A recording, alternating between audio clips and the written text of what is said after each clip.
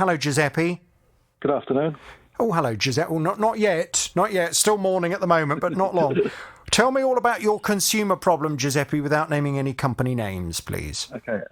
In 2017, we decided to landscape our garden, and we started to put a decking area in the back part of the garden. Instead of putting timber in, we decided to go for some composite decking, because I'd done some research and I thought I'd done some due diligence on it. And I read that it was low maintenance, it didn't warp, it didn't really get any mould or mildew, and it was long lasting. Mm-hmm. And you say this was 2017? Yeah. So 4 years ago. Yeah, I believe that at the time, the company in question, they said they would last for 15 years as a guarantee. Okay. Do you remember how much you paid for the decking? In all, it came to about £600, and plus there was a labour charge because I paid the tradesman to put it in for me. Okay. Did you source the decking yourself then? I did. Oh, right. Okay. I went into a few different places, and I decided that this one seemed really supportive.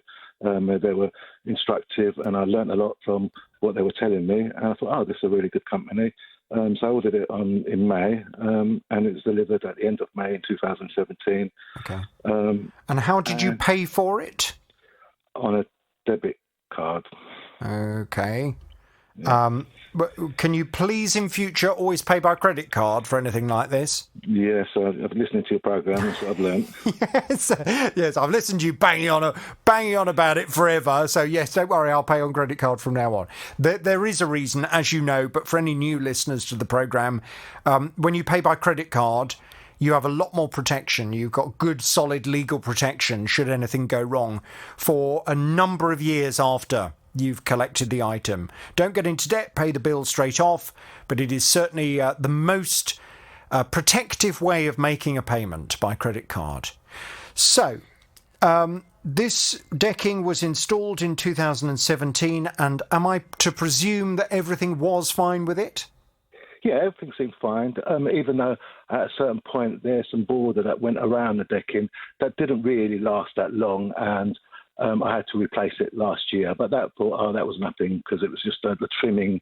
It just kind of cracked and was no good really. Okay. And then this year, after winter, I put the chairs back on the patio, cleaned the patio up, and I noticed there was a crack in two parts of the decking, going right along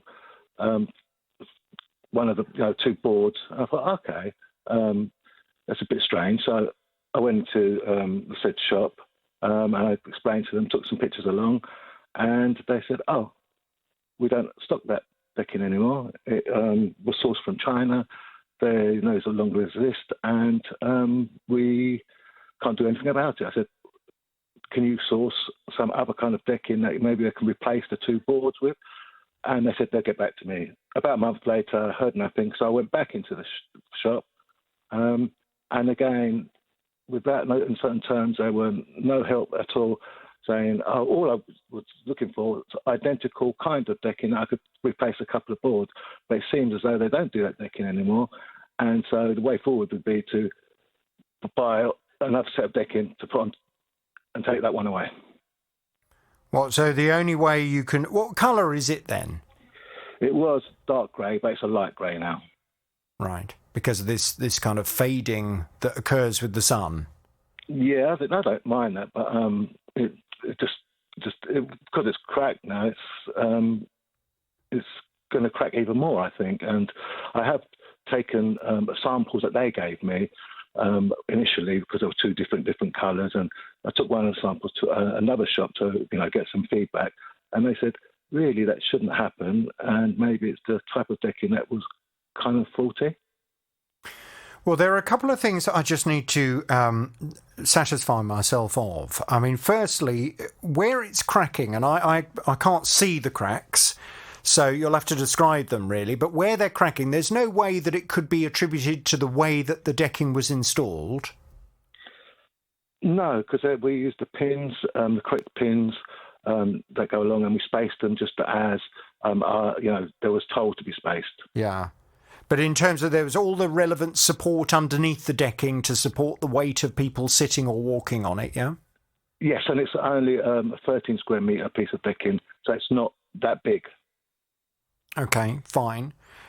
So the shop that had a look at where the cracks had occurred, who said, "Oh, that shouldn't really have gone like that," did they give you any idea as to what would have caused the cracking? Well, they said on their particular decking composite boards, the manufacture of them is much stronger around the outside with because they do have holes inside them and it didn't seem to be strong enough on the inside the way it was designed. Right. So it's just not a very good quality. No, but I thought I paid a good price for it because compared to other shops and on the internet, it was quite a good priced one. Right. Okay. When you say quite a good price one, you mean it was a reasonable amount of money to spend. It wouldn't be deemed as being cheapo composite decking. It wasn't like the £16 version, and it wasn't the £50 version. It was somewhere in the middle. Yeah. Yeah. And do you have anything in writing from the retailer that states the length of warranty that came with it, this 15-year warranty or guarantee? No. Okay. And have you been able to see if you can find anything on the internet that showed that this decking was sold with that 15-year guarantee? When I look, it does say that on the internet that they're supposed to last a long time. For 15 years, even 20, 25 years, it says. But that obviously that make, I don't even know that make what it was.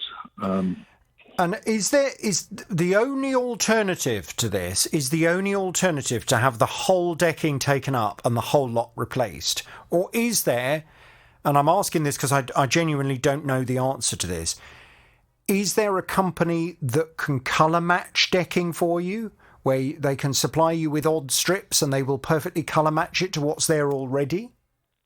Well, the particular shop I went to recently, they said that it's quite a thick one, so it's an unusual type of decking. So it probably won't be able to get exactly the same type. And I even tried to repair it with a bit of mastic and silicone myself, to stop it getting any worse. Well, yeah, but I mean that's just bodging it, really, isn't it? I mean, it's not going to last for a reasonable amount of time. Maybe at least have said, okay, look, we'll see what we can do, and I still haven't received anything back. And they said, the big shrug in their shoulder, saying, it's a company in China. We have got no clue where they are. And I said to them, but really, when you buy something from someone, maybe you should do your own due diligence and say, how good is this product, before you give it to customers as such. Well, I mean, to be honest with you, you're absolutely right. But the law states that it's the retailer's responsibility. If you are going to sell something, if you're a retailer and you're going to sell something, then you need to be satisfied that what you're selling is a good quality product that's going to last for a reasonable amount of time, and that should there be any problems in the future, you'll be able to go back to whoever has supplied you with that product, because the law is on the customer's side to a large extent. The law gives the customer, so in this case, the law gives you the right to expect that this decking is of reasonable quality and will last for a reasonable amount of time. Now, if what you're saying is that the decking has not lasted for a reasonable amount of time and clearly is not of reasonable quality, then you have the right to go back to that retailer and to say, you've sold me a product that is defective through no fault of mine. It's not through the installation or through the use of it. You need to sort it out. And if that involves the company having to come to some kind of arrangement with you where they replace the whole lot, well, so be it. What's the latest from them? What are they saying they are or not prepared to do? They said that the guy I spoke to, and there was a manager there, and he just said, we can't do anything at all. And he said, again, the guy I was speaking to, after showing him, and they took a piece of the sample they gave me, that's splitting without being even laid on the decking. That's just been sitting in my garden, and that's splitting down the middle of it. And he said, he'll get back to me. And he cut a piece off and he kept it. But I haven't heard anything else anymore. Okay, fine. I don't want anything that will identify this company, but is this a company with a head office or is this just an independent shop? I think it's just an independent shop. Okay, fine. Well, I need to go and speak to whoever owns it and just remind them of their responsibilities under the Consumer Rights Act. What I'd like to do, I'll pass you back to the team. We'll get some detail and I'll contact them this afternoon for you, okay? Now, Lou purchased a shiplap shed. You have to be careful how you say that. Almost 3 years ago. And she used a team provided by the retailer to install it for her. It's 12 foot by 8 foot, and it cost her over £1,000. And she was expecting it to last for a reasonable amount of time. I haven't used the shed over the winter, and when I opened it up in spring, everything was just covered in mildew and damp, and it just smelled awful, that awful smell. And I also noticed that 2 of the shed boards had just broken, had just snapped. So I emailed the retailer. That was actually in April 2021, so that the shed wasn't actually 3 years old yet. I felt it wasn't fit for purpose because it hadn't kept the items in there dry, hadn't lasted a reasonable time, and therefore wasn't of reasonable quality because it was all coming in, damp was coming in through the windows and the floorboards had all broken. And they came back and they said, no one else has had this issue with their shed. They then came back and said, but their policy is 6 months that I have to complain. Well, I mean, it's ridiculous. It's absolutely ridiculous. Thankfully, Lou is aware of the fact that she has far more protection under consumer law than the retailer was suggesting. The retailer offered her £75 for a tradesperson to repair the shed, which she said was not acceptable. There was no way paying someone 75 quid was going to solve all of the problems with this shed. So I went off to have a word with the retailer on Lou's behalf. She's back on the JVS show. Hello, Lou. Good morning, Jonathan. Good morning. So, well, we've been on a bit of a journey with this retailer. Oh, we have.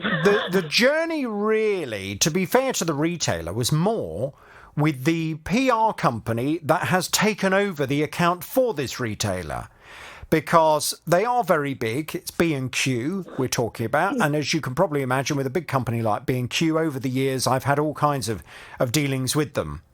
However, they had fairly recently switched from one press company to another press company to deal with difficult people like me in the media who give their client a hard time, potentially. Yeah. So I went off to have a word with their new PR company, who came back to me with one of the most pathetic responses I've ever received. Yeah. And I don't know whether they are expecting and are used to people who will just accept that, but that's not me. Mm. Their initial response was, from B&Q, "We regret that Lou's experienced a problem with one of our products. We offered £70 as a gesture of goodwill for the repair of the windows." End of statement. Yeah. Well, I mean, I was livid. And I went back to B&Q and I made it very clear that this was not going to be an acceptable response. They came back and thankfully they have improved significantly on what they were prepared to do. They then came back and they said, "We remain sorry to hear about Lou's experience and would like to resolve the issue with her as a priority. We've been in further contact with Lou and we've organised for the lead fitter of our vendor to inspect the shed at her home at the earliest opportunity to assess whether the damage is deemed to be caused by the manufacturing or installation of the shed. Once the inspection has been completed and we've reviewed the findings, we will contact Lou with the aim of finding an amicable resolution to the situation." So it's looking much, much better. Definitely. They then came back with an even better response. They said, alongside the cost of, alongside covering the cost of a new shed, including its installation and dismantling the old shed, we're now offering to cover reasonable costs towards materials associated with the base being re-levelled. Because when they came out and had a look at it, they did suggest to you that you needed a concrete base. Yeah. Yeah. They said that was as a gesture of goodwill. And once the work had been completed, they'd offered to pay for your storage of the contents in the meantime, while refitting of the shed takes place. So that's all looking much, much better. B&Q are going to replace the shed, pay for the new shed to be put up, pay for the storage of your possessions while the shed has gone, and they're also going to help you out with the supplies for the base. What's the latest, Lou? What's happened since we last spoke? Thank you. So, yes, that's where things were up to. So I was off to get a couple of quotes for the base, and also B&Q wanted a couple of quotes for storage costs. And I think herein lies the moral, really, which I'd said to B&Q, is that we need to get our ducks in a line and not disassemble the current shed until we knew the next step, as in line the base would be ready. Getting quotes for storage was fine. That's not a problem. We've got those. Getting someone to do the base, this is before we even access materials. I had a tradesman that was due to come give me a quote on Saturday. He just didn't turn up. I had two that were supposed to call me back the end of last week, one that was due today that hasn't turned up. So we are still trying to get the quotes for the base. And I guess it still tickled me slightly that I did say to B&Q, would you like to give a quote based on B&Q providing the materials for the base? I understand they said they'd only make a reasonable gesture, but it still made sense to me that if they supplied the materials, not only will they source them easier than a local tradesman, being a big company, but also surely they'd source them at kind of cost price, rather than me get a tradesman to quote them at another retailer's price. But they haven't really picked up on that offer. So at the moment, I'm still sourcing from local tradesmen and whoever those local tradesmen use for their materials. And of course, trying to get hold of materials at the moment is like pulling teeth. Yeah, and tradesmen apparently as well. When I've mentioned this to people, they said, yes, we've had terrible trouble with being able to get hold of someone who's free at the moment. So we will get there. We are busy behind the scenes just trying to get these quotes. But as I say, I think the important moral is not to move on to step 2 until we've got step 1 sorted out, really. Because this, I think, is going to be a slightly longer process than just, it'll be done in the next couple of weeks. Well, what I'd like you to do, please keep me posted. Let me know what happens. And fingers crossed you will find a tradesperson that comes up with a good price for the base, a price that B&Q is happy with. B&Q will contribute towards the materials, and fingers crossed you can have your new shed. I mean, really, you need your new shed in place before the winter, don't you? Yes, yeah, exactly. Exactly, and as you say, it's the sourcing of the material. Well, I need a tradesman to turn up. Yeah, but I mean, but the material situation really is significant. I mean, I know people who are waiting to extend their houses, who have had to put all of that on hold for months on end because they just cannot get the materials needed just to put the foundations in. So this is a significant problem for the country at the moment. Which is why I thought B&Q would have more luck sourcing materials than me, but they want me to kind of do it, really. So that's what we'll carry on doing. Maybe B&Q are thinking we're having enough of a nightmare trying to source materials ourselves. If we're prepared to make a financial contribution, let's let Lou have the nightmare of trying to find them. Brilliant. Cheers. Well, yeah, exactly. Well, look, can you please keep me posted? Keep me in the loop. I'll let you know. Yeah, as soon as I've got the quotes, I'll let you know. Brilliant. Okay, thanks very much, Lou. We'll speak soon. Now, Alan decided to purchase a new lawnmower for £160. It's cordless, but there's a big problem with it. In May this year, I found that there was a fault with the battery charger. There's 2 batteries, and I had to recharge them about 2 or 3 times to finish doing the job, and it just kept going into fault mode. So I contacted the retailer and I said, look, I've got a problem. This is still under warranty. Can you help me? They said, we can, but first you have to go to the manufacturer and get a number from them. So I tried to contact the manufacturer and I tried for a week, but they absolutely would not answer their phone. So I went back to the retailer and I said, look, I've tried what you've said. It hasn't worked. Can you do anything for me? They said, sorry, we can't do anything. You just have to get another one. Well, I mean, this was ridiculous. Alan said, I have not had a reasonable amount of life from this lawnmower. The lawnmower should come with it comes with a 3-year guarantee anyway, so I should be able to make a claim under that for the fact that the lawnmower is not working properly. But he said the retailer was leaving him high and dry. So I went off to have a word with them. Alan's back on the JVS show. Hello, Alan. Hi, Jonathan. Good morning. Good morning to you. Very frustrating situation you were in, where the manufacturer wouldn't do what they needed to do to help you, and the retailer said, without the manufacturer giving us this code, we can't possibly give you a new lawnmower. That's right. So you really were stuck in the middle of all of this. Well, I went off to speak to the retailer. They are Argos, and they came back with a very short but very nice response. An Argos spokesperson said, we have apologised to Alan for his experience, and we've offered him a gift voucher which will allow him to purchase a new lawnmower. Well, That was all great. You were waiting for your gift voucher, and then you'd be able to make a decision as to your new lawnmower. What's happened since we last spoke, Alan? Has anything popped through your letterbox? I received the gift voucher by email on Friday, and Fantastic. I phoned the JVS show to advise, and that's why I'm on today. And I just wanted to say there was no response or result on this situation till you actually got involved, and for that I'm so grateful. Well, I'm delighted that the voucher has arrived. And how much is the voucher for? Is it the full £160? It's the full £160, but Argos still maintain that it's not their responsibility. I should go to the manufacturer, and this is their policy. In future, I will have to go to the manufacturer and get a number before they will entertain any request for help. Well, look, let me just make it clear. When you purchase a product, your contract under the Consumer Rights Act of 2015 is with the retailer, the company you have paid the money to. Now, if a manufacturer offers a warranty, if they offer, 3 years, 5 years, whatever it may be, that is something separate to your rights as per the Consumer Rights Act. So, in one regard, Argos may well be correct in terms of saying, if you're trying to make a claim under a 3-year warranty, then you would need to go to the manufacturer.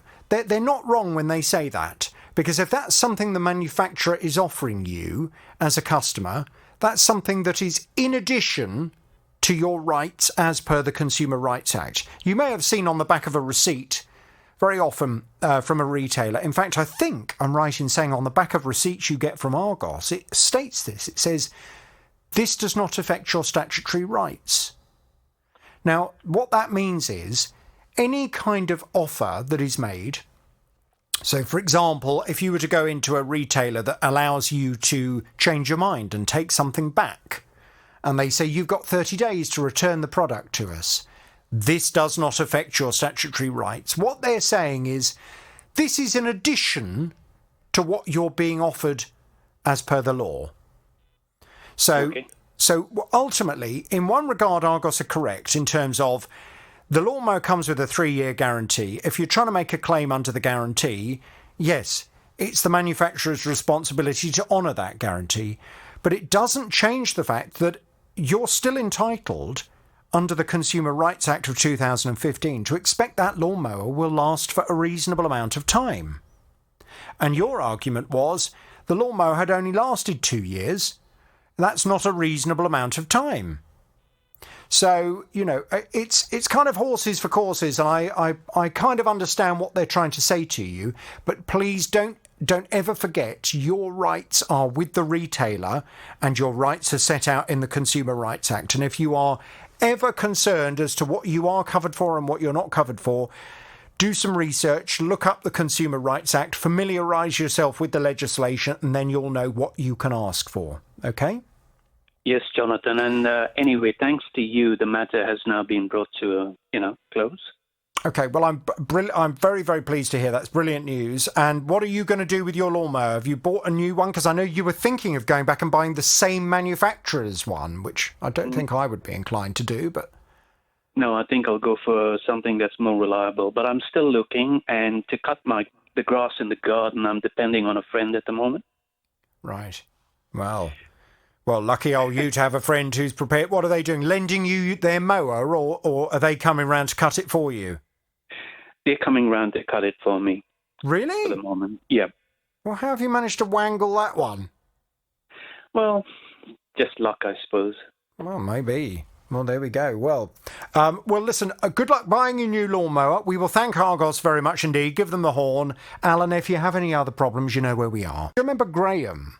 Graham was telling me in 2019 he welcomed 2 rescue dogs into his family and took out a full vet healthcare package for both of them, which would last for the rest of their lives. It cost £14 a month and it included all necessary worming, flea treatment and annual vaccinations, including for kennel cough. On Sunday the 13th of June, Rosie became very ill. She was coughing and being sick and in a lot of pain. And so we phoned up the vet, explained what the problem was and asked for an appointment to come and see them. Unfortunately, there weren't any, as the next one was available on the Monday, so we booked that. Unfortunately, during the course of the day, the dog became significantly worse. We phoned the vet again, and they had a number for a different vet to provide emergency care. The vet diagnosed kennel cough, and for her, he gave her antibiotics for the infection and inflammatories for the pain. We went to our vet the next day. Whilst he was on the computer, he said, Rosie hasn't had kennel cough. She hasn't had her kennel cough vaccination? At all. Whatever? Ever, since we started with the package. She's had all the rest of the vaccinations, but she's missed the vaccination for kennel cough. Well, Graham's argument was that the dogs had not been given the vaccination that may well have prevented the dogs then getting kennel cough, which ended up costing about £400 in total for the emergency out-of-hours vet, and then also for the subsequent veterinary treatment at his usual vets. So he wanted the £400 back. He said, look, the fact you didn't vaccinate my dogs when you should have given them the kennel cough vaccination means it's now cost me £400. Well, the vet says it's not quite that straightforward, but they have finally come back with a response, and I think Graham should be feeling much happier now. He's back on the JVS show. Hello, Graham. Hello, Jonathan. Now, we'll hear their response because they have provided a response for inclusion in the programme today. But they did say to me off air that they were prepared as a goodwill gesture to give you the £400 back. Now, I don't know, have you received the £400 yet? No, not yet. Not yet. OK, well, hopefully you will do soon. But they wanted to just provide a response, just to put a little more flesh on the bone, so to speak, as to what had gone on here and why the dogs haven't had the vaccination that you felt they should have had as per the agreement you signed up to. Now, the vet's concerned is Vets for Pets. It's a national company, Vets for Pets, and they say pet welfare is our top priority. And we were very sorry to hear that Rosie was unwell. Rosie should have been offered the kennel cough vaccine in December 2020 as part of the Complete Care Health Plan.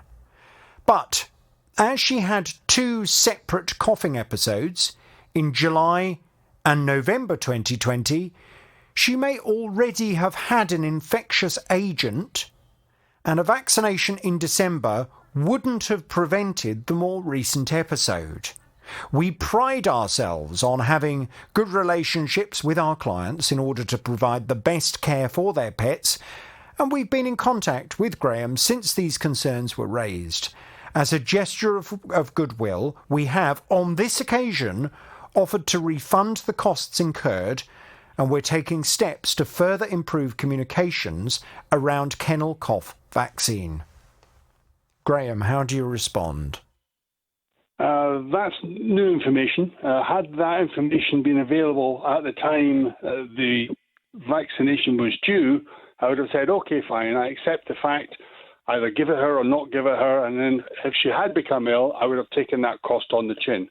However, they didn't give me that information. No. They just decided, or for some unknown reason, the vaccination wasn't given at their discretion, not mine. And that was the problem. Yes, and I think that is absolutely the issue here, isn't it? I mean, my dog at the moment is costing me quite a lot of money for problems with her front legs.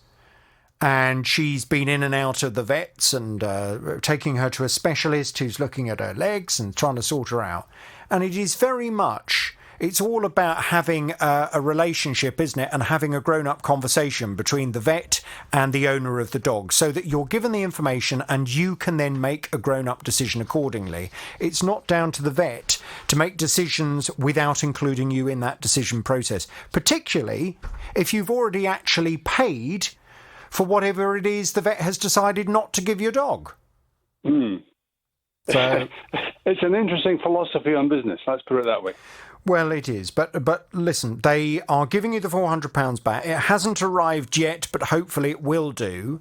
Do you want me to give them any of the horn today, or shall we just reserve all of it for when that money turns up? Now, Jem has got a massive freezer. It's 6 foot tall, and it lives in her living room, apparently, because she's a bit short of space, but she does need a freezer because she does a lot of batch-cooked meals. Well, it's only 2 years old, but she says it's gone wrong. It started making a funny noise, and I keep frozen fruit in there to make smoothies. I went to take out a frozen banana, which is usually rock hard, and it was mush.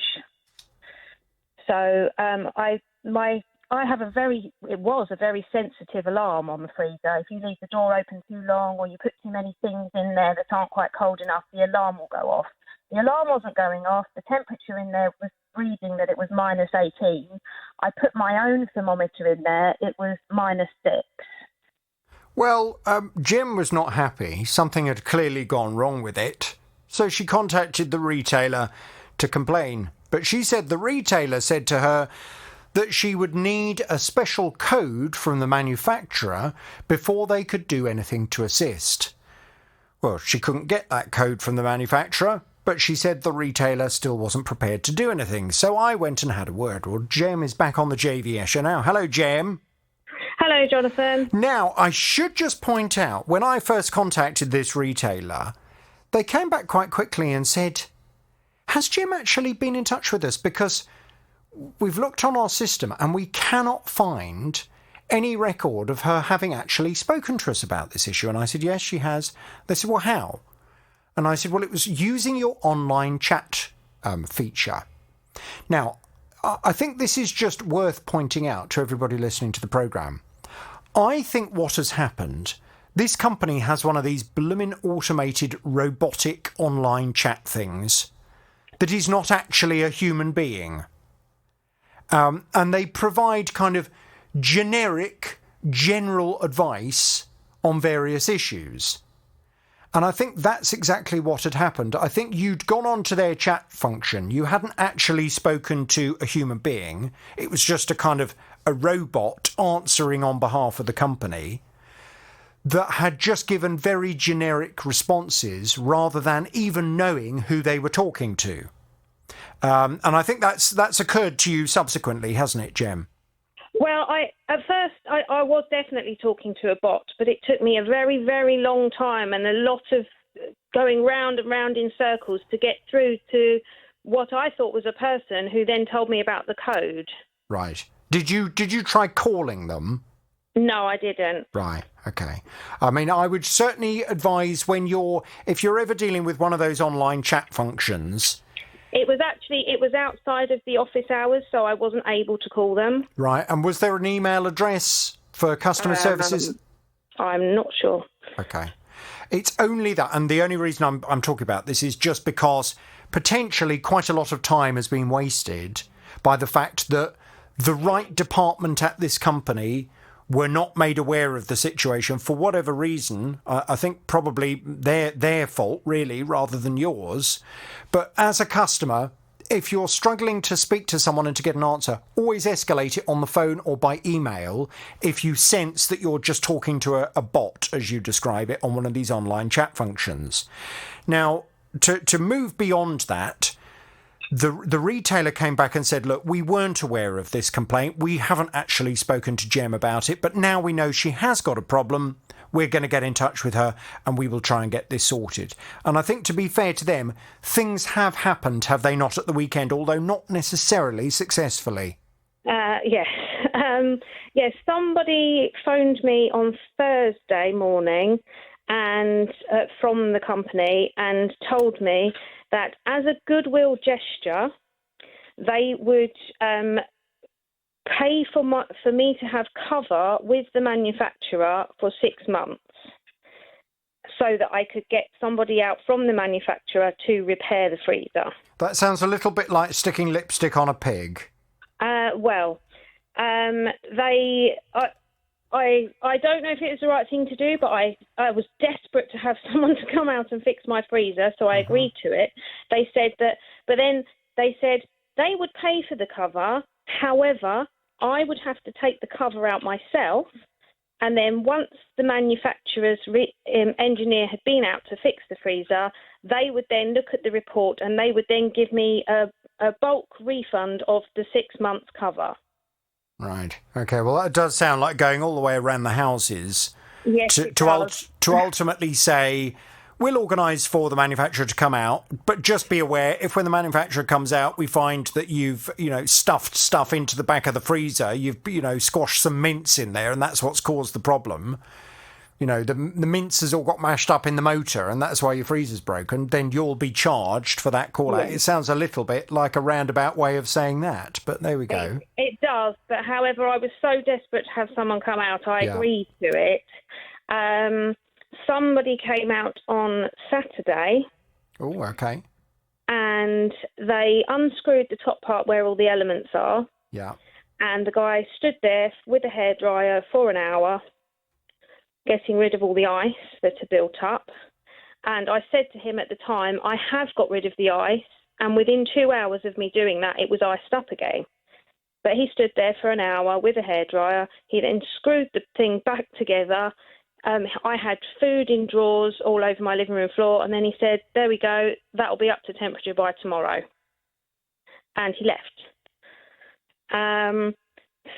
So hang on a second. He'd assumed that the reason for the freezer not working properly was because it had all got frosted up. He said that the fan had gone to the off position, but it was okay. It's all working now. Within an hour of him leaving, the elements have frosted up again. This is a frost-free freezer. Right. And is there anything at the back of the freezer, a little kind of drainage hole that could have got blocked? Not that I can see. Because that's the only other thing that sometimes with a frost-free freezer, there's normally a little kind of hole at the back. But you would have expected the engineer to have assessed all of this. But there is a little hole, a drainage hole, that can get blocked. Not that I can see. I don't know. The freezer's completely empty at the moment. There's nothing in there. There's no build-up. The only build-up we have now is the ice that's all around the elements at the top, and there's a frosty, icy ceiling forming on the top of the freezer as well. Right, okay, fine. How have you left it? Have you gone back to them this morning to let them know that the attempt at fixing it hasn't worked? I emailed them yesterday because I had to wait because he said it will take until tomorrow for the temperature to be correct. So I frantically rushed around, got the rest of my food into other people's freezers. I threw a lot of things away because they were defrosted.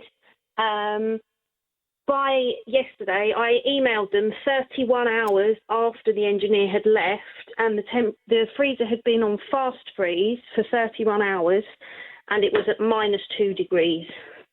Right.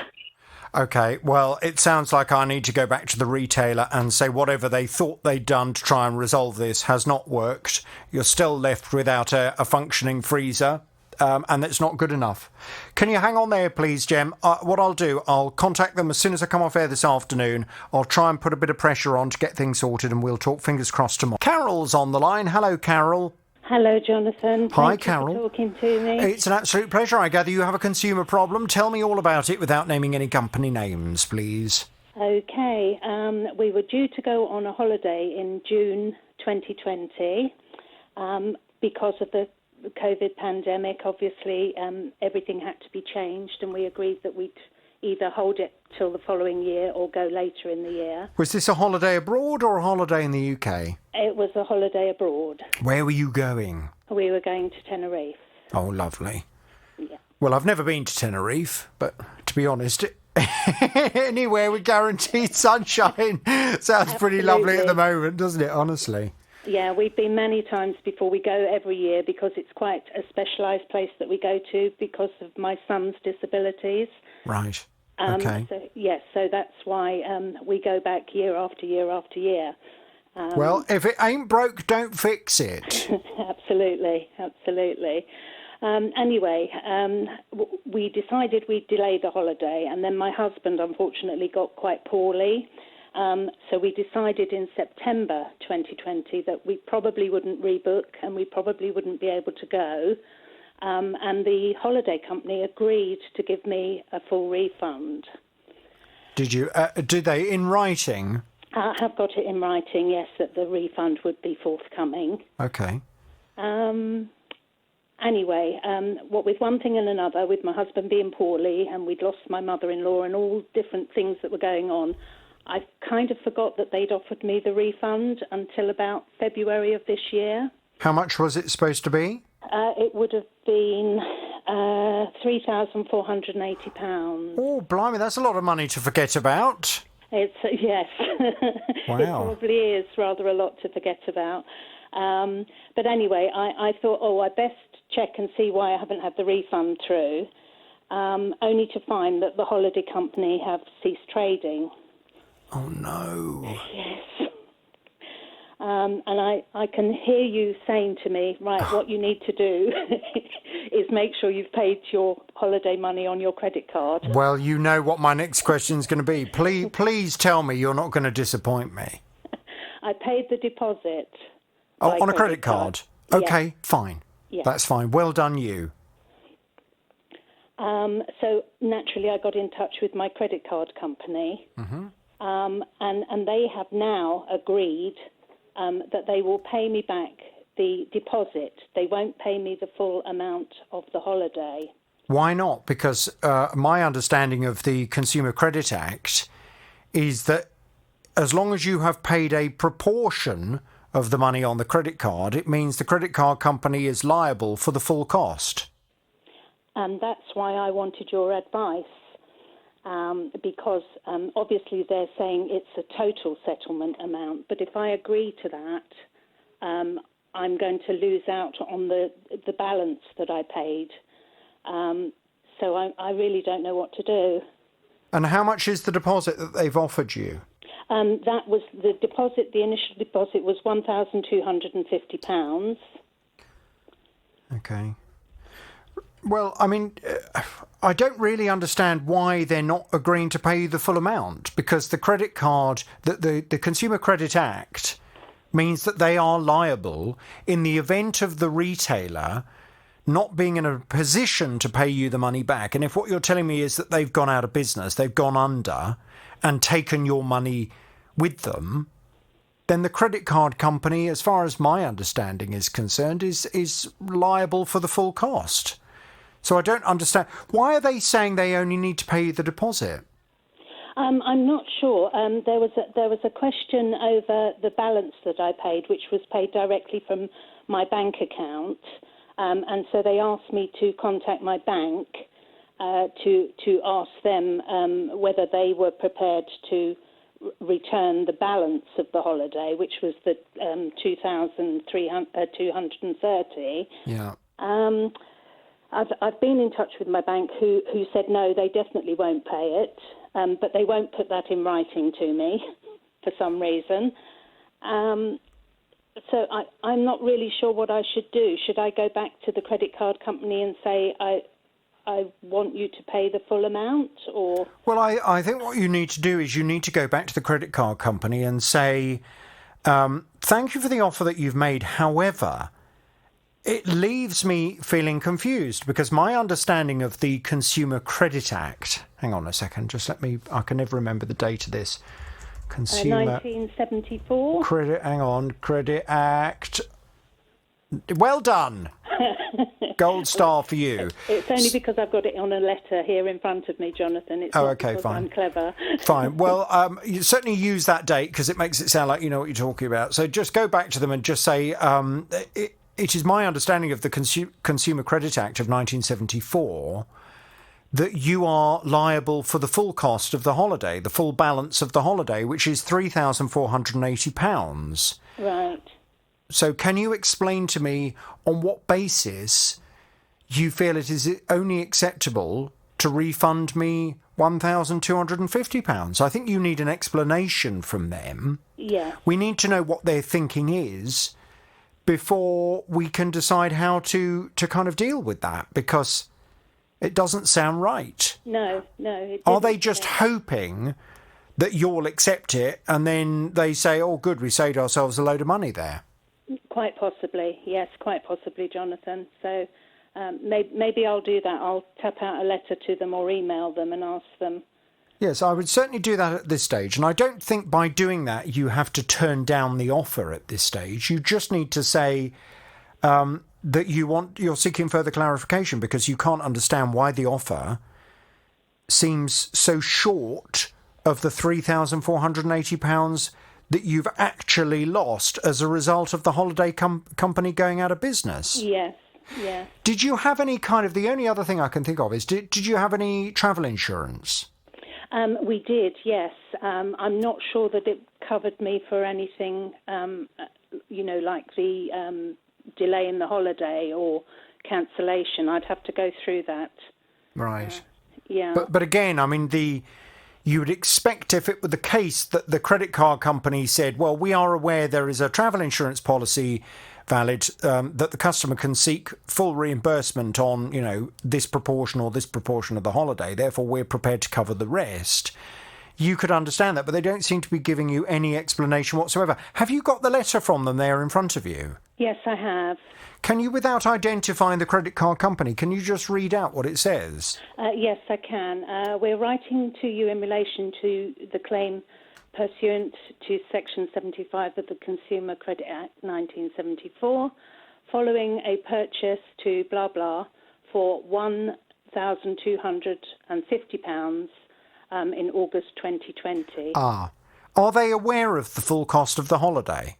Yes, they are, because when I first asked them if I could make a claim back, I actually asked them for the full amount, and I have got that in a letter as well from them, so they do know that I've been trying to claim the full amount back on the credit card. Right.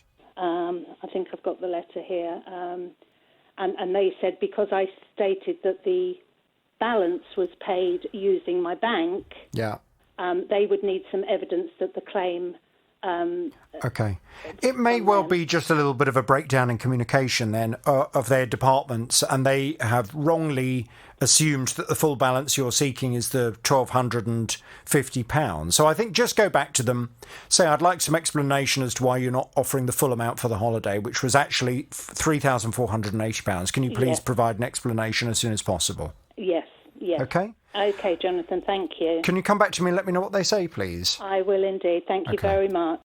Mohammed is a taxi driver and has been operating with a tremendous rating by his passengers for many years, until on the 19th of July, when this happened. My driver account was suspended, and they informed me that someone's made an allegation that I pulled a weapon on them. My question is, that if that was the case, which it wasn't, but if that was, why haven't they contacted the police? Why have they come to the company when they have no association with the company? So I asked for some more details. They said, well, the incident took place on the 18th of July, and do you recall anything? So I did recall something. And the individual that made the allegation is known to me, because I helped his estranged wife obtain a non-molestation order out against him a few years back. Obviously, he has a grudge. Early this year, in February, he did try to intimidate me, and I did report it to the police, and the police actually issued him with a harassment warning. And I forwarded all that documentation to the company to verify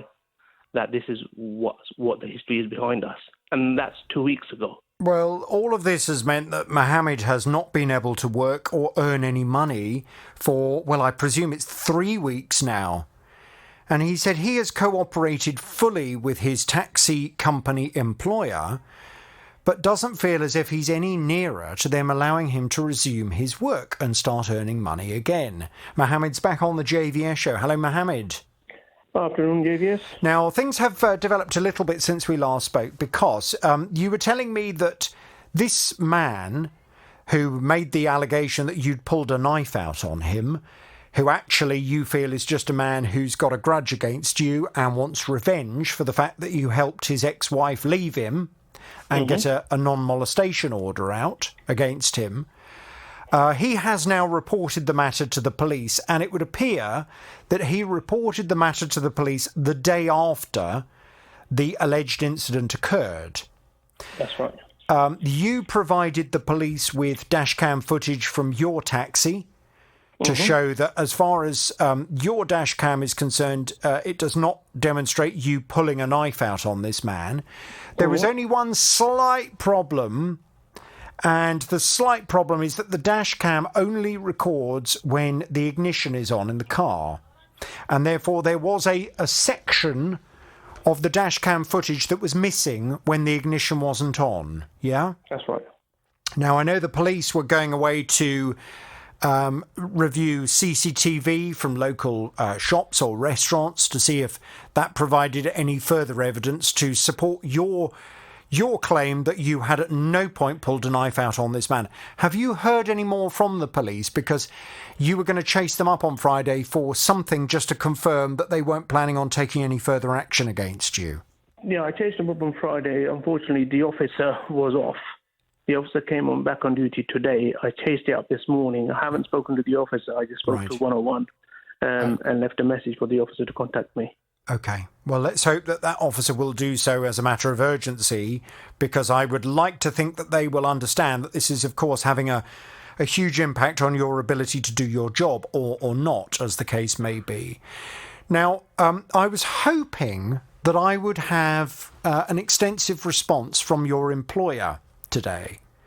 I don't have that at this particular moment. However, I still wanted to have a quick catch up with you just to kind of bring you up to speed with where I'm at, because things have moved on a little bit. You will recall last week I was getting quite grumpy because I said to you that I had made contact with your employer, this taxi company, and had sent them several emails and had had no response whatsoever. And I'm surprised by that, because if I were a company and I had this kind of story going on regarding one of my members of staff or whatever it may be with such a serious allegation, I would certainly want to provide a response for inclusion in the broadcast. So I tried everything I could at the end of last week to get hold of them, including phoning them up and speaking to... Well, to be honest, this woman was not helpful whatsoever. She kept trying to point me in the direction of some kind of automated system on their website, and it was just useless. In the end, what I did do was I managed to get an alternative telephone number for the guy that deals with the press at this company, and I also sent off an email to all of the directors in the United States of America to also make them aware of this complaint and to put some pressure on for someone to respond. And I was absolutely delighted that on Friday, at last, I received a response from this taxi company. Now, the man that I spoke to came back. He apologised. He said that there'd been some kind of problem in terms of their email system, and my emails to them had not gone through to him. However, now he was aware of the situation, and now he was aware of the significance of it and the effect it was having on you. He promised that he was going to do everything he possibly could to try and get the wheels moving as soon as possible. Now, I came into work today to find a response from him that said he's still working on an update. He said, our team has identified the case. We're currently going through all of our previous contacts with Mohammed. There have been quite a few contacts made with him. We will get you a fuller update on this situation as soon as possible. So I really wanted to just touch base with you, Mohammed, to let you know that the taxi company is now very much on the case. I don't know if you've heard anything from them over the weekend, have you? No, I haven't. Nothing at all. Okay. And just to clarify, when they say that there's been numerous communication between me and them, that's all one-sided. That's me to them. Nothing in return. I see. I get an automated thing in return saying the matter is being reviewed. I see. Well, that's frustrating, and I will certainly want an explanation from the company as to why they have not proactively been trying to respond to this and to sort it all out. And I presume at the moment your account is still suspended. It is indeed. Okay. Well, I will be contacting that company this afternoon. I will make them aware of the fact that I do need a response by, well, to be honest, I want to be able to update this with you tomorrow, because otherwise it's going to be yet another day that you haven't been able to work and earn any money. Yes. This has gone on long enough. I would like you to please pursue and chase this up with the police and try and get that response that we need from them, so that we have something in writing from them to say, we've now reviewed the evidence, we do not intend to take matters any further with you. As far as I'm concerned, as soon as you've got that in writing, you're home and dry, really, because it would be ridiculous for this suspension to continue any longer. You would think so. You would think so, yeah. Well, look, can we please keep in touch? Mohammed, I hope that tomorrow we will have some more news, but I just want to let you know that the ball is now finally rolling at the company's end. Bish is on the line. Hello, Bish. Morning, Jonathan. Good morning to you. I gather you have a consumer problem. Tell me all about it without naming any company names, please. Yes, thank you. Well, in January of this year, my wife and I moved into a brand new bungalow. And in our previous property, we had built-in wardrobes. So we were fully aware that when we arrived into our new home, we would need to purchase wardrobe or wardrobes. So obviously, being January of this year, due to the pandemic, no shops were open. And although we looked online for wardrobes, we didn't want to spend that much money just from an online purchase. We wanted to actually view the wardrobes to see if it actually suited our home. Very sensible. So could you not get just a temporary clothes hanger or something like that to use until the shops were open? Well, we were very lucky. When we moved, we used a removals firm who had a great full packing and unpacking service.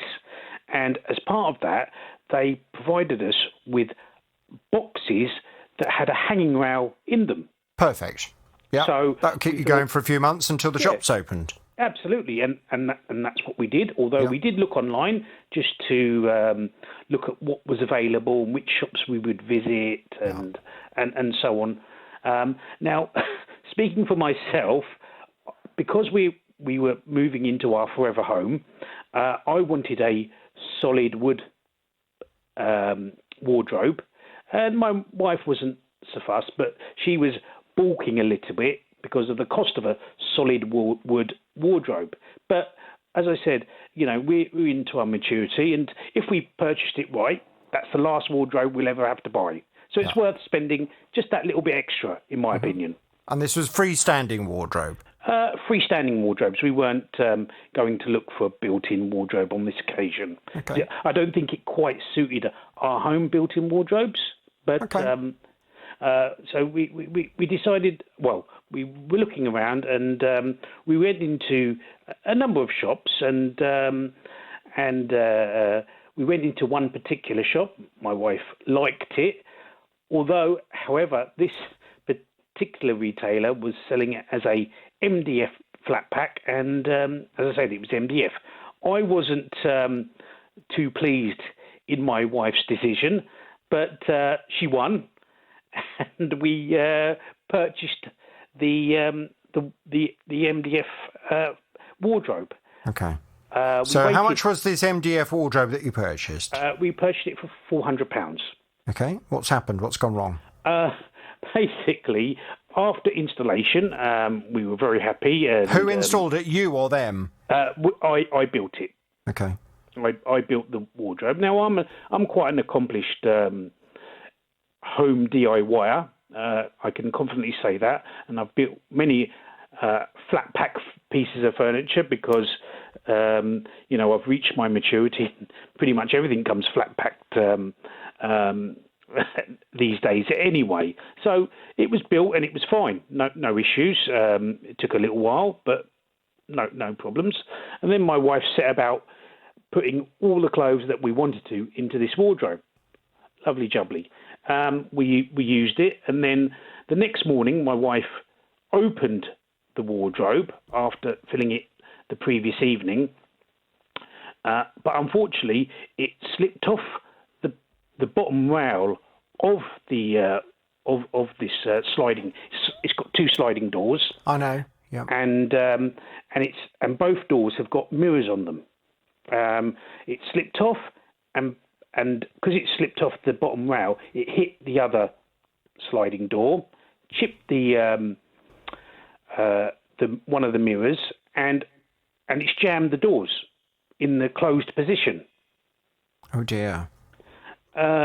So immediately, it was a Sunday, I immediately took some photographs and emailed the retailer straight away, because I wanted to make sure that they was aware within a day of installation, it's gone wrong. Okay. And obviously, being a Sunday, I wasn't expecting a response. And even their automated response says it will take 5 days for them to respond. So we waited, and a little bit past the 5 days, we got a response. And their response was, because it didn't arrive damaged, and it's now damaged, we're not taking any responsibility. But in my initial email, I did explain it's come off the bottom rail and it's chipped.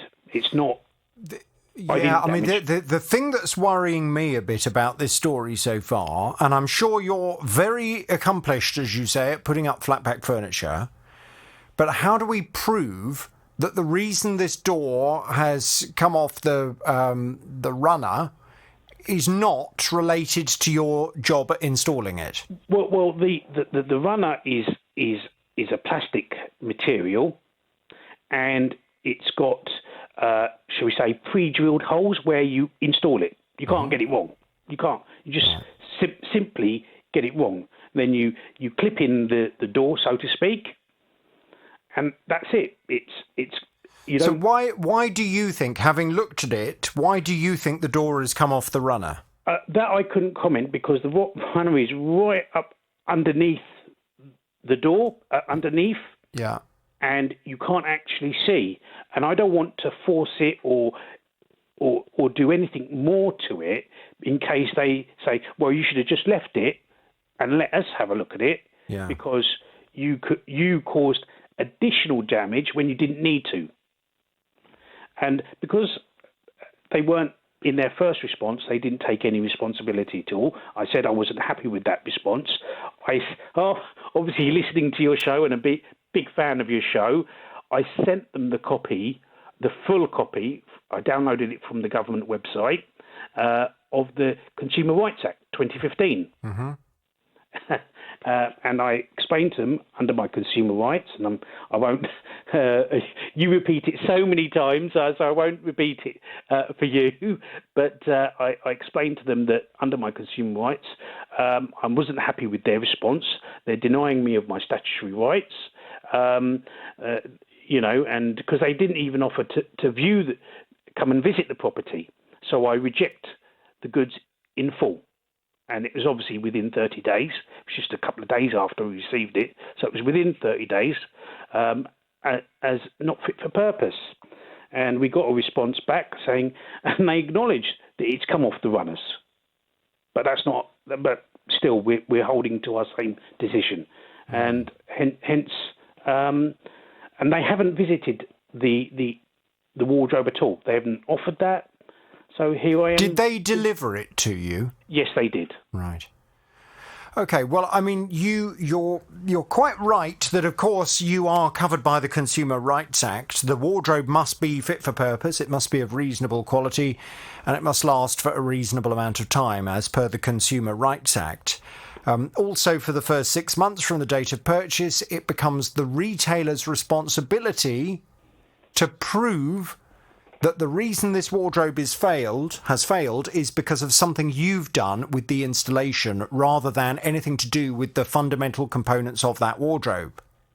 So I'm surprised that they haven't said, OK, well, we'll send someone round to have a look at it. However, please be aware, if when we turn up, we find that the reason the door's come off the runner is because you've put the door on the wrong way round or something along those lines, you will be charged for our engineer's time. I'm surprised they haven't done that, because that really, to me, would be the sensible way forward. They should offer to come and have a look at it. They should offer to, if they do indeed find that the product has failed through no fault of yours, to give you a full refund and take it away. But I would expect them also, based on the fact that you've built it, and you may well be very good at building furniture, you might be deluding yourself, Bish, and you might actually be, rubbish, and you might have put the door on the wrong way round, and that's why it's jammed. You seem to have spoken to my wife. Well, no, I'm being truthful, because quite so. If you don't really know what you're doing, and as a result you've not looked at the instructions properly, and you've put the door on the wrong way round, and as a result of putting the door on the wrong way round, or on the wrong runner, or however it may be, it's now jammed. Of course, it's completely unfair to blame the retailer for that. So, quite. And they would not need to give you your money back at all. And they could indeed also charge you for sending an engineer out to their house. But I think that's the starting point, really, for trying to resolve this, because simply saying at the moment they're not going to do anything is not really respecting your consumer rights at all. I agree, yes. So I would just like to add, the doors are sided, and all the parts have got labels on them. So you can, when you read the instructions, they say this is the left side, that's the right side, and so you don't inadvertently mix them up, so to speak. Okay. Well, look, if you're confident, and you certainly sound confident that you've built that wardrobe properly, and it's failed through no fault of your own, but because of either a design fault with the product itself, or an inferior quality runner, or whatever it may be, then I think the best thing we can do is to get them to send someone out to have a look at it and to take it from there. I agree. Bish, leave it with me. I'll pass you back to the team. We'll get some detail and I'll go and have a word with them, okay? Thank you so much. I really appreciate it. David arranged for a specials trip of a steam train for him and his wife up to York. Paid £620 for this day trip on the train, but things didn't go according to plan. The steam engine lost all its steam and they couldn't regather it. And then they decided they would organise a diesel to come and collect us. Well, we didn't arrive until about 4 o'clock in the afternoon, which was quite a long time to go from breakfast in the morning without food. It wasn't sufficient time to do anything at all, really, because we were a little bit nervous of getting back to the train station. On the return journey, the train actually ran out of water for the toilets. We couldn't flush the loo or wash our hands. And that wasn't very good in a pandemic. No, not really. And of course, the fundamental problem that David has was that they'd spent the whole day sitting on this broken down train, hardly had any time at all in York. The 1 hour they did have was not really enough, because by the time they'd walked out of the station and they were starving hungry at that point because they hadn't had any lunch, it was time to get back on the train and go home again. Well, he wasn't happy. He complained to the company. He said he received a response that gave all kinds of explanations as to what had gone wrong, but there didn't appear to be any acceptance of the fact that David and his wife had not had what they'd paid for. Well, I went off to speak to the company on David's behalf. He's back on the JVS show. Hello, David. Good morning, Jonathan. Good morning to you. Now, I did make contact with the company at the end of last week. Very good. And I received a response fairly promptly. It said, thank you very much for your email, informing me of this complaint. It was unfortunate that on the day of this steam trip, with this historic train, we encountered some issues, which resulted in our train arriving late into York. Within 48 hours of the trip, we did contact all passengers explaining the issues and apologising for the limited time in York as a result. Unfortunately, David's email to us was not picked up by our complaint system correctly, but now you've made me aware of it, I will contact David. So I'm very much hoping you've heard from them. I have indeed, at 10:30 this morning. What did they say? Well, I can't disclose it really, because they've said it's between me and them. They sort of offered something, but I can't really discuss that over the phone. Really? What, so they put some kind of non-disclosure agreement in it? They've offered compensation, but I can't disclose the sum. How do you know you can't disclose the sum? Does it tell? They've said that I mustn't.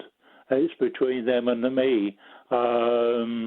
So I think if I disclose it, they'll refuse to pay it. Right. Okay. That's well, I what mean, I'm thinking anyway. It didn't arrive until 10:30 this morning. And yes. I've only just read it, to be truthful. I don't read my emails that often, right. Probably a couple of times a day. Okay, well, I tell you what, let's keep it basic, because what I don't want to do is to in any way jeopardise an offer that has been made to you. It's unfair and unreasonable for a company to try and gag you with a non-disclosure agreement on an issue like this. However, sometimes companies will try and do just that. I guess my question to you has to be, the offer that they have made you, that I don't want you to tell me how much it is, but that offer, are you satisfied with it? Yes, I'm reasonably satisfied with that. Right. Yeah, that doesn't seem to be too bad. Right. So are you prepared to accept that offer, to accept their apology and move on? I think so. I think that's the only way forward. Do you want me to send a copy of the email they sent you? Well, I'm not sure. Disclosure agreement. I think by you forwarding that on to me, yeah, it is. I mean, going against the grain, isn't it? Well, yeah. It's very difficult for me to advise because I have no idea how much it is. No. So I can't tell you whether I would be satisfied with that. The trip cost 600 odd quid, and it sounds pretty disastrous, to be honest with you. And it sounds as if a very fundamental part of the trip, i.e. an opportunity to see a bit of York, you did not have. No, we didn't know.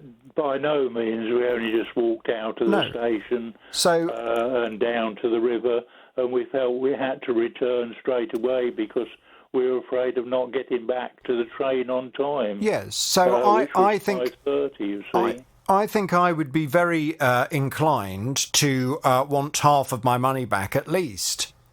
But well, you can't tell me. You can't. It's a difficult one, Jonathan. Cough 3 times.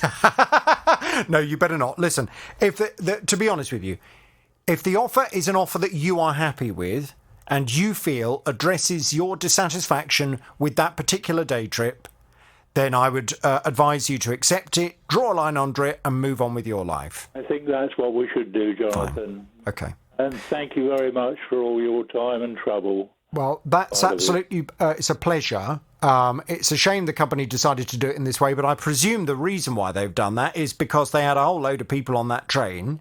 That's and they right. are extremely worried that if another person hears how much you've been offered, then those other people, quite understandably, will say, well, hang on a minute, I want some of my money back as well. And that's why they've tried to use a non-disclosure agreement as part of the offer. But there we go. Listen, I will say goodbye to you then. I will thank the company for reaching this agreement privately behind the scenes. We'll give them the horn. Any other problems, you know where we are. Lovely. Thank you very much. Now, Shelley bought a sofa during the first lockdown. Then, when lockdown number 2 happened, she moved into her boyfriend's home, so she didn't really use this sofa for a while. When she did finally get round to sitting down on it, well, she wasn't impressed at all. It is the most uncomfortable sofa I've ever been on. The seats actually cave in the middle, so you fall into the middle of the sofa. It's only a 2-seater. It's a static sofa. And you can feel the wooden frame along the front where your legs are, so that really hurts the back of your thighs. And then there's no structure to support the 2 cushions in the middle of the sofa, so it just caves in. The arms of the sofa, they're padded cushions on the arms. When we sat down, the wooden frame again sticks out and protrudes into your arms, and it is just awful. Yeah, well, Shelley wasn't happy at all with this sofa. She realised that what she's got is a load of rubbish. And when the man came out from the company to have a look at it, he made, well, to be honest, from the company's perspective, he made things a million times worse because he showed Shelley just what a lot of rubbish she'd actually bought. Isn't that right, Shelley? Good morning. Good morning, Jonathan. That's absolutely right. It beggars belief. He showed you, he tipped it upside down and showed you inside. He did. How the sofa is made, and you were horrified. I mean, this furniture, and as I say, and I'll just recap very briefly for new listeners who tuned in today, be very aware when you're buying furniture. A lot of the furniture that is now for sale in some of these showrooms, it all looks very nice when you go into the showroom and you sit down and one of their consultants comes over with a clipboard and, makes you feel as if they really know everything about sofas. Just be aware, an awful lot of the sofas that are in these showrooms, they're absolute rubbish.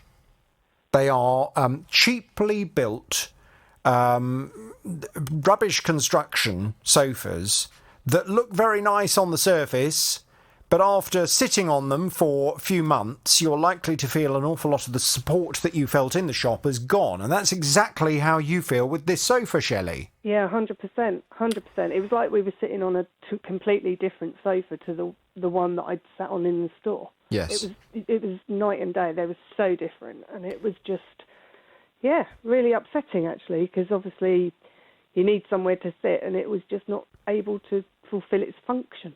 Yeah, and for many of us, I mean, there are fashion sofas, all kinds of sofas that you see in these shops. You think, oh, well, that's going to be out of date. That's going to look awful in a couple of years' time because it's fashionable of the time now.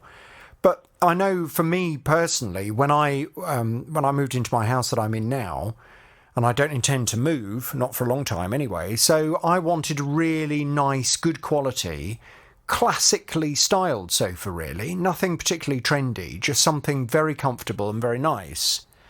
And I looked everywhere and trying to find really, really good quality furniture with beautiful quality foam, an excellent hardwood frame, and all those kinds of things that traditionally would have meant that furniture would last for years and years and years. It's actually quite hard to come by, and it's very expensive. You know, we're talking many thousands of pounds. High end. Yeah, and unfortunately I couldn't find anything that fit in the room, so I ended up like you, having to go for something that's probably cheaper than I would have liked, on the basis that I know it's not going to last me that long, but hey-ho. Yeah, it's disheartening. Yeah, it is really, and it's just hard for people who want to actually buy something that is going to last for a long time. It's hard to find it. And also the questions that you said, did you go in, ask, how is it made? What is it made from? Exactly. Because they're things I didn't really consider before. What is the frame made from? Is it made from hardwood? Is it made from... Because the unfortunate thing is an awful lot of this furniture, it's made from pallet wood.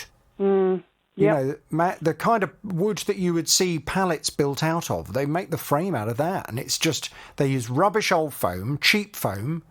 And of course, it's no wonder, is it, after a couple of months of sitting there watching Coronation Street with your big bum squashing it, I mean, all the comfort goes out of it, and you end up with this kind of lumpy, uncomfortable, flat, sinking sofa. Yeah. Which, unfortunately, that frame, like you say, when they showed me the inside of it, I couldn't get over it. I was just like, what am I looking at? Yes, well, I went and had a word with the retailer on your behalf. You did. And I made this very point. Now, I think it's safe to say this retailer does not particularly want to get into a protracted conversation with me about it.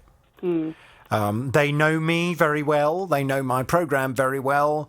And I think they've realised that rather than arguing, where I would probably take matters further and we would start organising for someone to come out and have a look at the sofa, and we'd take photographs to show how it was all constructed, and then I would be duty-bound to share that with all of my listeners. I think they just realised that it would probably be better to resolve the matter quietly with you. And indeed, they got straight in touch with you and they said, OK, initially they offered you a replacement, but then in the end they said, yeah, OK, we'll come and take it away and we'll give you all your money back. They did. They came and collected it on the Saturday. And I phoned them yesterday just to inquire, what's going to happen next, what's the next process. And she actioned a refund while I was on the phone that should arrive in my account within 3 to 5 days. Great. Yes, and they've confirmed that in writing to me. Following discussions with the customer, a date for collection and a refund was agreed and completed. Right, yeah, because she emailed me after I spoke to her yesterday. And she'd emailed me like a receipt, and she said, but it won't show up in your account until middle of the week, probably. Yeah. So I just can't thank you enough, Jonathan. Honestly, I'm just so grateful to you. Well, it's a pleasure, an absolute pleasure to help you. And I know last time we spoke, you'd actually decided that what you're going to do is get a second-hand piece of furniture that's right. Probably much better quality. And it is. I went and did that, and it's lovely. It is so lovely because it isn't made of the newer style or anything like that. Yeah. So it's been a really tough time, but you made it so much better for me, and I just can't thank you enough. It's a pleasure. Would you like me to give the company the full horn and we just presume you'll receive the money, or would you like me to save one honk for when you've actually got the money in your bank? I think we can honk. Okay. You're in an optimistic kind of mood, are you? I am. If there is a problem, we'll take it back. I was going to say, I can always retract my horn. So for that retailer, they know who they are. We will thank them very much indeed. Shelley, any other problems, you know where we are. Thank you so, so much. OK, all the best. Do you remember Jem? Jem has a massive freezer, 6 foot tall. She has to keep it in her living room because she doesn't have room in her kitchen for it. And she said she needs all of that space because she does a lot of batch cooked meals that she then puts in the freezer. But it's only 2 years old and it's gone horribly wrong. It started making a funny noise, and I keep frozen fruit in there to make smoothies. I went to take out a frozen banana, which is usually rock hard, and it was mush. So it was a very sensitive alarm on the freezer. If you leave the door open too long or you put too many things in there that aren't quite cold enough, the alarm will go off. The alarm wasn't going off. The temperature in there was reading that it was -18. I put my own thermometer in there. It was -6. Well, clearly something's gone horribly wrong with it. So she contacted the retailer using their online chat facility. But the online chat facility seemed to suggest that she would need to contact the manufacturer and get some kind of code and then contact the retailer back before they could do anything about it. And she said she just could not get this so-called code from the manufacturer. Well, I went off to have a word with the retailer on Jem's behalf. She's back on the JVS show. Hello, Jem. Hello, Jonathan. Good morning to you. So, when I first contacted them, they came back to me a couple of times, scratching their head, because you can imagine I write quite a formal complaint to companies and outline all of the customers' details. And normally, 9 times out of 10, companies will put those details into their complaint system and it will come up. There will be a whole trail of conversations between them and the customer, and they'll try and put together why the customer was dissatisfied with their response and what they need to do to try and sort it out. But they said when they put all of your details in, it just didn't come up with any kind of complaint whatsoever. And it became apparent why this company, which is AO.com, has one of these, it's like a kind of automated chat box, isn't it, where it just asks generic robotic questions. And at no point did you actually, on that chat facility, it would appear, speak to a real human being. And nobody had actually recorded your complaint down in terms of connecting you to that freezer and then the subsequent complaint you were having. However, AO.com did indeed get in touch with you, and I know you've had various conversations. They've now come back with a fairly generic kind of response, but they say we can confirm that our customer care team has now been in touch with the customer to look into this matter, and we have agreed a course of action. However, following an engineer visit at the weekend, the problem with the appliance has persisted. We will be contacting the customer shortly to discuss a resolution, such as replacing the appliance. This is an ongoing situation, so we'll keep in touch with Jem to resolve the issue as quickly as we can. Have you heard anything from them? I heard from them yesterday, Jonathan. They phoned me and said they have spoken to the manufacturer, who, first of all, the manufacturer apparently said that they would have to repair it 3 times before they would replace it. And they said, well, no, that's not what you agreed to. So the manufacturer has now agreed that they will replace the freezer, and they will, as of yesterday, they said they would contact me within 72 hours. Right. To arrange delivery of the new one? Well, to arrange discussing replacing it. Right. Okay. Because obviously the freezer that I bought is no longer available, so that I would either have to agree on as close a replacement as possible, or have a so-called upgrade and pay the difference. Right. Okay. Well, at the moment, you just want a freezer, because I've managed to find the recording you sent me of the freezer. I mean, just for everybody listening to the programme, this is the noise that Jem's freezer makes at the moment. Sounds like a concrete mixer, really, doesn't it? There's clearly something very wrong with it, so they do need to sort that out. I mean, the only thing I would say is the manufacturer talking about this 3 opportunities.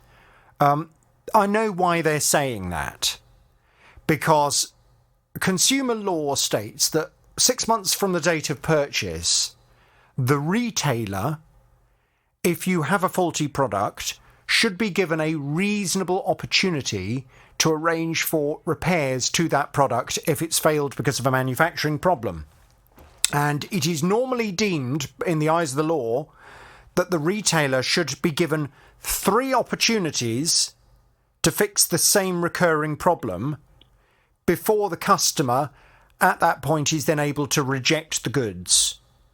So obviously the manufacturer has come back to AO and has said, well, look, actually, you're within your rights for us to just come out 3 times to repair it, and hopefully we'll get it right in one of those 3 times. But of course, if AO.com have already suggested to you that they're going to replace it, well, that puts the kibosh on that particular plan, doesn't it? Really? Well, it was actually when AO arranged for the manufacturer to have an engineer come out, they called the manufacturer, put the manufacturer on the phone to me, and the manufacturer said, if we can't fix it, we will replace it. Yeah, but they didn't necessarily say how many times they'd want to repair it. No, they didn't. But they said, we'll come out and try to fix it. If the problem isn't fixed when we come out, we will then replace it. Yeah. Well, look, I mean, it sounds to me as if they are accepting that they need to replace it now. We just need to make sure that happens because, of course, in the meantime, you're left without a working appliance, which is very frustrating because you've had to put all of your food has gone on holiday in other people's freezers. All of that hasn't had to be chucked away. So you just need to get something sorted as soon as possible. Well, look, can you please keep me in the loop and let me know what happens? And if I need to go... And also, after that as well... I'm paying for this at the moment. So then they also have said they will refund me what I'm paying for this whole thing. Okay, well, I mean, you don't need to worry in terms of I will ensure that AO, if they agree that you're going to get a replacement freezer, and if they, for some reason, have decided that you need to pay for it up front, and then they will reimburse you, I will ensure they do that. No, I'm paying for the cover for the engineers to come out. Yeah, but they said they were going to pay you that back. Yeah, exactly. So that has to happen. Yeah. Oh, don't worry. I'm not going to go anywhere, Jem, until this is all sorted for you, and until you're happy. Won't. That's why I called you. Yeah. Okay. Well, don't worry. We are going to get there. It's just unfortunate that it seems to be taking a little longer and seems to be far more complicated than really it should be. Yeah. But there we go. Jem, can you please keep me in the loop? And fingers crossed, by the end of this week, everything will be looking up. I will do, Jonathan. Okay. Mohammed came to me. He's a taxi driver and he's been operating with a great rating for many years until on the 19th of July, he found his account had been frozen with this taxi company. Well, he contacted them and said, what's going on? Why is my account being frozen? They said, we are investigating a very serious allegation that has been made against you. Someone has contacted us and told us that you pulled a weapon out on them. And therefore, until we have investigated this, you cannot work for us as a taxi driver. Well, Mohammed, when he found out who it was who'd made the complaint, quickly realised what was going on. He's back on the JVS now. Hello, Mohammed. Hello, JVS. The man that had made the complaint about you to your employer is a man that you've had experience of in the past. He is a man who... you actually helped his ex-wife get some kind of order taken out against him, a non-molestation order. So he doesn't like you very much, does he? No, he doesn't. And you've had a bit of an ongoing spat with this guy for some time, it would appear.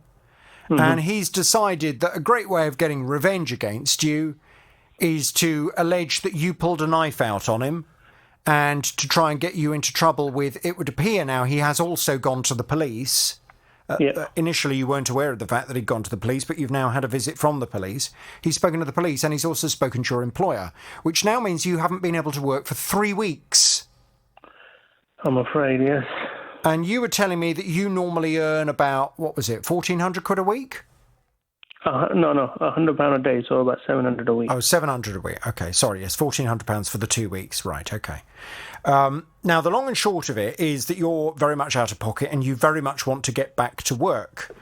I've been speaking to the taxi company for some time, and it's been very frustrating, as I mentioned to you. Just trying to get a response from them has taken ages, and the company, I finally managed to speak to them last week. The company concerned is Uber, for those that hadn't guessed already. And Uber had come back to me and said, look, we're terribly sorry, there was a problem with our email system and we weren't receiving your emails. But now we have got your emails, we understand the predicament. We will, of course, look into this and try and sort things out. Now, they promised that they would come back with a response. I explained I needed a response by yesterday. I hadn't received the response by yesterday. However, they have now come back with something for the programme. It's not very long, but an Uber spokesperson has said, we are currently investigating this matter and will continue to update the driver in the hope of arriving at a resolution as soon as possible. The safety of everyone using the Uber platform is always the number one priority.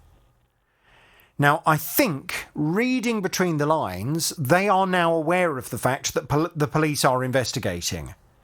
And at the moment, as things stand, unless you're able to update me on anything to the contrary, but as things stand, the police have not yet concluded that investigation.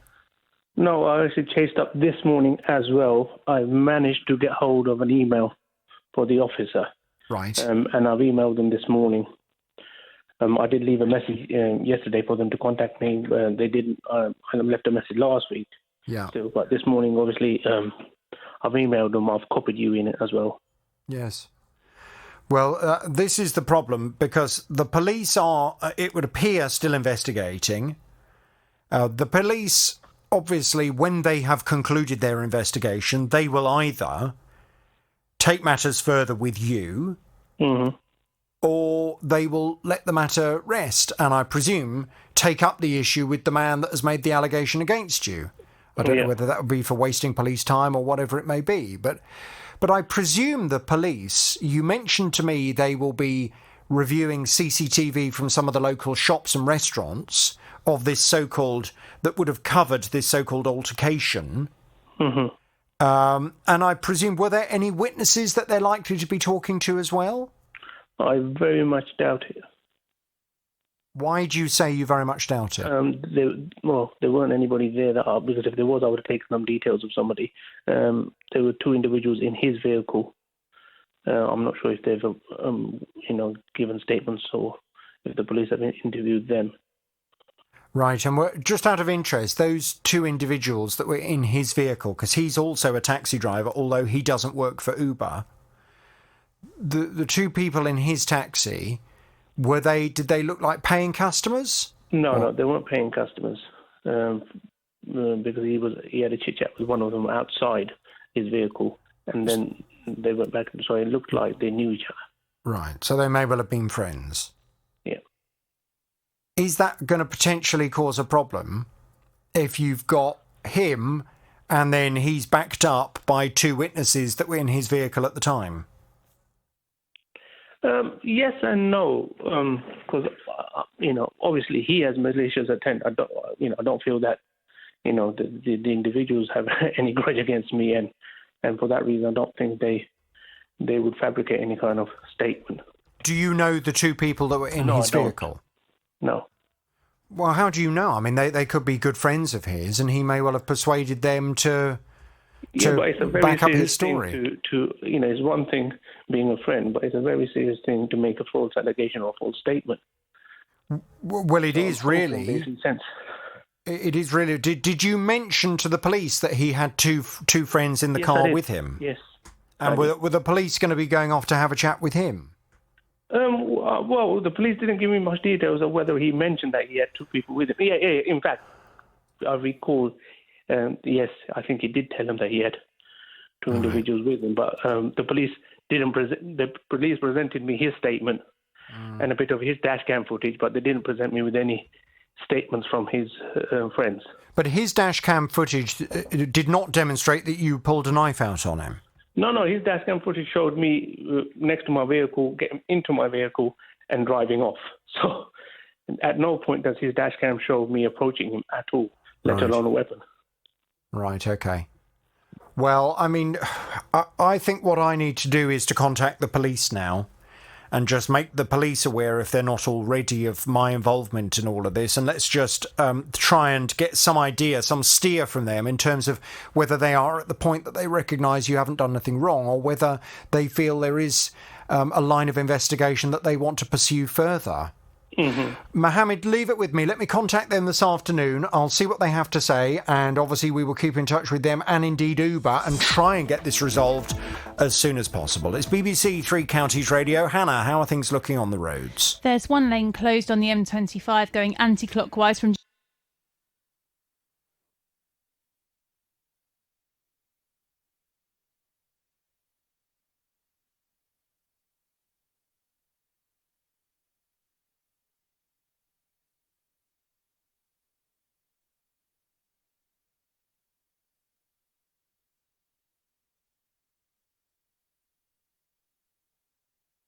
Junction 25, the Enfield turn off at 15. That's an increase of 6 body with the M1 had a woman who's in advance humanitarian agent with more than 2 the animals. Smith, BBC Three. You're every word, you're everything. Yeah. And they told you that when? A year ago? Over a year ago. Right, okay. And the smell in my property of damp is very bad because obviously all the water I've phoned them several times up all the water because I've had 281 Betty Bansal calls for the word curry to be cancelled. To hear from you from 12:30. Well, first though, let me deal with your consumer problems.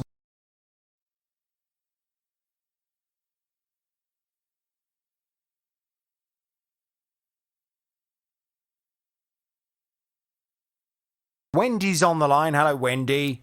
Hello. Hello, Wendy. I gather you're having a problem. Tell me all about it without naming any company names, please. Okay, I live in a council property. I have a wet room as my husband is disabled. I had a leak in my wet room and they came out quite quickly and fixed it. And then they told me that there's also, the leak has been going on for over a year and has gone into all the wall, under the floor, and in the adjoining cupboard. When did you... Sorry, Wendy, can I ask you some questions? When did you first notice the leak in the wet room? Quite a while, over a year ago now, because I've had trouble with the actual pump and it stopped completely. So they came out and fixed the leak. But when they came out and fixed the leak, they told me that the wall is crumbling because the water has soaked up all the hardboard wall has soaked up all the water. Oh dear. They reckon it's been leaking for over a year. And they told you that when? A year ago? Over a year ago. Right, okay. And the smell in my property of damp is very bad because obviously all the water I've phoned them several times, emailed them, and and every time I phoned, they said to me they've got new contractors and they will be contacting me shortly. But no one never gets back to me. Right, so let me so I can see how this has all kind of progressed. So a year ago, the wet room starts leaking. Yeah. How did you become aware it was leaking? Was there water coming through the ceiling or what? No, the pump had stopped working altogether. You say the pump? Oh, the shower pump. The shower pump stopped working altogether. So did you know that it was leaking at that point, or did you report that the shower pump had stopped? I reported that the shower had stopped. Okay, fine. So you phone up the council, you say, my shower pump stopped. They come round, they have a look at it, and they say, the shower pump is broken, but there's a bigger problem here. Water has been leaking from the back of your wet room and it's soaked into all the bricks and it's caused a tremendous amount of damage. Yes. But what did they then propose to do about it? They were going to come out. They would have to take out all my toilet system and all the wall and all the flooring and redo it. What, take the whole wall out? Yeah, because it's a hardboard wall and the water has soaked up all through the hardboard wall. Right. What kind of property is it you live in? Detached, semi-detached, bungalow, flat? Ground floor flat. Ground floor flat, okay. And is this a wall that is a structural wall that it's leaked into? Yes. Right. Well, they can't take the wall out then, can they? Well, they've built a box. They've sort of put a box and tiled it all over. Right. They built a box and tiled it all over. I see. So it's like an artificial stud wall that they then have tiled, and it's that wall that needs to be replaced. Yes. Right. So why haven't they done it? I don't know. I've tried. I've sent them. I've made several phone calls, emails, and all they've got is, the contractors. Oh, you're waiting for the contractors to call you. We'll send them a message, but I get nothing back from them for over a year. So can you use the wet room? I can use it, but I'm not sure whether. Well, I'm assuming because I can't see behind the wall whether it's still leaking or not. But the smell is getting very bad in my property. And this is a smell of damp. Yes, very bad damp. Right. Okay. And so in the adjoining cupboard, it's gone. It's wet in there as well, and the wall's gone all black. Well, if you've had a year of the water soaking in to all the brickwork and soaking, I mean, it will make your whole flat very damp. So it's not surprising that there's black mould. I can't believe that. I mean, surely they've at least fixed the leak, haven't they? They fixed the leak. They've come out and fixed the leak. Okay. So that's when they told me that it's affected all the walls and gone under my flooring and into my adjoining cupboard. Well, if they fix the leak, then I would hope that the smell that you're getting and that kind of damp is historic. And actually, your property is drying out. But from the description, it doesn't sound like it, and it's certainly not getting any better. So would you like me to go and have a word with the council and just ask them why they have still not sorted out this leak in the wet room? Oh, yes, please. OK, fine. Well, I will certainly do that for you, because it sounds pretty grim. Can you leave it with me? I'll go and have a word, and I'll see what I can do, and I'll speak to you very soon, OK? Now, Peter has a classic car. He's had it for a number of years, and the interior needed some attention. Well, complete refurbishment, to be honest. He'd arranged for a local company to fit some new chocolate brown leather interior and carpets, but things haven't gone to plan. I paid him £1,000 deposit so that he could order the carpet and order the leather that I'd picked. It's just gone on and on. It's an absolute nightmare. He just come up with loads and loads of excuses from that day onwards, for not turning up. He's missed 18 visits at the moment. He's made appointments to turn up 18 times. I've waited and waited. He's ignored my calls. Well, it's getting very frustrated. Peter accepts that some of the work has been done. In fact, most of the work has been done, but it hasn't been finished. And he just cannot get this guy to come and finish off the last bit of the interior. Well, he's back on the JVS show now. Hello, Peter. Hello, Jonathan. Now, as I mentioned to you when you first appeared on the programme, I was a bit worried from the story that you told, because the whole way this had been arranged with this company sounds a little bit amateurish, to be honest, because what you'd arranged with the guy who does these car interiors was that you were going to pay a certain amount of money, he was going to source the carpets and the leather for you, and then the two of you were going to kind of redo the car together. So you were going to help him, he was going to help you, because he accepted he'd never actually done an interior in a car like yours. He'd done other classic cars, but he hadn't done an interior like the interior that needed to go in your car. So this whole business of kind of him coming round to your house to help you redo all this interior just sounds a little bit kind of it sounds almost as if you're dealing with someone who's more of doing this as a hobby, an enthusiast rather than a professional. Because if I was in the business, for example, Peter, of replacing car interiors, you know, with the greatest of respect, I wouldn't want you there helping me. I'd rather just get on with it and do the job. You pay me and I'll do the job because I know what I'm talking about. You don't. You know, you're a layperson. Why would you be expected to know anything about replacing car interiors? But this whole business of him kind of coming round and you helping him and him helping you, it did worry me a bit. But that's what you agreed. And you say it hasn't worked out because some of the work has been done, most of the work has been done, but there are still these outstanding things. You said it was going to take about a day and a half, you reckoned, of work in order to complete the interior of the car. But you cannot get him to come out. I think you mentioned to me 18 opportunities have been missed for him to come out and to assist you as had been planned. And you're very frustrated. You said you just cannot converse with him anymore. And in the meantime, you've paid him quite a lot of money. At one point, he said to you that he really needed the money and could you make a payment to him, yeah? That's right, yeah.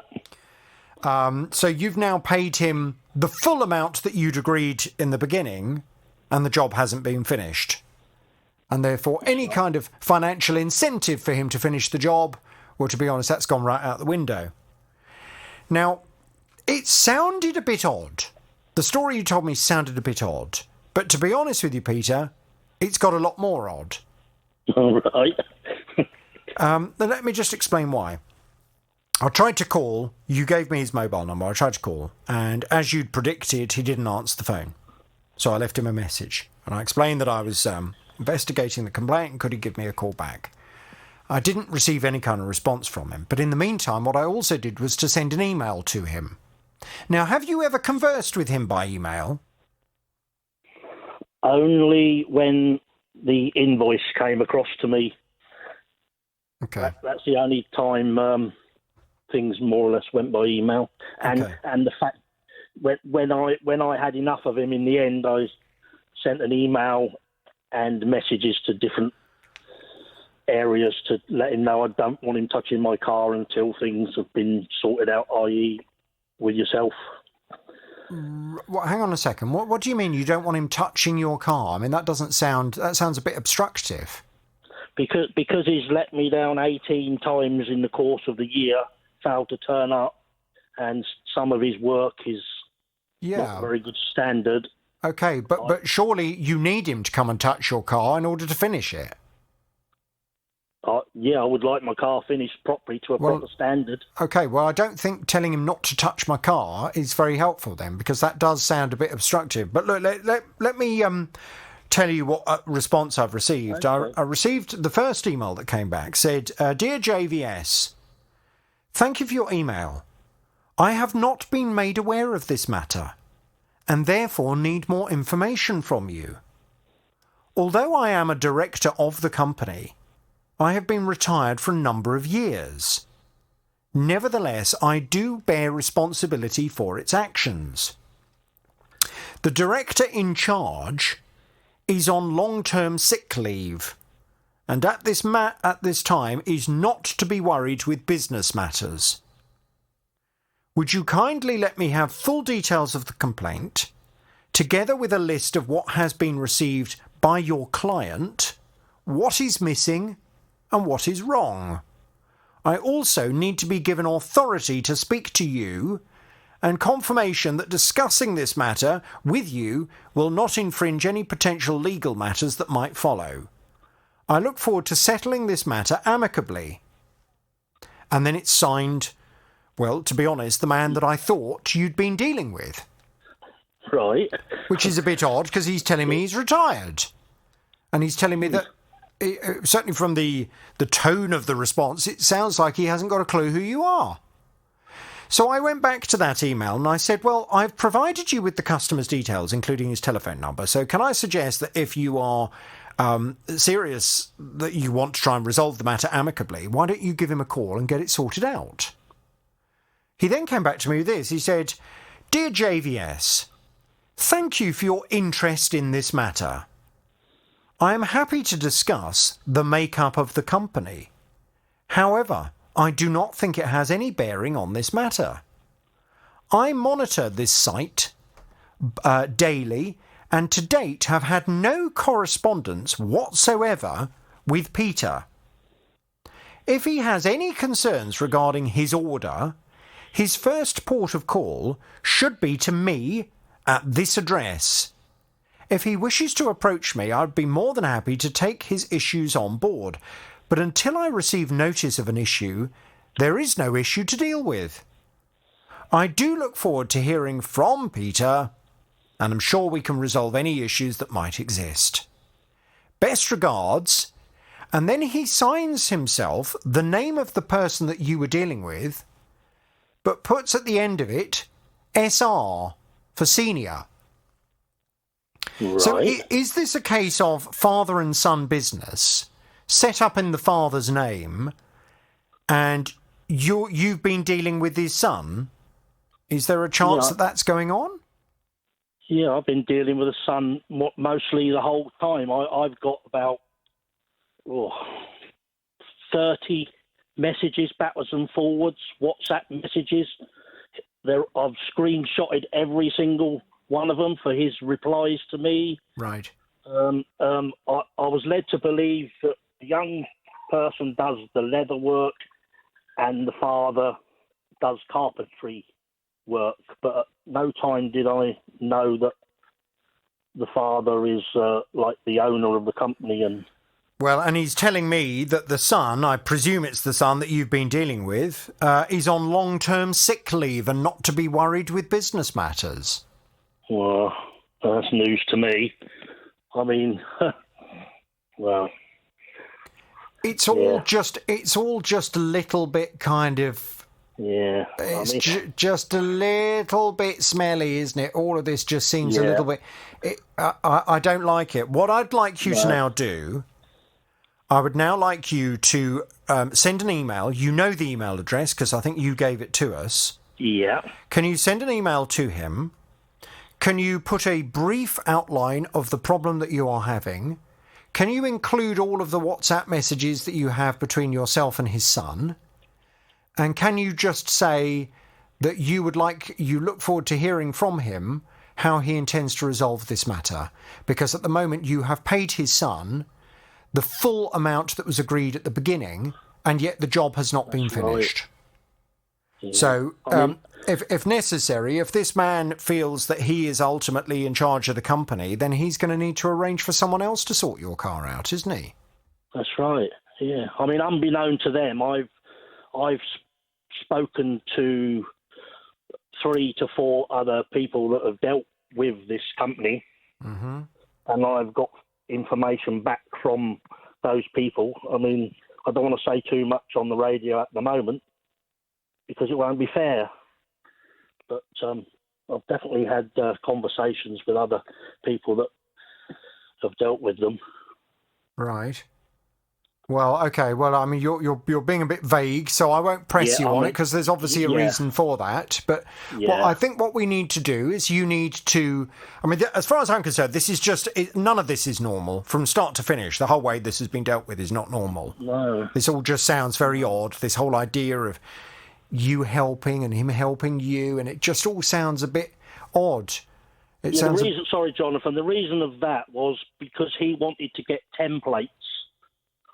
From my vehicle, he wanted to get templates so that he could then advertise or whatever of my model of car for interiors. Yes. And that's the reason he wanted to fit my interior, to get my templates. Yes, but he didn't want to fit your interior. He wanted to help you fit your interior. No, he asked me to help him. But that's not normal. That's not normal. If I said to a company, can you come and fit a new kitchen? And the company said, yeah, that's fine. Oh, is there any chance you could help us fit the new kitchen? You know, I would think that was a bit odd. You know, it's not normal, is it? It's not. Not you know, when you look at the it's kitchen side it's of not it. like it's not like going to a carpet shop and saying, I'd like some new carpet, and they come around and they say, well, could you possibly help us fit the carpet? I mean, you just think this is a bit amateur. What's going on here? And I think the same thing with the car interior, to be honest. I mean, this whole business of you helping just sounds a bit odd. But look, it continues to be odd with the response that I'm receiving. I have no idea why he didn't just pick up the phone. If it had been me, and if he wanted to resolve this, he should have just got straight on the phone to you and said, I'm sorry, my son's having some issues with this. I'd like to get it all sorted, but he hasn't. So let's do things the way he wants. I would like you to send him a formal response. I would like you to copy me into the email, and let's see how he responds to you. Okay, yeah, it does sound a bit odd.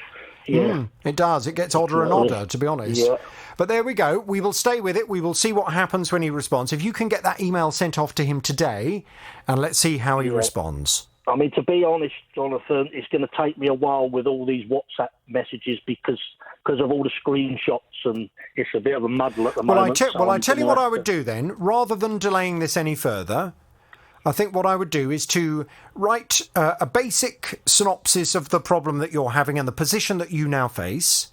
Okay. Make it very clear in the email that you have evidence in the form of WhatsApp messages with his son, showing that you've done everything right, and in fact his son has messed you around, and say you're happy to share that with him in the future should he require that, but in the meantime you would like to hear how he intends to resolve the matter. Let's get that ball rolling properly today. Okay, all right then, I will do. Fine. Okay, Peter, we'll talk to you very soon. Ben's on the line. Hello, Ben. Hello, Jonathan. Hello, Ben. I gather you have a consumer problem. Tell me all about it without naming any company names, please. Okay. I wanted to book a track day experience, so I started looking around, and I found someone on social media who was doing a half-price offer for £499 for a track day experience in a Nissan GTR. And there was lots of back and forth communication, and they seemed very honest. So I went ahead and paid the invoice, and since then I had no communication with them whatsoever. So hang on a second. So this track day was going to be £499 to drive a certain kind of car very fast around the track. How many times? It was an all-day experience, so you share the car with two other drivers, so it's sort of like 10-minute stints, sort of one after the other, if that makes sense. Believe it or not, this may be hard to believe, but I have driven a very fast car around Brands Hatch myself. Lovely. Drove a Ford Escort XR3i many years ago. Oh, lovely. Yes, it was a nice car. Lots of fun. So this £499 was for the whole day, and you were going to get to do loads of driving in it. What's gone wrong? Basically, the payment was made in May, and it was booked for July, the end of July. And as it approached the date, I was sort of worried I hadn't received any confirmation, and you have to do like a driver's briefing, which is all done online now due to COVID. So I knew that I'd have to do that at some point before I went. So what I tried to communicate with the company, had no luck there. So I went on social media where I found them and saw that a lot of people were having the same problem. They were saying that it was due to COVID, but they've had bookings cancelled from May all the way up till July. So it was a little bit odd. I thought if it's due to COVID, it should be over in a few weeks after quarantine. But so basically, I after bombarding them with emails the day before on whether it was going ahead or not, I finally had an email from them saying it wasn't going ahead due to COVID. Would I like a refund or to reschedule? And because of the bad experience I had with them, I just requested a refund. And once again, zero communication from them from that point on. So obviously, listening to your program, I did book it on the credit card, so I have requested a chargeback from the bank, but that can take up to 15 weeks. So I'm just wondering whether you can help me. Okay, well, I mean, I'm more than happy to try and get hold of them and to find out what's going on and why they don't seem to be wanting to communicate with you, having taken all that money. You are very, very sensible for having paid by credit card. Well done. And it's for that reason that I'm always banging on about it, because if worst comes to worst, if this company does just kind of disappear into the ether, which, let's face it, from time to time happens, it should mean that because you paid on a credit card, you are then covered for that full amount of money. So it should mean that you will get all of your money back, even if the company vanishes. And that's why I'm always saying to people, pay by credit card. Pay by credit card. Don't pay by debit card, pay by credit card. Because, you do get a similar level of protection with a debit card, but it doesn't last very long. It only lasts about 120 days. After which point you lose your right to all the time. Yeah. Okay. Well, lots of people may have just tuned in today, so they'll wonder. It's very important that I clarify. Don't pay by debit card. Pay by credit card.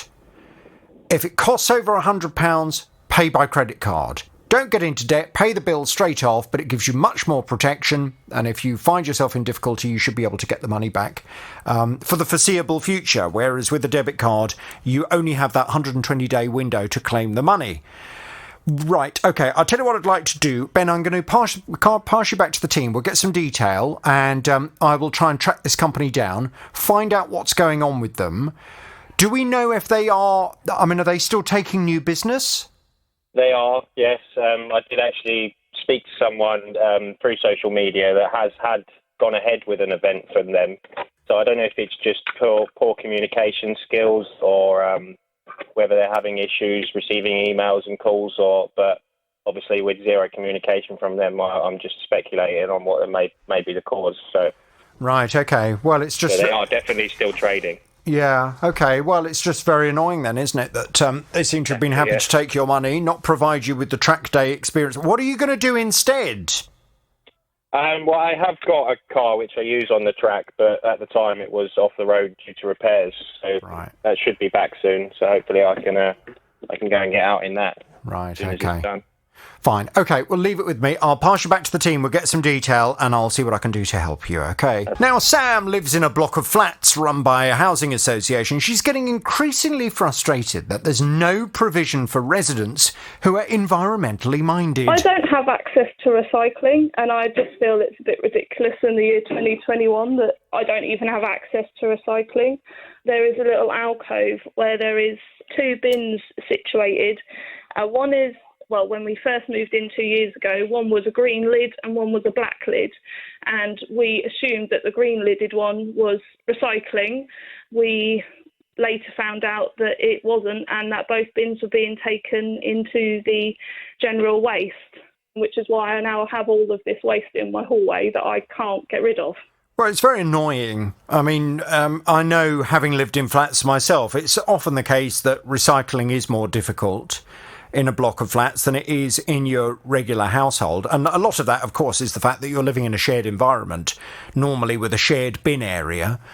And that can be difficult to manage. It can mean that people are always putting the wrong stuff in the wrong bin. People don't really take that much care because they know it can be blamed on someone else. There are a whole variety of reasons for why recycling is often more difficult in a block of flats.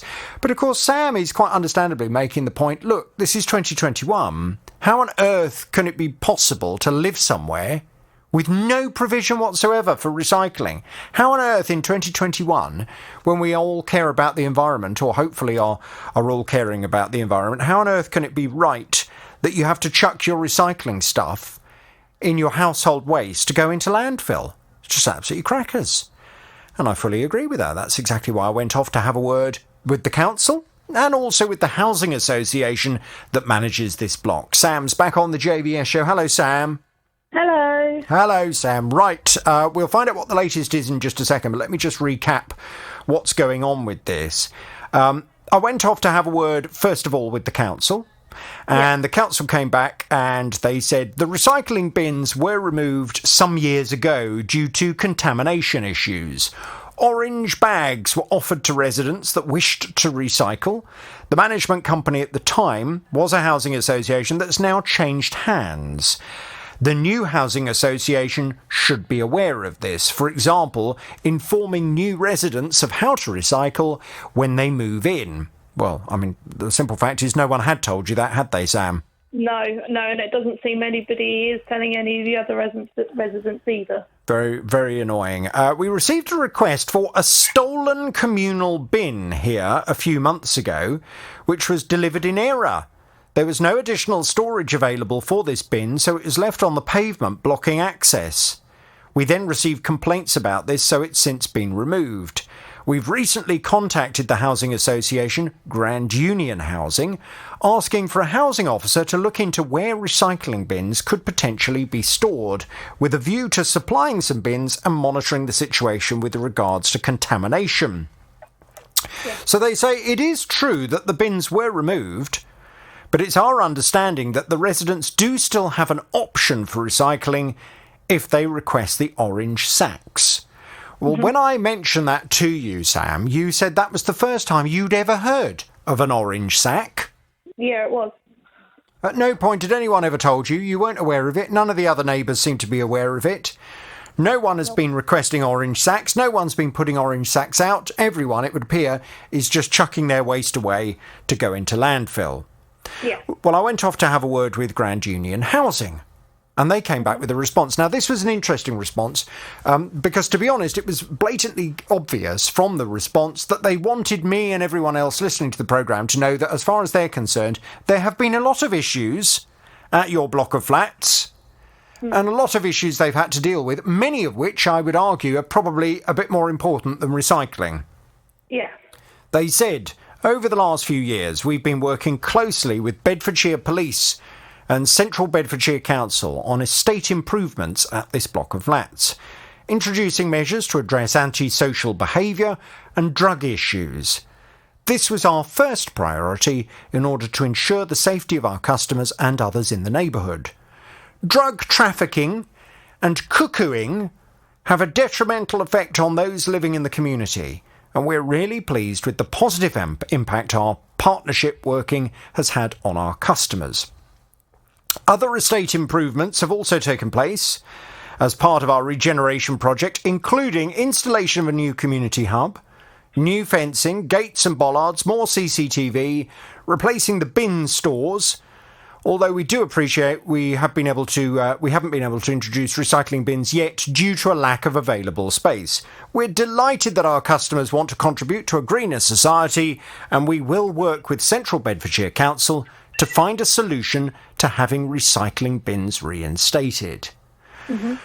Well, that response came in at the end of July, so here we are on the 11th of August. Has anything happened? Have you now got recycling bins? No. Nothing at all? No, nothing at all. I did order some orange sacks and they've come and they are currently out on the street waiting to be picked up. But, no, I've heard nothing about a bin. There is no new bins. There's nothing. Right. OK. Well, the orange sacks are a development and obviously a positive development. But have you told your neighbours as well about the orange sacks? Not yet. I'm currently in the process of creating a notice to put up by the bins and a leaflet to put through everybody's doors. That's a good idea. And I presume you're going to send your neighbours off to Central Beds Council to request the orange sacks? Yes. OK, fine. Now, I did chase up Grand Union Housing just to find out what's going on. What, if anything, have they done since we last spoke about introducing more established recycling facilities there at your block? They say we have been in touch with Central Bedfordshire Council, so we can work in partnership with them to hopefully reinstate the recycling provision that they removed earlier this year. Being environmentally responsible is one of our key aims, so we're really pleased that our residents also have a desire to be more sustainable. Mm. Now, that seems a little bit to me, I don't know how you feel about that. It feels a little bit to me in terms of maybe I need to now go back to Central Beds Council and say, well, right, what are you doing then? Because Grand Union Housing are saying they have been in touch with you, but obviously the recycling still hasn't taken place. So what's going on now? Yeah, it seems like they're just trying to palm it off onto each other and not make it their issue almost. Well, look, I'm not going to speculate on whether there is some of that going on or not, but what I'm telling you and what every single council, housing association, company should always be aware of with my programme is that when I start getting involved in a case, when I start investigating matters, I don't go away until things have been resolved, until things have been brought to a conclusion.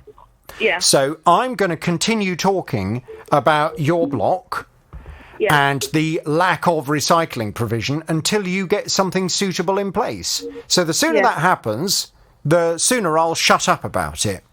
Yeah. Can you please keep me in the loop and let me know what happens? I will do. If you can get... When are you going to put the notes through all your neighbours' doors about the orange sacks? Within the next week. And I'm also going to send a letter off to the council and to the Housing Association about it as well. That's good. Now, the reason why I think the sooner you can get your neighbours doing it as well, the better, is because if the council start turning up on bin day and there's a whole load of orange sacks all outside the building with loads of recycling stuff... It obviously just helps lend some weight to your argument that proper recycling provision is needed, because I can't believe that the orange sacks are a particularly convenient way for the council to be able to dispose of recycling. I'm sure they would far rather just have a great big recycling wheelie bin that they empty into the back of their truck along with the rest of the recycling wheelie bins. Yes. Okay? So if you can do that, I'll stay across it. I will let Central Beds Council know that Grand Union Housing tell me they've been in touch, and hopefully we'll speak very soon, and hopefully you'll tell me, yes, there's a beautiful swanky new bin full of plastic and glass. Lovely. Thank you very much. Now, back in April, Sally ordered a bra off the internet. It was advertised as an all-singing, all-dancing contraption. So it had a large piece of material at the back, and it did up at the front, and it was wide straps over the shoulders to be very comfortable and very cooling and easily on and offable and give you a nice shape. I got it out the packet, and the first thing I noticed was that the size label on the bra was different to what I'd ordered and different to what was on the dispatch note. I just wasn't happy with it. It wasn't particularly uncomfortable. The material wasn't very nice. It was like nylon-y material rather than cotton. And it was just not a good fit. It wasn't big enough. It didn't really fit comfortably. Well, clearly Sally didn't want to keep it, so she paid to send it back to where it came from. China. Well, she knows it's landed in China, but it appears to be stuck in customs there, and until it reaches the retailer, she's been told she can't have her money back. Well, Sally's back on the JVS show now. Hello, Sally. Good morning, JVS. Now, Sally, I've not got good news for you. I'll level with you. Yeah. I'm not sure whether you necessarily expected me to have good news for you, because after our last conversation, I was deeply concerned with the way that you'd purchased this bra and from the company that you purchased it from. This was a company that had advertised, the advert for this bra had come up on social media. Yes. The price of the bra was in dollars, which is a bit of a telltale sign, really, that you're not dealing with a British company. And of course, the reality is, and I need to just reiterate this again, because unfortunately so many people are doing this. If you buy something from a company overseas, you are not entitled to the same things that you're entitled to if you buy something from a company in the UK. When you buy from a British retailer, the British retailer must honour your statutory rights under the Consumer Rights Act of 2015. If you buy an item from a company in China, you cannot expect that you're going to get those same rights. And that applies, to be honest, with a company anywhere else in the world. I mean, a lot of other companies, for example, if you buy from other EU countries, a lot of those countries have their own consumer law that is very similar, if not identical, to the consumer law that we have in the UK. So you're more likely to be able to, for example, get your money back. But if you buy from another country, do so at your own risk. And I would certainly never advise it. Never buy from a company outside the UK if you could possibly help it. Because if you buy from a UK-based retailer, firstly, you know that the product you're buying should have passed all of the relevant safety tests and checks to make sure that it is of a reasonable quality and all those kinds of things. If you're going to buy, for example, an electrical item, you know, I've known people buy electrical items off the internet from some company in China. How do you know it's not going to blow up and set your house on fire? Very true. This is the problem. So, ladies and gentlemen, please, please, please be very careful of who you're buying from. Now, this company that you've purchased this bra from is a company called Dreamexin. Dreamexin. Now, right. Yeah, that's right, is it?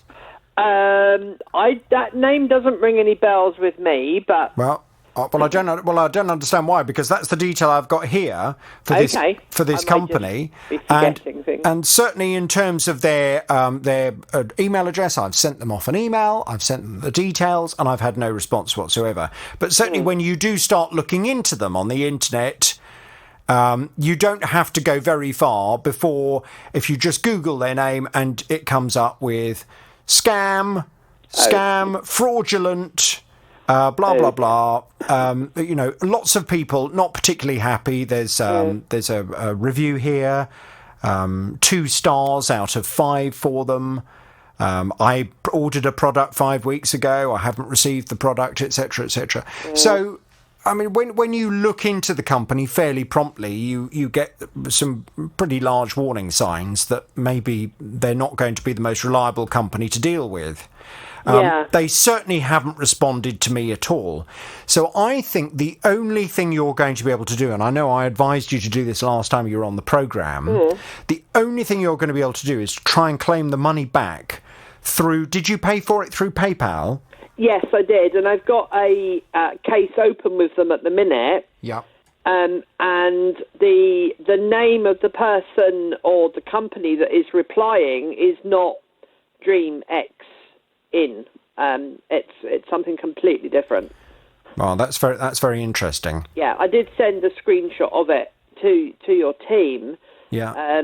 But what they've said does not even correspond with what I said to them. I said that I returned the item on the 10th of June to the address supplied, but have not yet received a refund. And they replied, according to the regulation of our company, we can only refund your full money if we receive the product in good condition and original package, which is what I did. I have tried my best to negotiate with our leader, and he finally agreed to refund you $25. You needn't return the product. Can you accept? Best regards. Well, I haven't responded yet because I wanted to see what you thought about that. But I mean, no. I mean, I don't think you should accept that at all. I think you should ask for your full amount of money back. And so I have, in good faith, returned it to you. It was a load of rubbish anyway. Yeah. And to be honest with you, where it's stuck is not my problem. The product arrived. It was of very poor quality. I want my money back, and I want it back in full, please. Right. I will type that to them now and see what response I get. Yes, well, and I would be very interested to know what kind of response you do have. Can you just copy me in on that correspondence as well? Yes, certainly. If you can copy jvsshow@bbc.co.uk, I'll just compare that against the other information that we've got for this company. But just as a final word of warning for everyone listening to the programme, please, if an advert pops up on your social media advertising something...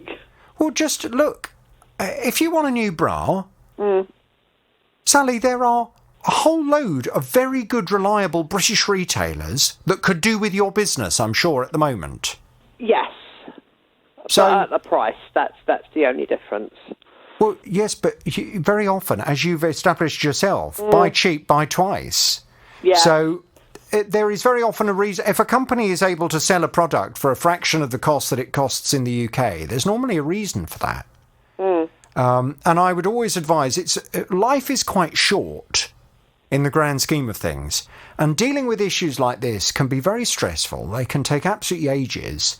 You know, much easier to just go and buy a bra from a good, reputable British company. This bra wasn't even that cheap, was it? It was $50. It was $50, yes. I mean, the advert and everything in the advert indicated it was an American thing, not Chinese thing. And only later did it become apparent that it was a Chinese thing. Yeah. And I felt that was quite misleading. But I've done what they said, and I've sent it back. And it's been in Chinese customs since the beginning of July. Whether you're buying it from America, whether you're buying it from China or anywhere overseas, you're just adding an extra level of complication into the transaction process. And also you're adding an extra level of potential inability to get your money back because you will not be covered by the Consumer Rights Act of 2015. Yeah. Because you're buying from a foreign country. You're not buying from a British company. They're not governed by UK law. No. So, this is the problem that you face. So this is really just advice for everybody listening to the programme. Please just be careful when you're on the internet. Buy from good, reputable companies. Look them up. If you've never heard of them before, look them up. Look at what other customers are saying about them. Make sure that they have a good reputation, that they seem bona fide. Check out their address. See where they're based in the world. Because you may well find yourself buying from some obscure market trader in a far-flung part of the world that, to be honest, couldn't give a tuppenny about customer service if anything goes wrong. Yeah. Life's short. You don't need to deal with all that hassle. Sally, please copy me in on the email. Yes. Let me know what happens with your ongoing claim with PayPal, and fingers crossed you will get your money back eventually. Yes, lovely. Now, Sadie has a parrot called Buddy. Her mum has a leather sofa. It would appear the two don't mix very well. And when Sadie first came to me, she was telling me it had left them with a real headache. He managed to break the clip off his cage, and he managed to get out. None of us were at home, and we walked in and we saw the back of the sofa, and he's pecked all holes in the back of it, and he's pulling the stuffing out. We've had him since he was 2, and he's 14 now, and he has never done anything like that. I think the lockdown got to him a little bit. My mum put in an insurance claim for him in June. She sent all pictures in and done all the form online and everything. The technicians come out and the parts are just not what they are at all. They're really shiny leather. They're completely wrong colour for the sofa. And even the technician agreed with that himself.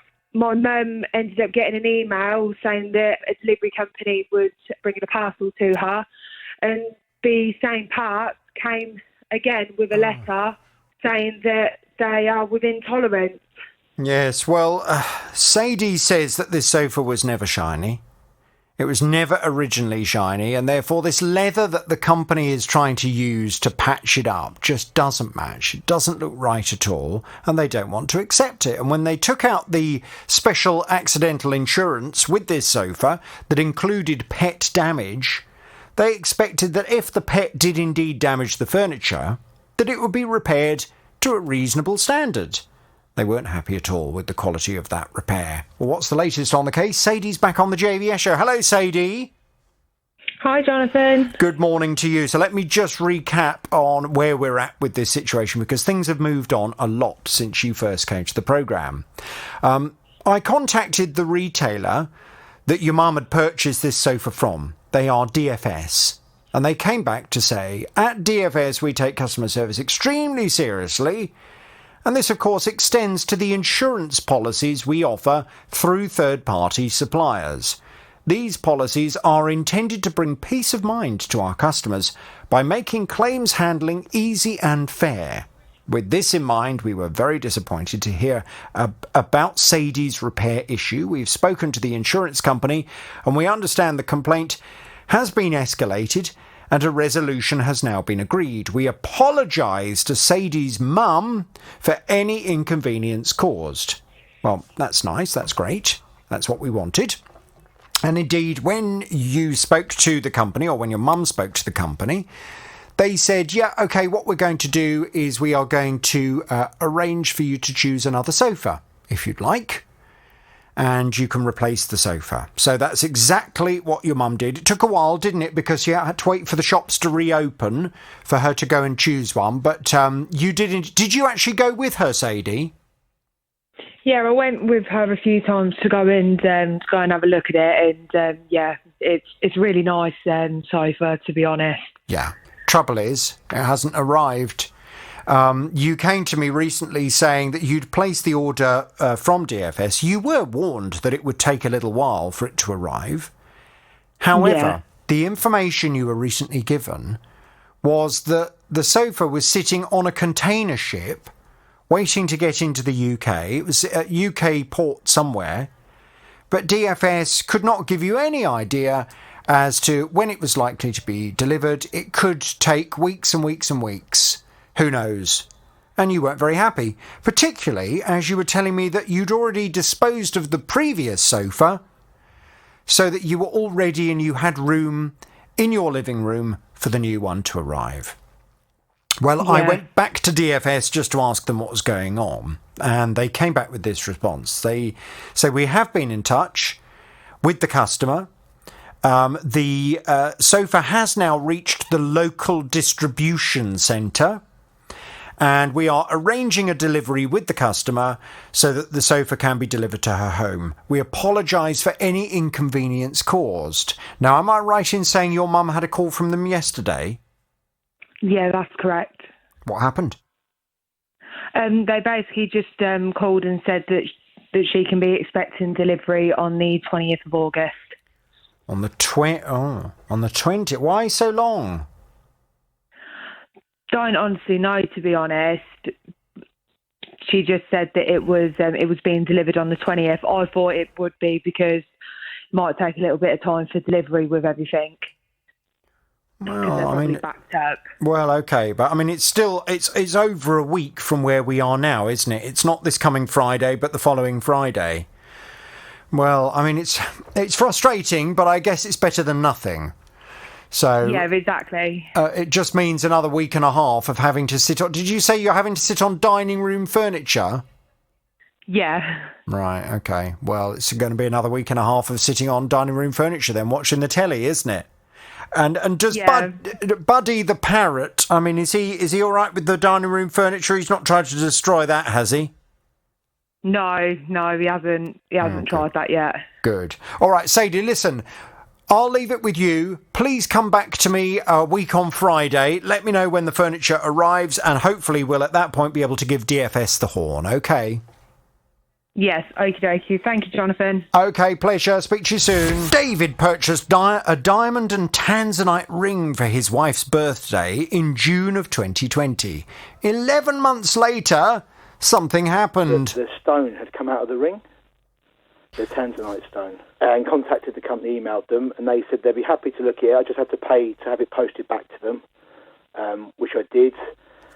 They looked at it for about a week or so. Then I got an email back from them saying that their jeweller had a look at it, and he believed that the ring had been knocked or scraped, resulting in a claw breaking and the stone coming out. And they've also noted that my wife has obviously been using soaps and creams on her hand, causing to tarnish the metal. Yeah, I did query a bit about the soap and the gels, because obviously I said, well, my wife worked in a school at the time, so obviously they were hand sanitising all through school term quite a lot, but none of our other rings have been tarnished. Well, it was certainly very clear the company were blaming David's wife for the damage to the ring. They said that they would repair it, but it was going to cost £75. And David said that's not fair because that ring was in perfect condition when it went back to you. The ring had not been broken, and therefore there was no reason why that stone should have fallen out. Well, I went off to have a word with the company. The company were a bit eggy to start with, to be honest, because they seemed to feel it was unfair that David had come straight to me, because they said they'd responded to him, they'd made an offer, and at no point had David come back to them to either confirm that he was happy with the offer or to reject it. Well, I advised David to respond to them. I know that he has now done that. Conversations have taken place, and David's back on the JVS show. Hello, David. Hi, Jonathan. Now, the company concerned have emailed you. They've also copied me in on the email. And it's very clear from their response, they really do not feel that this ring has been properly looked after. They have sent quite an extensive response, including very close-up photographs showing the ring and showing the fact that bits of the claw that hold the stone in place have indeed been broken off. They also go on to talk about a dirt or residue on the ring that is most likely a build-up of soap, hand cream or similar, they say, which of course is very common at this time of constant washing, but this is what has resulted in the discoloration of the tanzanite gemstones and the tarnishing of the metal. They go on to say, look, we really don't feel that we are responsible for the fact that the stone has fallen out of the ring. However, we don't want you to be an unhappy customer. We are proud of our reputation and therefore we are prepared to waive the £75 fee. Now, you've responded to that, haven't you? I have indeed, yes. What have you said? Yeah, I just thanked them for their response and said that obviously we're happy that if they could repair it and waive the fee, that'd be brilliant. And just just said thank you very much to them for doing that. And yeah. Can you see though on the photo where the bit of claw is indeed broken? I can on their photo, I can, but like I said to them in my response, they've sent me like a jeweller's image of it really closely zoomed up with a brilliant camera. Yeah. And shown it broken. I said, well, we sort of had a look at it, and you could see where it might have damaged at the bottom. We couldn't see it that closely. Yeah. I mean, I just wonder whether is this ring suitable for wearing every day? I don't know. Based on the job your wife does, is there an argument to say that maybe during her working day this ring would probably be better not on her finger? I've got a funny feeling I'll be buying her another ring, maybe a smaller one, so she can wear that one every day. So it's fantastic for me. Oh, well, there you go. How lucky your wife is to have such a romantic husband. Yeah. So they're going to do it all for free. They're going to do the repair, which is great. And I'm going to give them the half of the horn. They'll get the rest as soon as you got the ring back. Can you let me know as soon as it turns up, please? Yeah, as soon as back, no. Thank you very much to your team for your help. I appreciate it. Thank you. It's a pleasure. We'll talk very soon. Rosie's on the line. Hello, Rosie. Hiya, how are you? I'm marvellous, thank you, Rosie. You sound full of beans. I gather you have a consumer problem. Tell me all about it without naming any company names, please. Okay, will do. My husband passed away 5 months ago now, unfortunately, at home, suddenly. And he ran a little envelope company, and he had a unit and where he kept stock and the sales from home. So when that happened, I had to close the company down with the help of a couple of family members, and then get in touch with all his customers, insurance people, everything else, which went quite smoothly until it came to phone lines. I had a bit of trouble with that because I said to them, could you please close my business lines? I sent death certificates to everyone. And they said, oh, yeah, no problem, we'll do that for you. That's okay. So an engineer came into my house, but I didn't know. He was here for about 2 hours, and then he took away my residential phone number and said to me, this is your new number. And I said, no, that's a residential line. The business lines are separate. You're here to close the business lines. Oh, well, I haven't done that. But he said, I can't change it now, so off he went. And I thought, well, no, I'm not having this. So I got onto them and I said, I want my phone line back. I've had that for years, and I want that back. Took lots and lots of phone calls, lots and lots of arguing and everything else. Eventually, after about a month or so, they gave me my phone line back. Oh, you are lucky. I thought you're never going to get that back, but you're lucky. But they left me the business lines. And I thought, well, I don't want those. Why have I got these? I'm not using them. Can I ask what kind of business your late hubby ran? Yeah, an envelope business and print. And he ran that for 12 years. What do you mean by an envelope business and print? He sold envelopes to all churches, schools, unions, whatever. He was in the envelope trade when he left school at 16. Right. So he worked for certain companies, but then they said to him, you might as well start off on your own, you know. And he did, and all the customers came with him because they'd been with him for years. But what do you mean by envelope? Do you just mean normal envelopes, yeah, all different colours, shapes, sizes. You'd be surprised what there is. Beautiful ones. And also with all the printing on. You know, gift aid, all sorts of different things people have on their envelopes. Oh, okay. And he would do that as well for them. And these people have known him for years and years and years and years. So they all came and carried on with him, and we worked, say, from home, from a unit. Yes. And that was his passion. So he did that. And can I mean, firstly, I'm so sorry to hear about your husband dying and the tragic sudden circumstances of it. Must have been a terrible shock. Can I ask how old he was? 71. Right. Okay. So he was working into retirement age. Oh, yeah, but he would never give up because he'd been in that all his life. Yeah. He would never give up. Oh, what a terrible shock for you, though. It was, because I found him. When I come home, walked the dogs, come home, called up the stairs, hurry up, get out of bed, your breakfast is ready. And I thought, that's funny, it's a bit quiet up there. And then, because I found him. So it was a shock. Had he died in his sleep?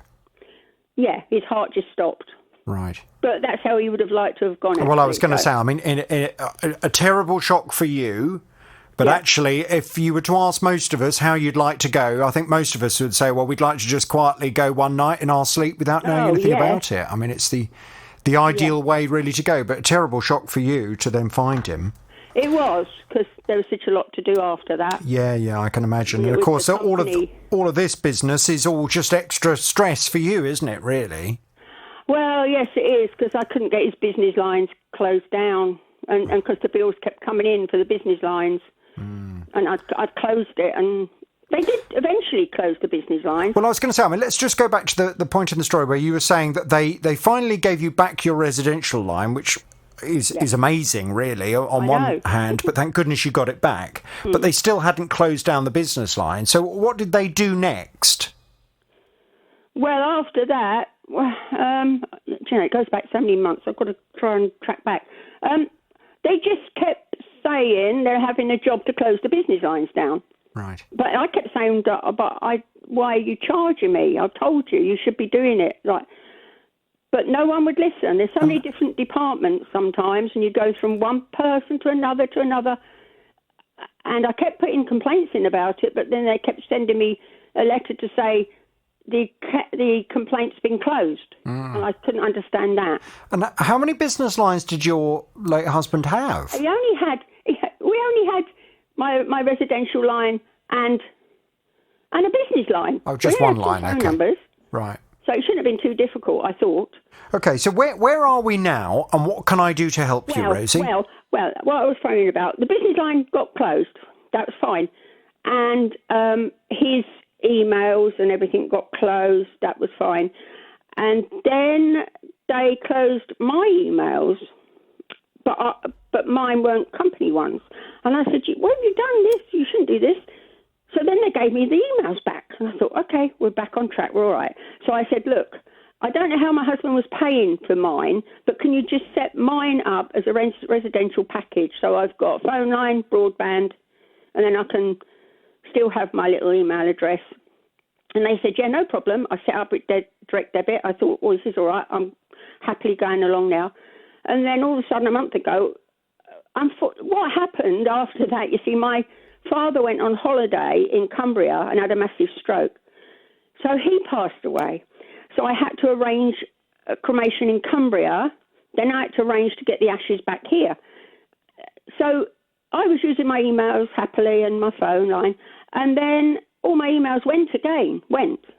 Now this time I can't get them back. They've been gone for a month.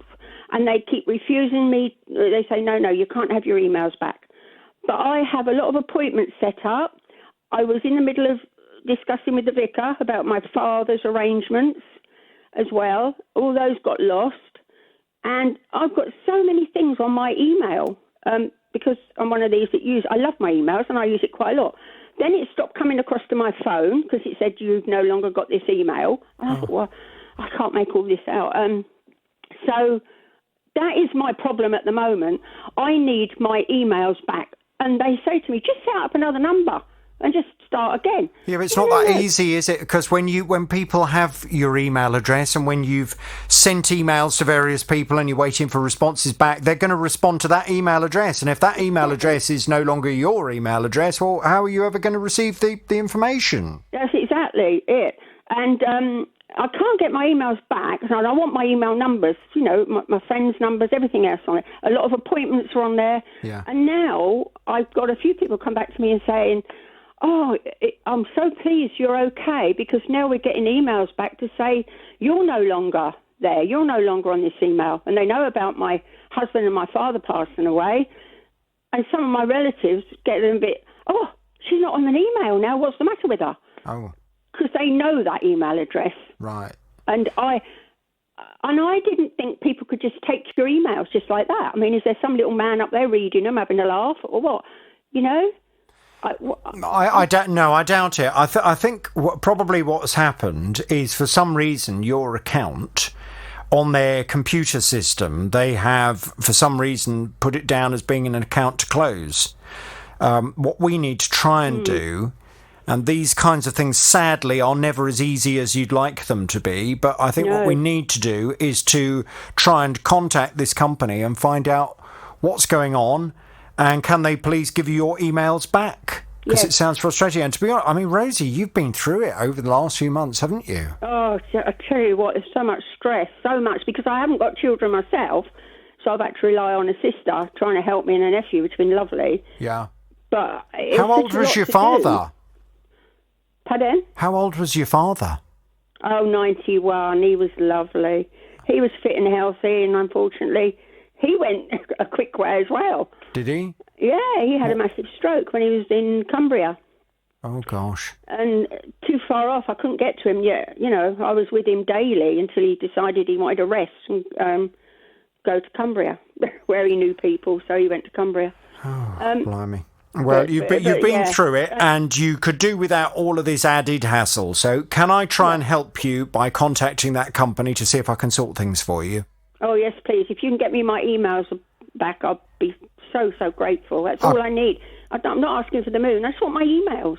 I promise you I'll do my best. Oh, thank you very much. OK, Rosie, no worries. I'll pass you back to the team. We'll get some detail and I'll go and have a word. Now, Lindsay booked flights to Barcelona for her and her partner. She paid for them using a combination of vouchers, points, and indeed money. The next day, when I went onto my bank app, I actually realised that along with the £38.50, there was a secondary payment to the same airline with the exact same reference in my bank app for £100. So there was a £38.50 payment and then a secondary payment for £100. So I phoned the airline, and obviously with all these things, you end up in a massive queue and it takes forever. And I got through and I said about the secondary payment, and they said, well, they cannot see it on their system anywhere. Well, what has the company had to say about this £100? I went off to have a word with them. It was an intriguing one. It sounded as if it was probably some kind of glitch with their accounting and software system at some point.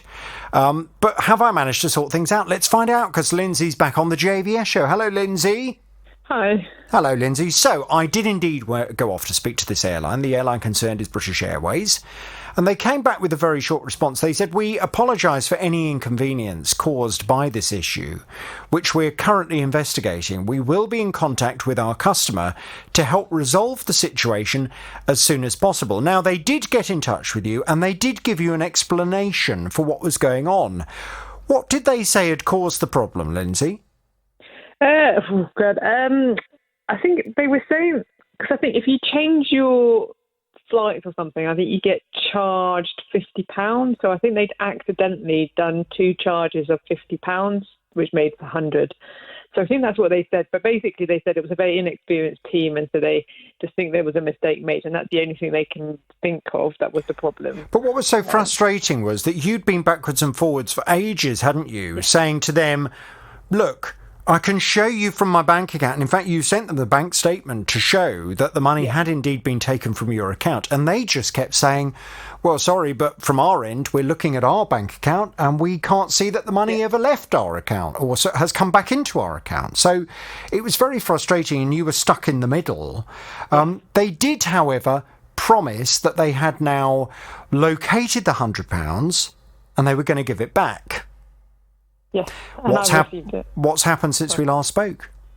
So basically, I just about 2 weeks or 10 days, something after we spoke, the £100 just ended up back in my bank account. I've Brilliant. not spoken to them anymore, but yeah, I received the money. So yeah, honestly, I'm just happy that it's there. So it's good. Well, it's just very frustrating when things like this happen and you have to spend absolutely ages on the phone trying to sort it out. And, you know, I would imagine, I mean, I've had a reason to speak to British Airways myself once or twice over the last year and a half. And, well, I would imagine you were holding on the phone for ages to get through.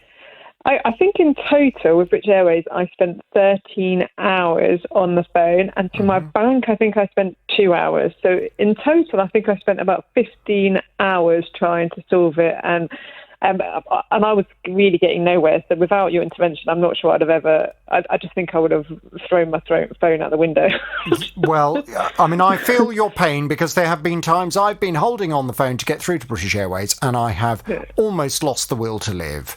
You know, 2 hours on hold is beyond a joke. But, you know, I would imagine for many airlines, they're having to deal with so many inquiries and so many people asking questions and checking things and cancelling flights and moving flights. It's all just, you know, it's a nightmare for them as well. I completely get it. But certainly when you're holding on the phone to get through, it's a nightmare. I think what was getting me is obviously you wait in the queue and then you speak to someone. And because they didn't understand what had happened and they just were like, well, we can't deal with it, we can't see it. And they said, well, you need to go to the next person. I wouldn't have had a problem. But what they couldn't do was put you directly through to someone. You would have to go back into another queue. So the fact that they didn't really understand the problem, then you go back into another queue to then find someone else that didn't understand the problem.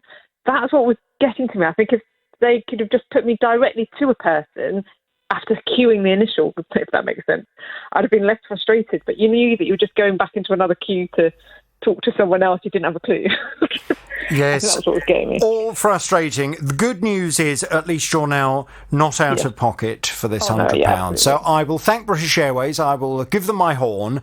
Lindsay, I hope that next time you jet off, you have lots of success. And any other problems, you know where we are. Hi, Jonathan. Hello, Amy. I gather you have a consumer problem. Tell me all about it without naming any company names, please. I do, thank you. So in June, I purchased an England football shirt for my husband. It's arrived. He's worn it once. I've washed it, and all the lettering has been peeling off the back of the shirt. Right. After washing it once? Washing it once. I've been buying football shirts with printing on them for about 15 plus years. Never had this problem before. I'd queried it with the supplier. They sent me a returns label out. I posted the shirt back to them, and then pretty much got zero response back with regards to a refund or a replacement shirt. So I escalated it with the online payment service. Hang on one second, because this is quite crucial. So, sorry, what have they offered you? They sent me a returns label to post the shirt back to them so they could investigate the problem with it. Yeah. And then I emailed them to find out if they'd received it. They said they were working on a backlog, which was fine. I left it another week. I emailed them again, no response. Emailed them again a few days later, again, no response. Right, so they're not offering you anything because you just can't get a response from them? No, that's it. So because of that, I raised a claim through the online payment service that I used, and they sort of dealt with it on my behalf, and then have come back and declined to issue anything to me. Why? Because apparently the shirt has been altered or repaired while in my possession. What? All I've done is washed it. Well, was this... I mean, forgive me. I mean, I would never, ever, ever wear a football shirt, so I have no idea what it's like to wear a football shirt, nor the least desire, to be honest. But is this supposed to be worn? Or it's not? It's not supposed to be a kind of collector's item that you frame, is it? No. Right. It's just a normal football shirt that you can get players' names and numbers printed on and just worn as like an everyday shirt, everyday football shirt. and the printing should not be peeling off, certainly not after one wear and one wash. Right. But the payment company has suggested that because you've washed it, that has therefore invalidated your ability to get a refund for it. That's what it seems to come across like, yeah. It's been altered or repaired while in my possession. But that doesn't sound like washing. That sounds like No. they feel you've done something different to it while it's been in your possession. Yeah, that's what it's coming across at. But I've been washing shirts like this with printing on for years. Right. I've washed it as per the instructions, 40 degrees, inside out, and never had this issue before. Get it out the machine and all the lettering's peeling off. And how much was it? The shirt itself was £97.94. Oh, what for a football shirt? Oh, you see. Well, I mean, I'm not a football fan, Amy. No. So, I mean, do you wear football shirts? I do myself, yes. Oh. Yeah. Right. £97.94. And I presume, I mean, football shirts, I presume, are, they're not going to be nice cotton, are they? They're going to be some man-made material. I don't know, to be honest, but they are comfortable. They are. Right. Yeah. Well, I mean, the long and short of it is this product, if this is a T-shirt that is designed to be worn, and if you've worn it, washed it once in accordance with the washing instructions on the label, then the fact that the lettering is all peeling off means that the T-shirt is just not fit for purpose. It's not of reasonable quality. And therefore, under the Consumer Rights Act, you are perfectly within your rights to, to be honest with you, did you have this experience within 30 days? Yeah, it was within the first week of having the shirt. Well, then you would, if you at that point rejected the goods, be entitled to a refund. After 30 days, if the company wants to have an opportunity to fix the shirt or to provide a different shirt, it's down to them what they offer you after that. But they must offer you something. They can't just leave you high and dry. And it sounds to me from the story you're telling as if this company simply, they don't want to respond to you at all. You've had nothing. No, exactly that. Have you done a little bit of digging around just to see if anyone else has had the same experience? I haven't, no. No, I haven't. Okay. Well, I think that would be useful, just to look around and to see if other people have purchased the same kind of shirt from the same company and whether they too have been left with the lettering coming off. Let me go and have a word. Let me go and speak to this company and see what I can do for you. Can I pass you back to the team, Amy? We'll get some detail and I'll go and call them this afternoon. Mohammed is a taxi driver and has been operating with a great rating by his passengers for many years.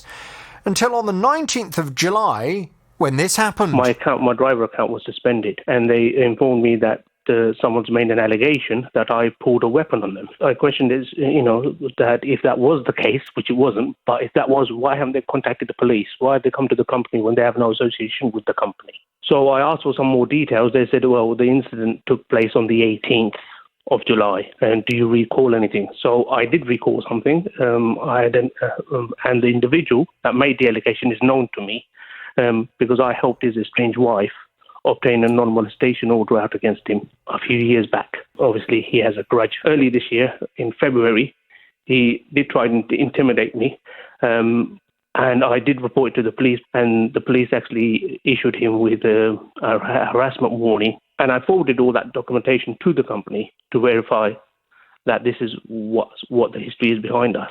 And that's 2 weeks ago. Well, it's now 3 weeks ago, and Mohammed has still not been able to work. And as you can imagine, he's getting extremely frustrated by this whole experience. He's back on the JVS show now. Hello, Mohammed. Morning, JVS. Good morning to you. So I went off to speak to your employer, which is Uber. And as you know, I had great difficulty getting any kind of response whatsoever from Uber. They did finally come back, and to be fair, they apologised. Apparently there was a problem with their email system and they hadn't been receiving my emails. They said that they were going to investigate and come back with something as soon as possible. Now, they came back with this rather short response.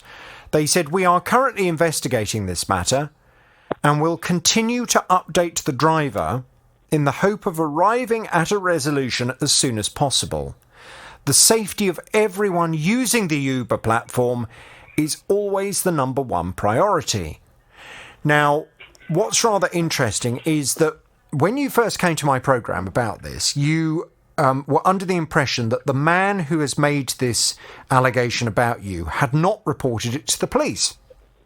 And your argument was, well, that's a bit weird, isn't it? Because if somebody had pulled a weapon out on you, the first thing you would do is call the police. And yet it would appear he hadn't called the police. Well, it later transpired that he had called the police, not until the day after, which is still a bit odd, because I know certainly if somebody pulled a weapon out on me, the first thing I would do is call the police. So it does seem a bit odd that he hadn't called the police until the following day. Anyway, you received a visit from the police. They came to chat to you. You showed them your dashcam footage from your vehicle, which was good evidence, although you did admit that, unfortunately, the dashcam only works when the ignition's on. So there was a bit of a gap in this so-called moment of altercation outside some shops or outside a restaurant that hadn't been captured by your dashcam because the ignition was not on at that point. But you said the police officers were going to go away. They were going to look at the CCTV from the shops and from local restaurants and all that kind of thing to put together an idea as to whether or not this allegation had any grounds or not. Now, this was so frustrating because you hadn't heard anything back from the police. And when I spoke to you, I think it was yesterday, wasn't it? When we had the conversation, you were telling me that you still hadn't heard anything from the police. Uber, it would appear, until the police have come to a conclusion on this, are still saying, well, you know, we're still investigating. And you can understand from their perspective, while there's the potential for police action, you can understand why Uber would want to wait until that. I contacted Bedfordshire Police yesterday on your behalf because it was Bedfordshire Police that were investigating the matter.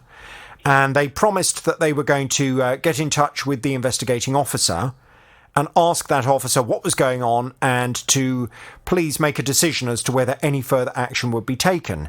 And I was delighted, absolutely delighted to come into work this morning to see the email from that police officer confirming to you there will be no further action in relation to this report. That must have been a huge relief, Mohammed.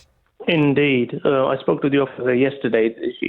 They called me and informed me that the delay was due to, obviously, any kind of communication needs to be signed off by a supervisor. Mm-hmm. So that's why there was a delay. But it's, you know, I've got what I wanted from them.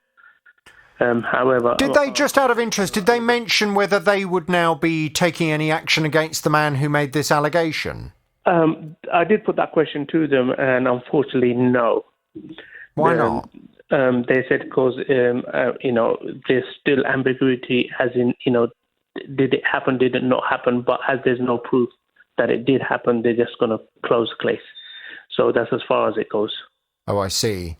So because there's not concrete CCTV evidence showing that basically he'd made the whole thing up, they just have to say, well, there's not sufficient evidence to proceed, so we're just leaving it. Oh, that's very... Yeah. I mean, it's frustrating because ultimately then this guy gets away with it, doesn't he, really? Yes, well, I did put to the officer that, you know, if it really was the case, he had, you know, and he's confirmed in his statement that he had two other people with him, why haven't they put forward a statement? Yeah. And they said, well, that's their, you know, that's their choice whether they want to put forward a statement or not.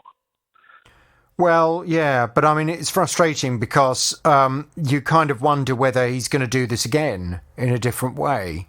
You know, it seems as if he absolutely hates your guts. Absolutely. And, you know, he's decided that as a result of hating your guts, he's going to try and make your life a misery, which is, well, certainly when it comes to working, he seems to have been quite successful on this particular occasion.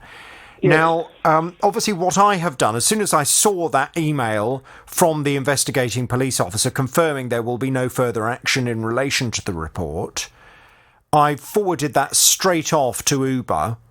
I haven't yet heard anything from them, but I have, as you can probably imagine, I've made it very clear that I feel this should now be an end to it. I've said, can we now assume that Uber will allow Mohammed to begin working again immediately? They haven't yet responded to me. Have you heard anything from Uber? No, I forwarded it to them yesterday. I chased it up this morning, but they're saying the matter is still under review. Well, come on, Uber. I mean, this is... I think most people can understand who've been following this story, can understand that it was a serious allegation, although I should just point out, an allegation made by another taxi driver, not by a passenger, not by an Uber customer, but by another taxi driver who you explained had quite a lot to gain from making life difficult for you. Okay. And a man who you had past experience with in terms of this non-molestation order and helping his ex-wife leave him. So I think it's pretty stinky that you've sent them over the information yesterday and still we're in a position where you're yet again faced with another day where you can't work. Yeah, well, unfortunately, they say that there's a specialised team that deals with the case. Yet I've asked for contact details, whether a phone number or an email, and they said no, they only work outbound. So they will contact you. Yeah, but look, if Bedfordshire Police have confirmed that they're not taking matters any further, and they're obviously satisfied that there isn't evidence to back up what this guy is saying in order to take any action against you, that's an end to it. That's an end to it, surely. So. Surely. I mean, it would be completely unreasonable for your employer, in the form of Uber, to allow this guy just one more day of holding back your ability to earn a living. Absolutely. But, that's what they're saying. It's under review. How are you coping financially at the moment? Because it's been, well, I presume it's been over 3 weeks now since you were last able to work. Things are very, very tight. I can imagine. I mean, to be self-employed and to earn money on a weekly basis being a taxi driver, to have 3 weeks of no money coming in, must be very difficult. Absolutely. Well, look, I mean, I would very much hope that Uber will respond today. I hope they'll respond to you and to me to provide something for the programme. And I really hope that when I talk to you tomorrow, I really hope that you'll be talking to me in between picking up passengers, having been allowed to go back and do your work. And I hope that after this conversation, I hope Uber phone you. I presume if they phone you now and say, yeah, that's fine, your account is unsuspended, I presume you can go off and do some work this afternoon. Yeah, it's pretty instant. They just need to unlock the account. Right. Well, come on, Uber. Unlock his account. Let him go back to work. Because if the police aren't going to take any action, it's ridiculous. Mohammed, we'll talk tomorrow, and I hope by the time we talk to tomorrow, this case will be concluded. Now, Giuseppe decided to landscape his garden in 2017, and he went for some composite decking. It cost him £600 plus the labour cost. I'd done some research, and I thought I'd done some due diligence on it. It was low maintenance, it didn't warp, didn't really get any mould or mildew, and it was long-lasting. At the time, the company in question, they said they would last for 15 years as a guarantee. And then this year, after winter we had, I put the chairs back on the patio, cleaned the patio up, and I noticed there was a crack in two parts of the decking, going right along two boards. And I thought, okay. So I went into the said shop, explained to them, took some pictures along, and they said, oh, we don't stock that decking anymore. It was sourced from China. They no longer exist, and we can't do anything about it. I said, can you source some other kind of decking that maybe they can replace the two boards with? And they said they'll get back to me. So Giuseppe's now left with decking that after just a few years of being in his garden is falling apart. He can't get it repaired, and the company didn't seem to be offering him any other solutions. Well, he's back on the JVS show now. Hello, Giuseppe. Good morning. As I mentioned a little earlier, I don't think the company like me very much. Yeah, I'm sure he doesn't like you. He doesn't like me either. No, he really doesn't like me. I mean, it all got off to a bit of a bad start when I phoned up. And I asked, as of course I always do, I asked to speak to whoever was in charge at the company. And he said, well, can I ask what it's about? So I explained what was going on. And he said, well, I mean, yeah, we haven't we haven't been given a chance yet to come back to Giuseppe. We haven't said that we're not going to do anything to help. Giuseppe's come to us and we said to him that we're going to go away and think about it and we'll go and come back to him. I said, well, how long is that going to take? Because, how long was it since you went to this company and complained? More than a month ago, about 2 months ago. Yeah. So, how long are you supposed to wait while they kind of dilly-dally about and try and come up with a decision as to whether they're going to help you or not? It's ridiculous. So I said, OK, well, look, Giuseppe's clearly not happy. You haven't come back to him with an answer. And then the guy at the company, he then thought, right, I'm going to try another tack. So he then said to me, he said, well, hang on a minute. He said, anyway, this decking, it's not new. It's going back a few years. I said, well, Giuseppe said that it came with a... Did you say it was a 15-year guarantee, Giuseppe? Yep. He said, no. No, it doesn't come with a 15-year guarantee. Then he started going down the whole line of, this company in China, we can't get hold of them. I said, well, with the greatest of respect, that's not Giuseppe's problem. It's your problem. If you've sourced the composite decking from a supplier that you now can't contact, well, that's a bit of a problem for you, isn't it? Because Giuseppe's contract is with you, and he's not happy that it's all cracking in an unreasonably short amount of time. Anyway, the guy realised that he didn't really want to carry on with this conversation with me, so he promised me that the manager was going to call me back. He didn't. The manager didn't call me back. Now, that gets up my nose a bit, Giuseppe, because I always try and be fair to everyone. I contact companies and I give them an opportunity to respond because customers are not always right. Sometimes customers, are very unreasonable, and it's only fair and proper to give a company the opportunity to come back and respond. But I like to think if I was running a business and one of my customers is so unhappy that they've gone to the BBC to complain about it, I like to think I would find a few minutes at least to pick up the phone and speak to the BBC and provide my side of the story.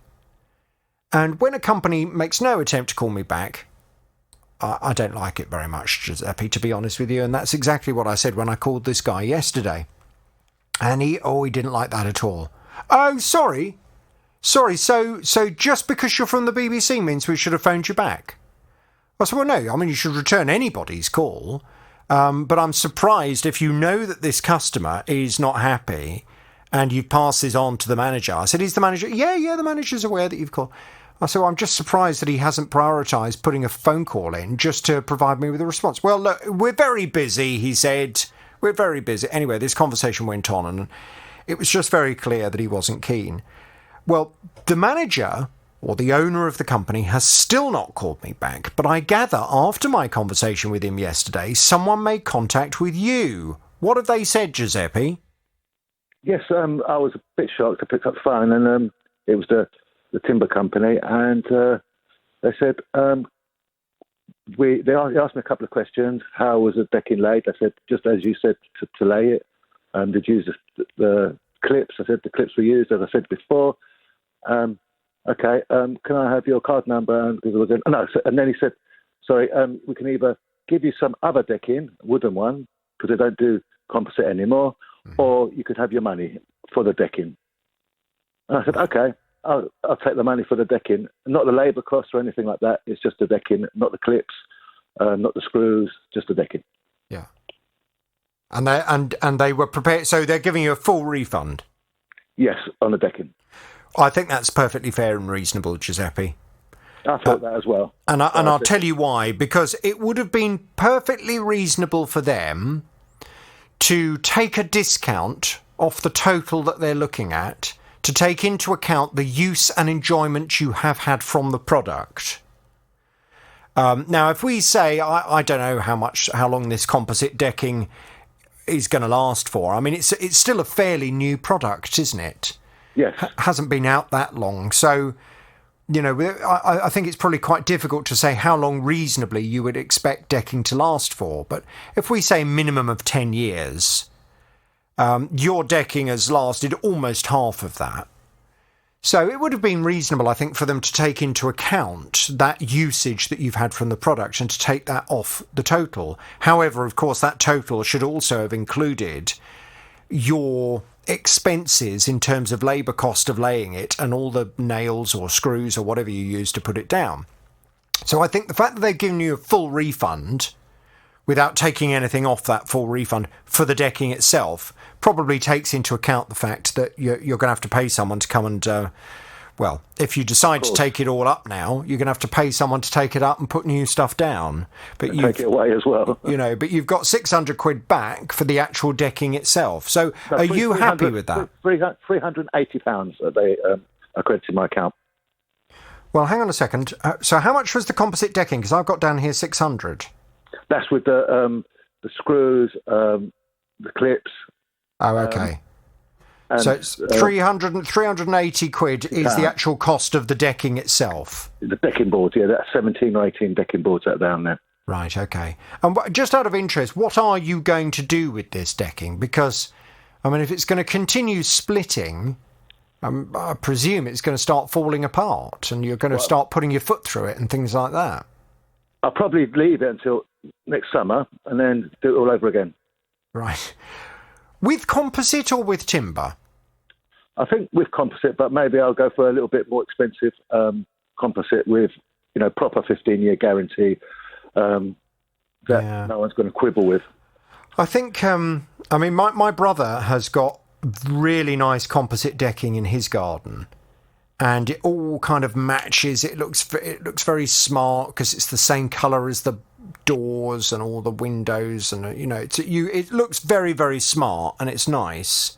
And I completely get the pros of composite decking, but surely one of the negatives is always going to be that it's difficult to repair. And if you suddenly, if somebody drops something on it and you break some of it, it's quite difficult to patch it up, isn't it? Whereas with timber, it looks very, very durable when you've got it in your hand. That's the thing. And with timber, then you've got the thing of sanding it down and then varnish it again. Yeah, but that's the point, isn't it? With timber, at least you can, if a bit of it gets broken, you could replace one of the boards and then just sand it all down and you could blend it all in again. Whereas I don't know how easy that... I mean, it's a genuine question. I don't know how easy that is to do with composite. So I don't think it's that easy to do with composite. No, I don't. And I'm dealing with another composite decking case as well at the moment where the decking has faded. The colour has faded, as you can imagine it would do with the sunlight after a period of time. So I think, I don't know, it's just worth doing your homework on a lot before you decide to go ahead with composite over wood. But then I think the positives are, obviously the wood tends to need regular maintenance, doesn't it? It can probably rot quite easily if you don't maintain it properly. And I think I'm right in saying, does the wooden decking also get quite slippery? Yes, I think so, because I've heard a few people have a few accidents where they've crack their elbows or their wrists falling over on it. Blimey. Right, well, listen, the good news is you'll have 380 quid to spend on what you want for your decking area. Have you actually received the money on the card yet? No, I checked this morning. I didn't understand why they didn't do a back transfer and ask for my sort code and account number. But they said that they took the long card number with the 3-digit code on the back and they were going to give me a refund. Okay. Well, I mean, it's perfectly normal for retailers to put money back on people's cards. Did you pay by card originally? Yep. Yeah. So, I mean, that would be quite normal for a company to do that. I wouldn't read too much into it. I'm obviously delighted that they've decided to resolve this issue in this way. They then don't have any more conversations with me that clearly they don't want to have. Half of the horn. They'll get the rest as soon as that money's back on your card. Now, Wendy has a wet room in her ground floor flat. It developed a leak about a year ago. Now, her property's a council property. The local authority apparently came out to fix the leak. But she says over a year later, she's still got a very unpleasant and very smelly problem. Damp. I've made several phone calls, emails, and all they've got is, oh, you're waiting for the contractors to call you. We'll send them a message. But I get nothing back from them for over a year.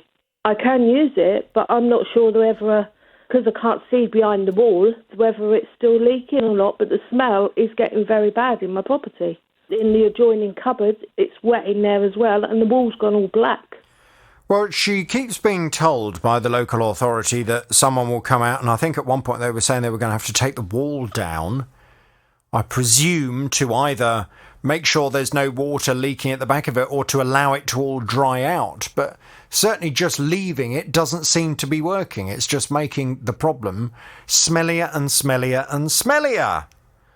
Well, I went off to have a word with the local authority on Wendy's behalf, but how did I get on? Let's find out, because Wendy's back on the JVS show. Hello, Wendy.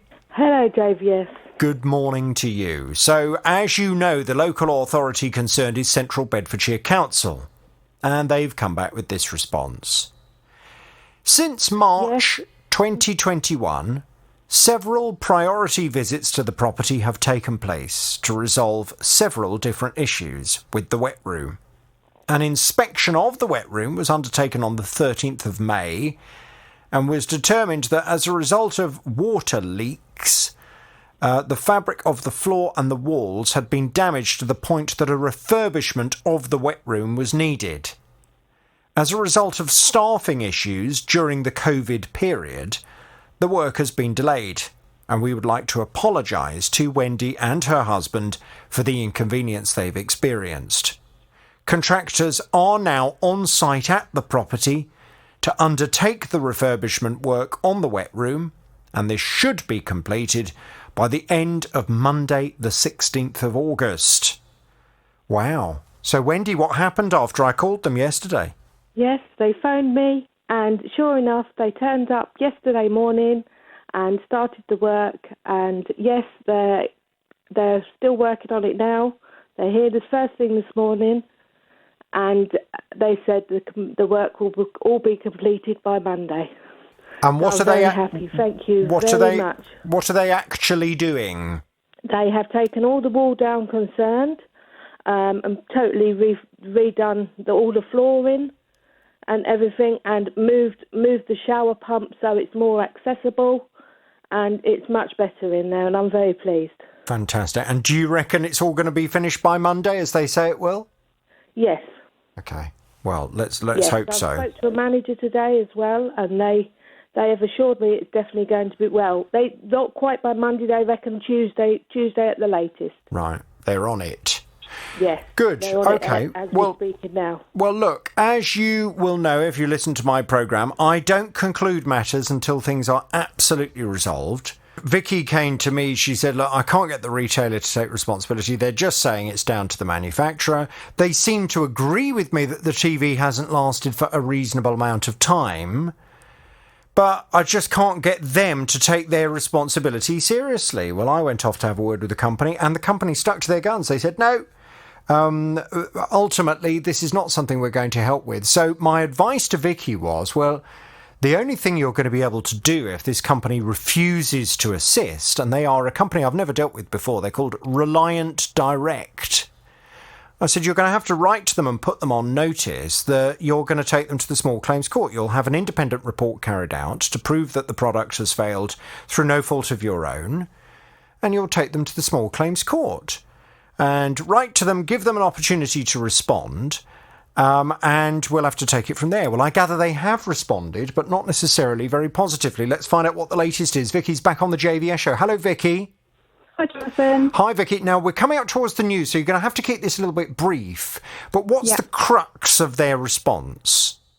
So we found out that the fault with the TV was that the backlight had broken. So we went back to the retailer and just conveyed that to them, and we were sent them a copy of the engineer's report. And they said that's not an inherent problem. The TV was fit for purpose when it was delivered to us, so they're still not willing to take responsibility. However, as a gesture of goodwill, they will pay half of the repair for us and half of the engineer's report cost. So they will contribute half of the repair cost? Half of the repair cost and half of the engineer's report cost as well.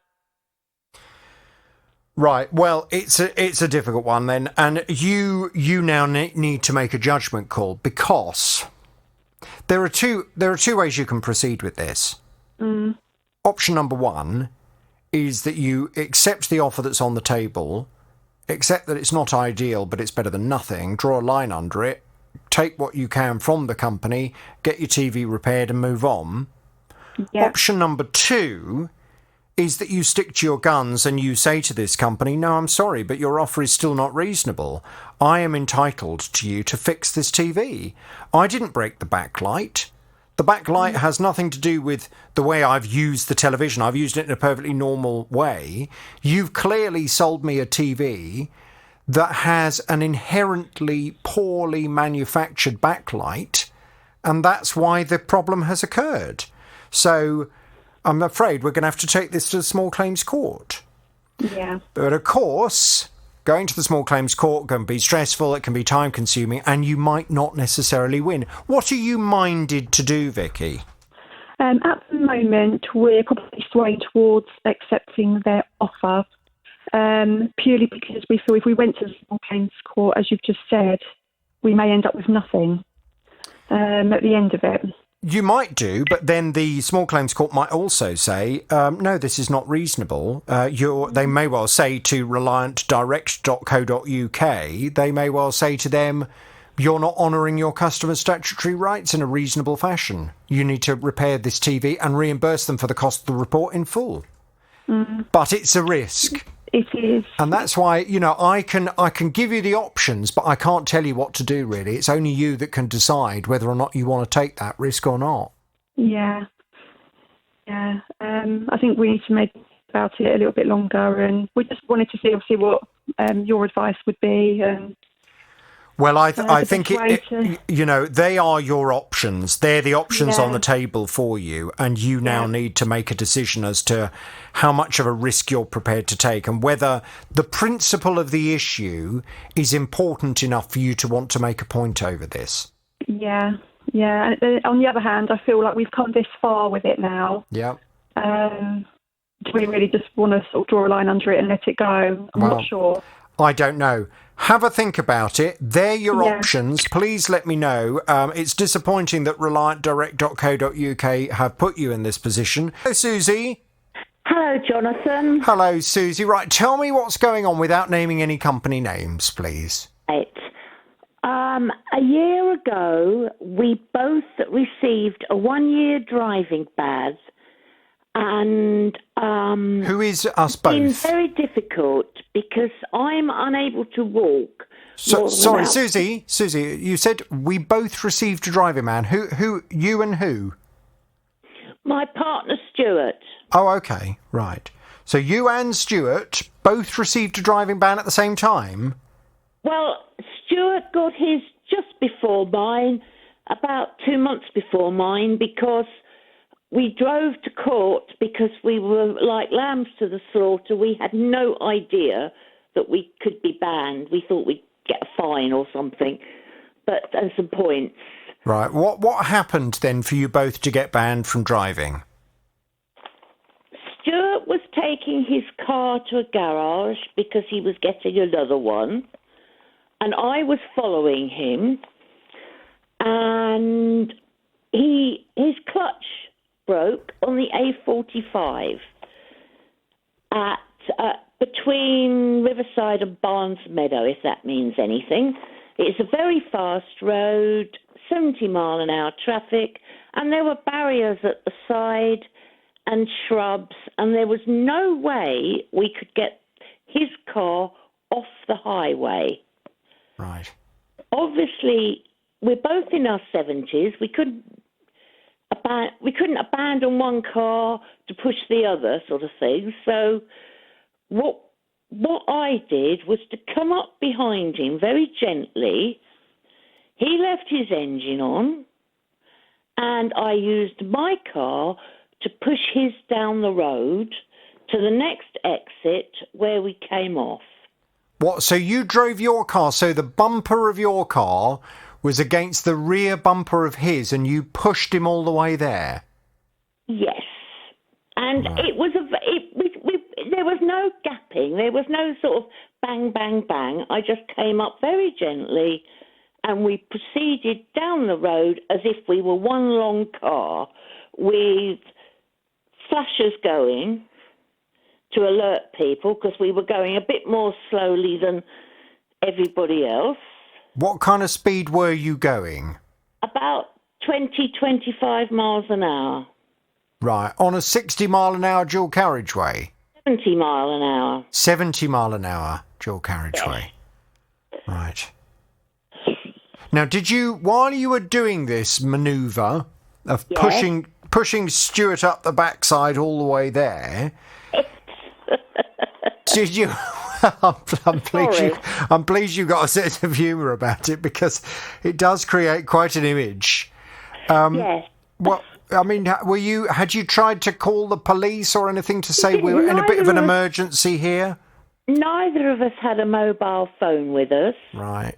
There was nowhere we could get the car off the road. So there's no dual hard shoulder or anything like that at the edge of the... or anything like that.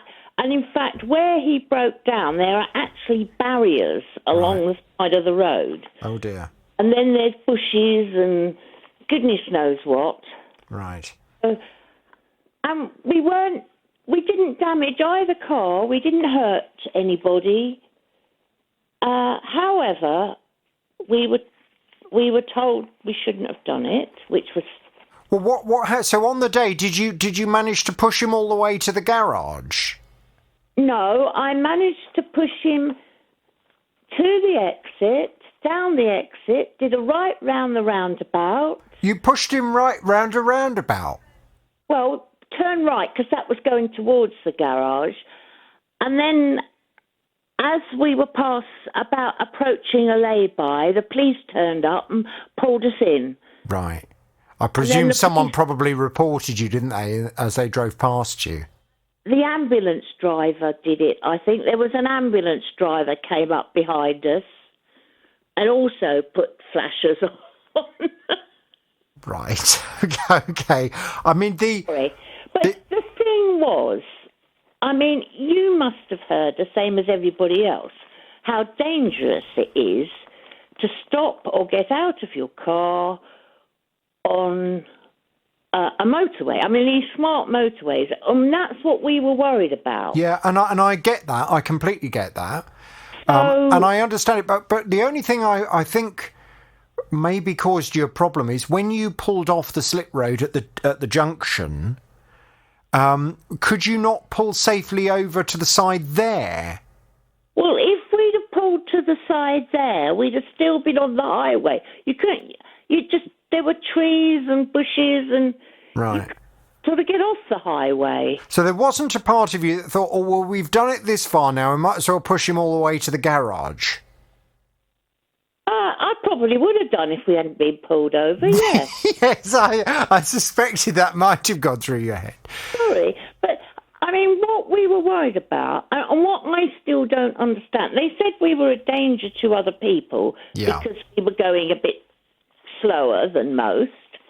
And what I don't understand is why it was more dangerous to push him along the road slowly than it was to abandon his car on the highway, where it would have been stationary.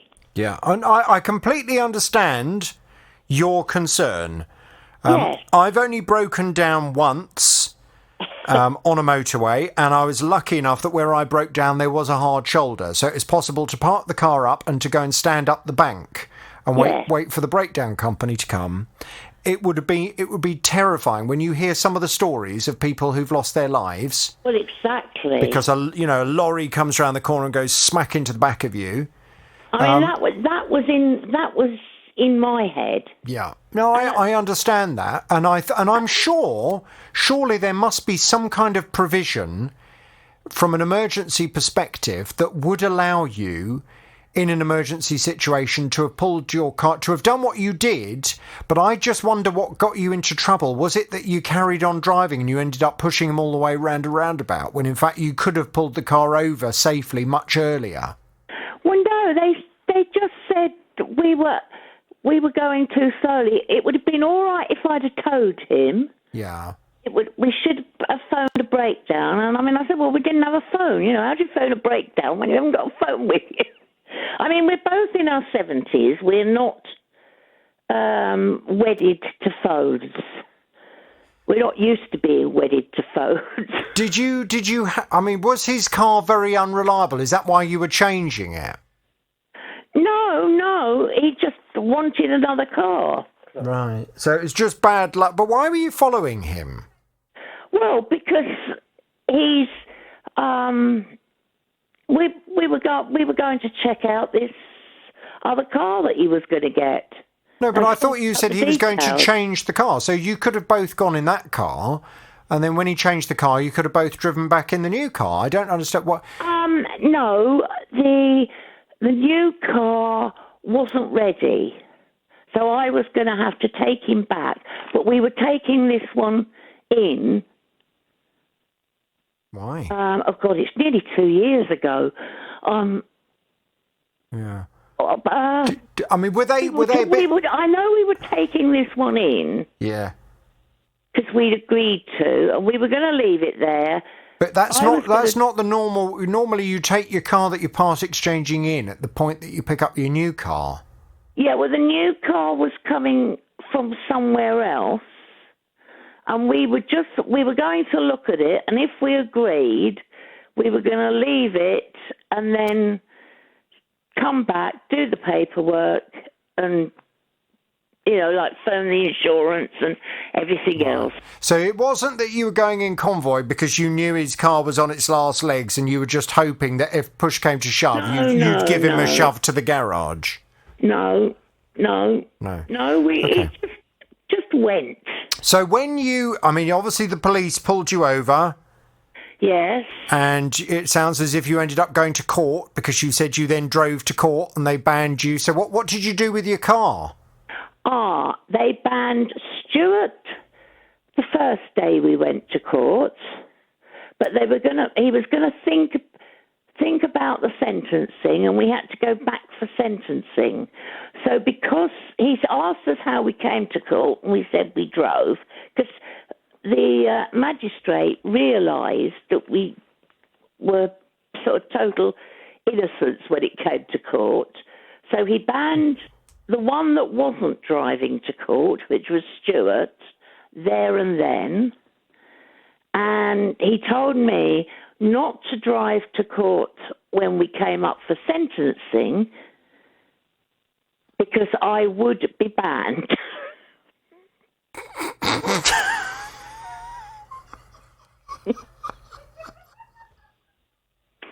Yeah. Okay.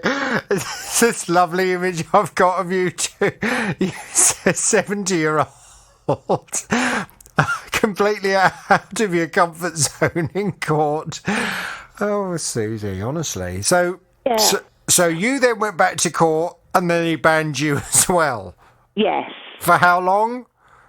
A year each, and we have to retake the extended driving test in order to get our licences back. Right, okay. So what's the problem that I can help you with then, Susie? Oh, Stuart's ban was on the 5th of August, so his ban is now up. Right. But you're not allowed to apply for a provisional licence so that you can book your test until 56 days before your ban is due to end. Right.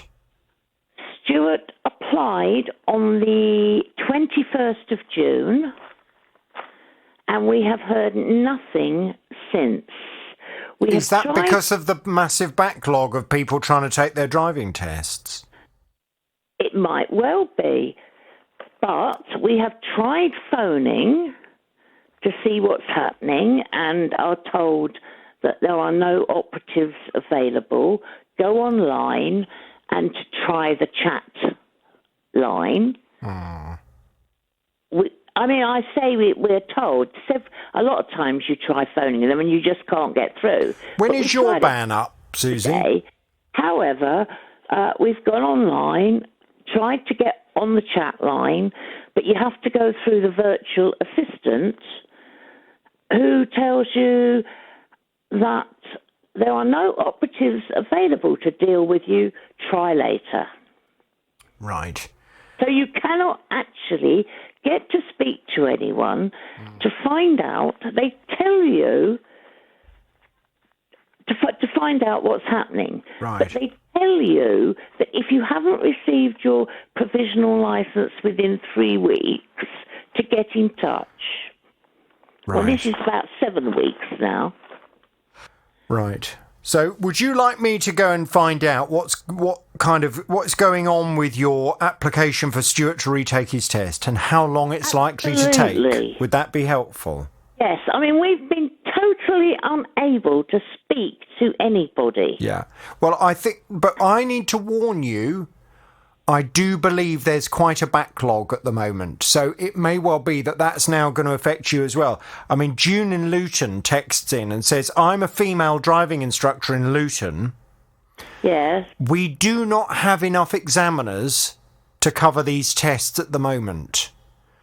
So you've got a backlog, whole load of people, and a shortage of examiners. But I think what you just need is you need an indication as to how long it's going to take, yeah? Yeah, we need something. So you can prepare yourself. Yeah, I mean, we're getting very depressed here. Yeah, okay. I must admit. All right. Well, look, don't get depressed about it. Let me go and have a word. Let's see what we can find out, and we'll take it from there. Okay. All right. Susie, hang on there. I'll pass you back to the team. Yeah. We'll take some detail, and I'll go and have a word. Chris is on the line now. Hi, Chris. Good morning, Jonathan. Good morning to you. I gather you have a consumer problem. Tell me all about it without naming any company names, please. Okay. I was given as a birthday gift a evening away at a well-known hotel in Liverpool. Decided rather than drive, as it was a special occasion, I would go up on the train. And as I'd never booked first class before, I thought, well, I'll treat myself. So me and the wife were going. So I went online. I googled trains to Liverpool. A number of companies came up. I selected one I've used before. I put in the information that they required, indicated I wanted first class. I got a response with a price. You want to know what the price was? Yes, please. So they quoted me a price of £194.65. This was, for me, I thought was a reasonable price. It was discounted because I have a rail ticket. Mm-hmm. So I said yes to that. I paid the £194.65.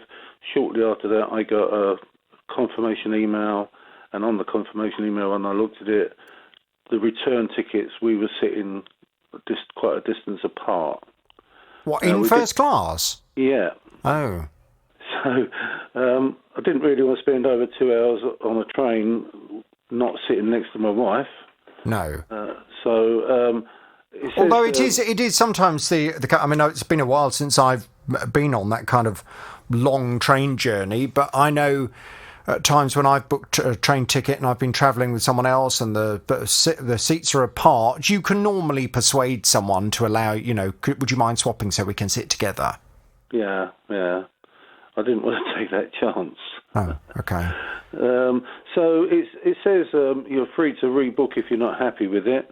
So I went back online and rebooked through the process. And all I wanted to do was just change the time of the train coming back in the hope that I'd get 2 seats together.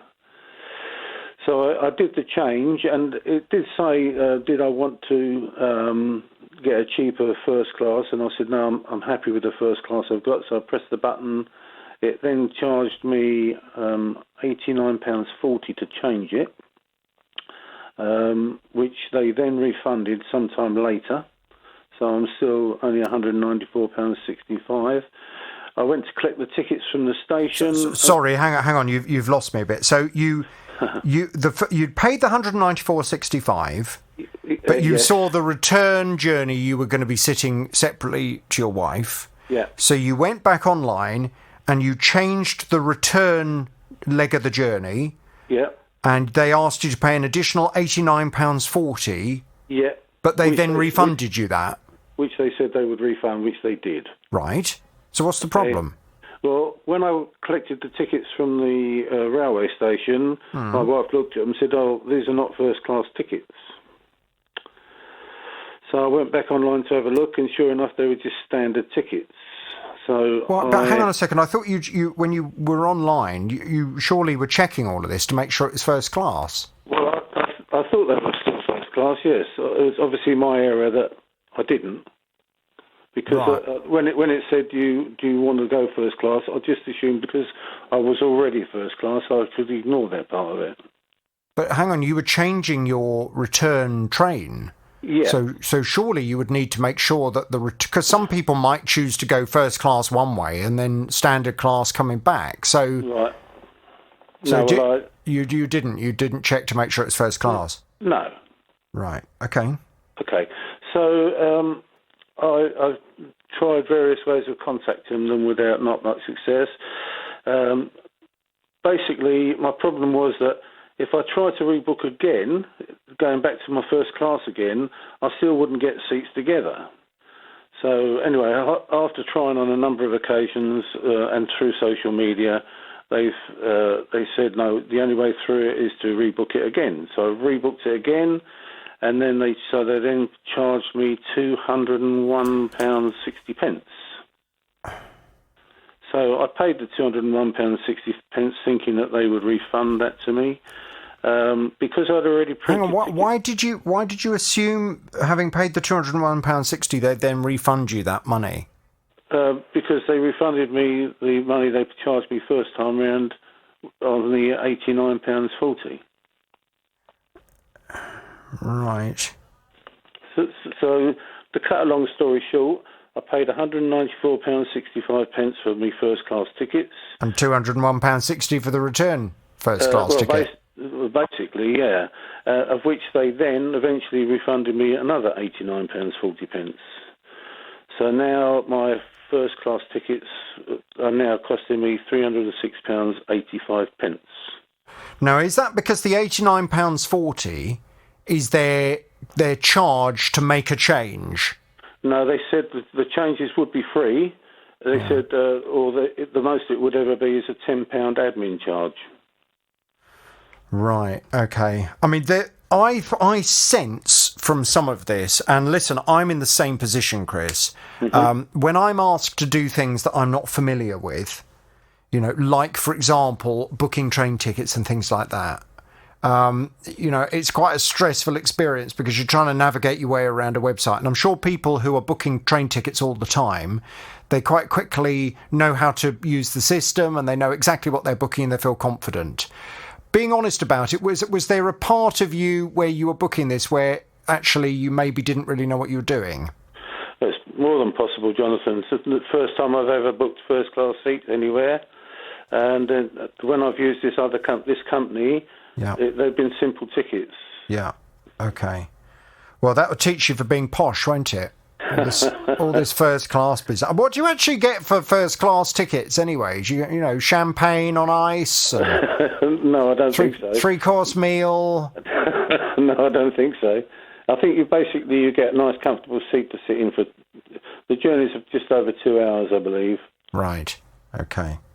So have you been on the train journey yet? No, I'll go next week. Okay. So you would like me to go and have a word with this company and ask them to give you some of the money back? Well, I'd like them to explain to me why my ticket has gone up that's so much money. Why they've only refunded me £89.40 for the last rebooking I did, when their thing says you can just rebook it. The 3 bookings that I've made are all on the same day, going in the same place and coming back to the same place. So is it £112.20 you're looking for back? Yes, exactly. Okay. Right. Well, I tell you what I'm going to do.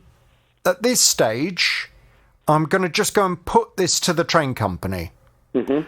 Let me put it to them and let me just say that Chris has done all of this. He feels as if somewhere along the line he's ended up paying way over the odds for this ticket, because originally the return first class tickets were £194.65, and yet somehow, just by making a change to a different train to come back on, sitting next to his wife, he seems to now be out of pocket to the tune of £112.20.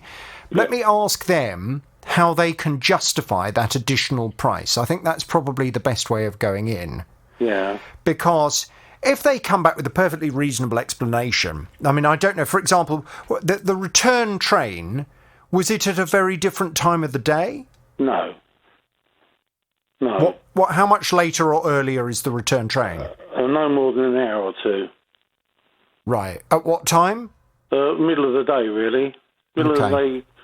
I think going out was around about 12 o'clock noon, and now I'm going for about, because of the way the thing's gone on, going out about between 11 and 12, and coming back, I think it originally was about 2 or 3, and now it's about 3:30, something like that. Okay.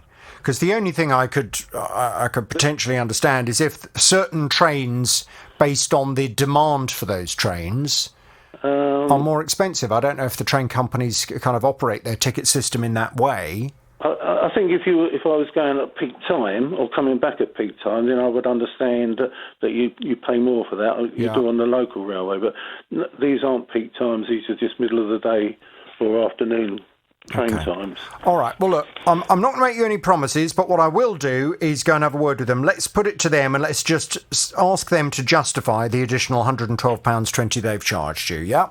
Yeah, I mean, they keep saying to me, we've already refunded you 2 lots of £89.40, but the first refund was when they charged me just for a straightforward change, if you see what I mean. Yes. And they keep saying, well, the £89.40 is the cheapest price for one leg of the journey or something like that. They're now telling me that on part of their website somewhere, although they'll book the seats for you, they do not guarantee you sitting together. Right. Which I couldn't find that anywhere. And they say that they tell you what seats you're going to get before you pay. I can't find that anywhere either. Okay. Let me go and put it all to them. Leave it with me. Chris, I'll speak to them and I'll talk to you next week. Okay, thanks, Jonathan. Bish moved into a bungalow in January of 2021. He had built-in wardrobes in his old property and, he knew that he'd need to sort out some new hanging space in the new place. Eventually, they chose some flat-packed furniture that cost about £400. I'm quite an accomplished home DIYer, and I've built many flat-pack pieces of furniture. So it was built and it was fine. No issues. Took a little while. And then my wife set about putting all the clothes that we wanted to into this wardrobe. Lovely jubbly. And then the next morning, my wife opened the wardrobe, but unfortunately, it slipped off the bottom rail of this sliding. It's got 2 sliding doors, and both doors have got mirrors on them. It slipped off, it hit the other sliding door, chipped one of the mirrors, and it's jammed the doors in the closed position. Well, Bish feels the company aren't being very helpful in sorting this out for him. He built the furniture, he accepts that, but he says he did it properly. He didn't make any mistakes, and he believes the reason this door came off the runner is down to some kind of manufacturing defect or design defect. And he doesn't see why he should be out of pocket as a result of it. Well, I promised him I'd go off and have a word with the company he purchased the furniture from. I've done just that, and Bish is back on the JVS show. Hello, Bish. Hello, good morning. Good morning to you. Now, I know the company has been in touch with you this week, which is good.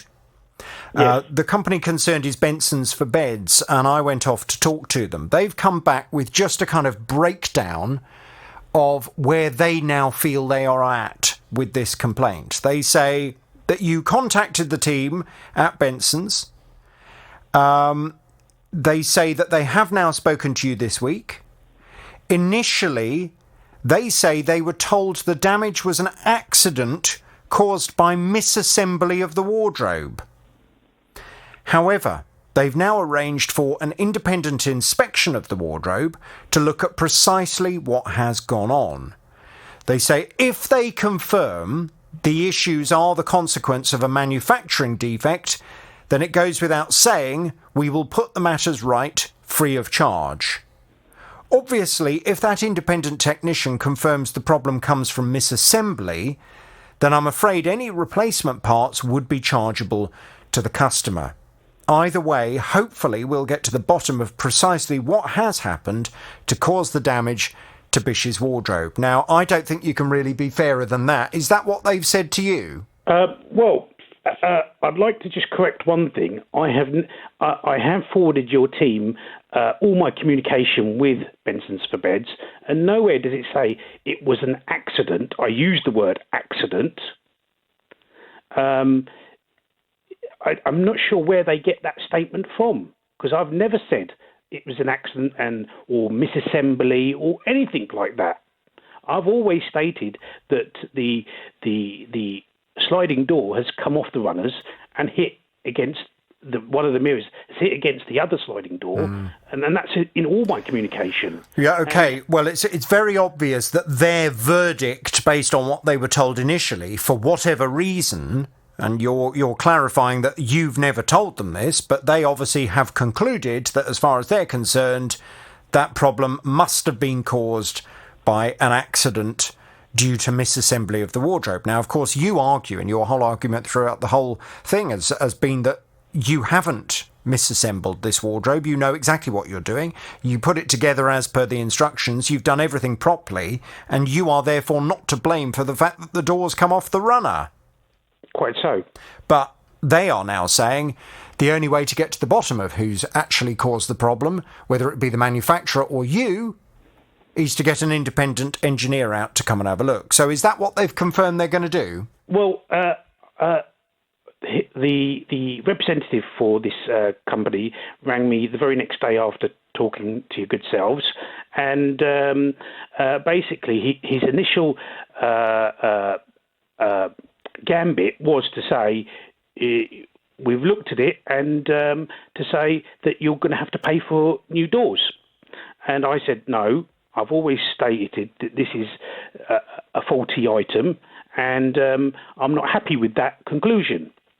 And he said, okay, we'll arrange for an inspection. And I stated to him that that the only way you can properly look at what has gone on, because the runner and the guides are right underneath, you're going to have to disassemble the wardrobe. You're going to have to find a way, because the doors are butting up against each other. So you're going to have to find a way of taking the door. First of all, finding a way to taking off the doors. That's not going to be easy. And then disassembling the furniture. He mentioned one particular company to look at it, and I said fine. But I stated to him, look, I'd rather just have everything put in writing. So whatever you're stating to me, please put in writing to me, and I will kindly respond in writing. And I have forwarded your team that communication, and I've been quite. I've stated very clearly that he will need an assistant because of the weight of the doors and disassembling. The technician that's going to come to inspect it will need an assistant. And furthermore, I've looked into the company that they've said is going to offer this independent inspection. Now, again, I've forwarded on to your team, and I've stated that they do repairs on furniture, but the only independent inspection that they currently offer is for mattresses. Right. And so what are you saying then, Bish? Are you saying that what they've proposed in terms of the independent person coming to have a look at the wardrobe, you're not happy with? Well, I've stated what evidence can they provide that this person or this company can actually independently inspect an MDF wardrobe, a plastic runner, and a metal door guide, because they only offer an independent inspection for mattresses. Right, and what have they said to you to try and put your mind at rest that the person that's coming out will know? Although in his initial email to me, he said that he would get back to me yesterday. I've had no response yesterday from the person, the representative from that company. Okay. So I'm just now waiting for a response.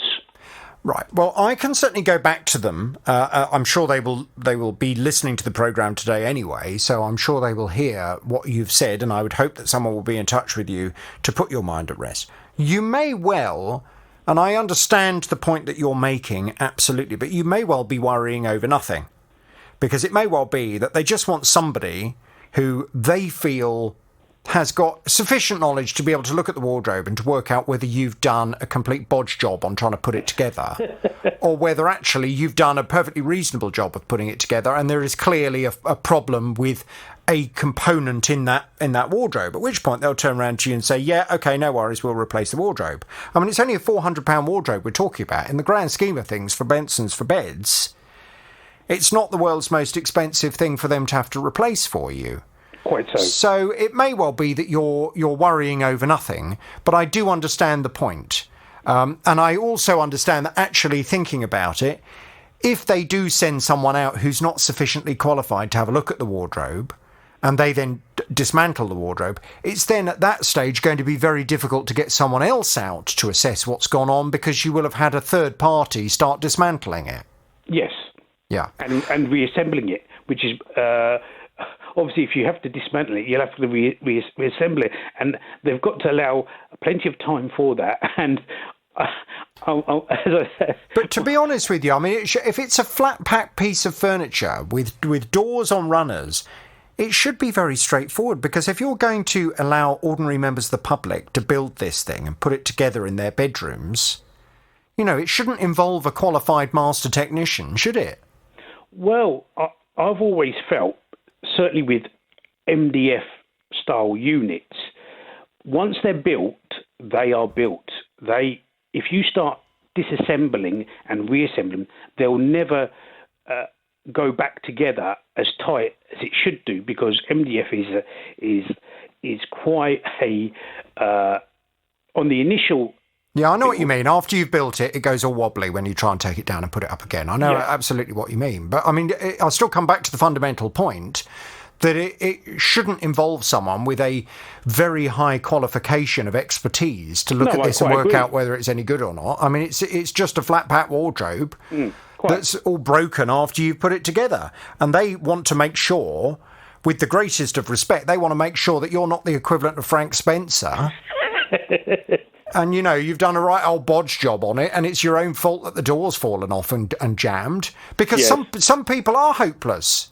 You know, I'm not particularly gifted when it comes to putting things together myself. So they want to make sure you're not a complete Herbert. Yes. And I'm sure on the basis of working out that you're not a Herbert, they'll then turn around and say, OK, we'll get it sorted out. But look, let me go back to them. Let me try and get some further information to put your mind at rest, and we'll take it from there. Bish, I shall talk to you beginning of next week. Now, Vicky was out on a dog walk when she came across another dog walker, and they got chatting about how Vicky was looking for another puppy. A particular breed of puppy, a Dachshund, otherwise known as a sausage dog.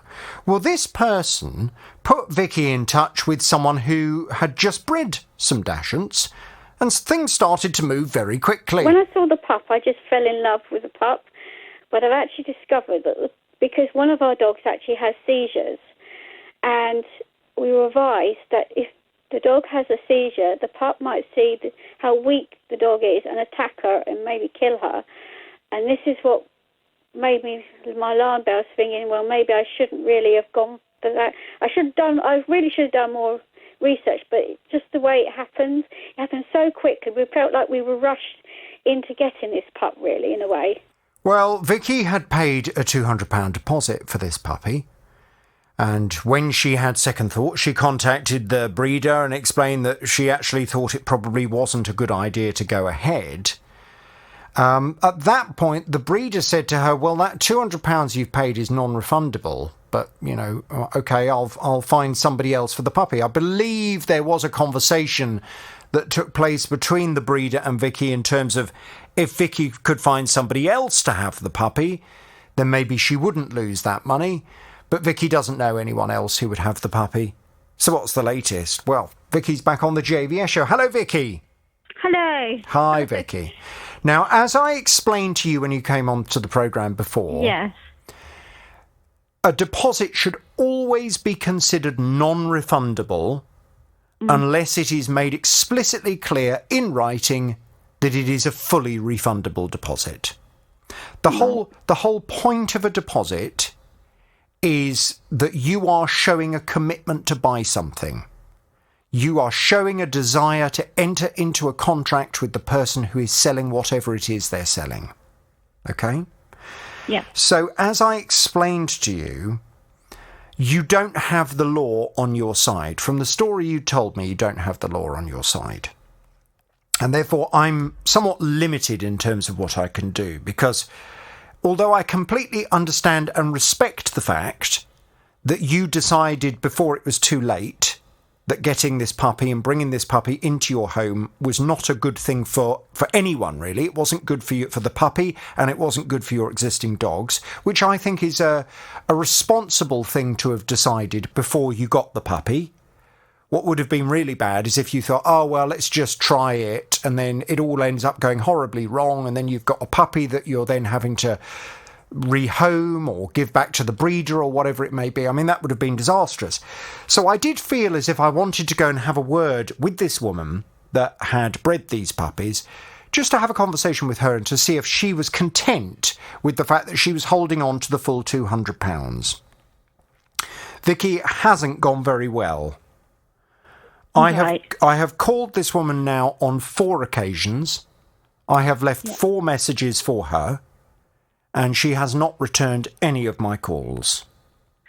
I did actually think that might be the case, because we actually did go around twice, and twice she didn't answer the door either. So I did wonder whether she actually would actually. Yes, I did wonder. She hasn't returned my calls. Now, the problem is that ordinarily, of course, if I was investigating someone, at this stage I would then identify them.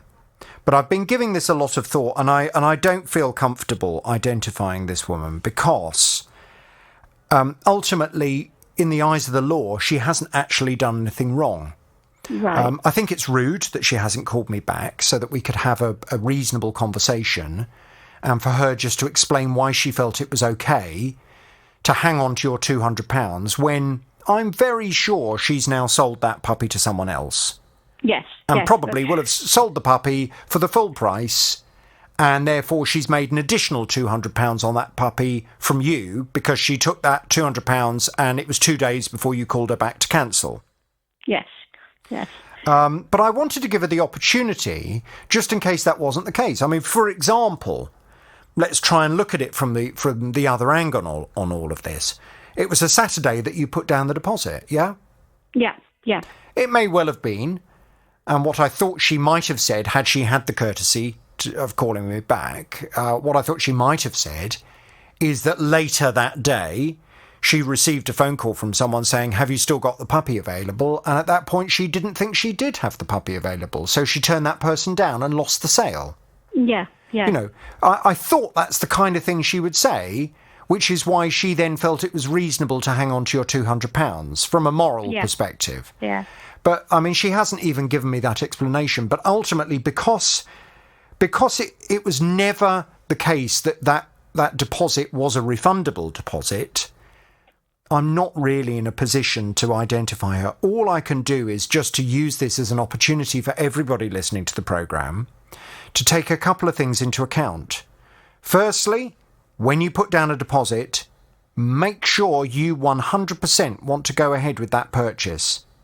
If it's for a car, if it's for a puppy, you name it, if you put down the deposit, you are showing your intention to purchase whatever it is you're putting the deposit down on.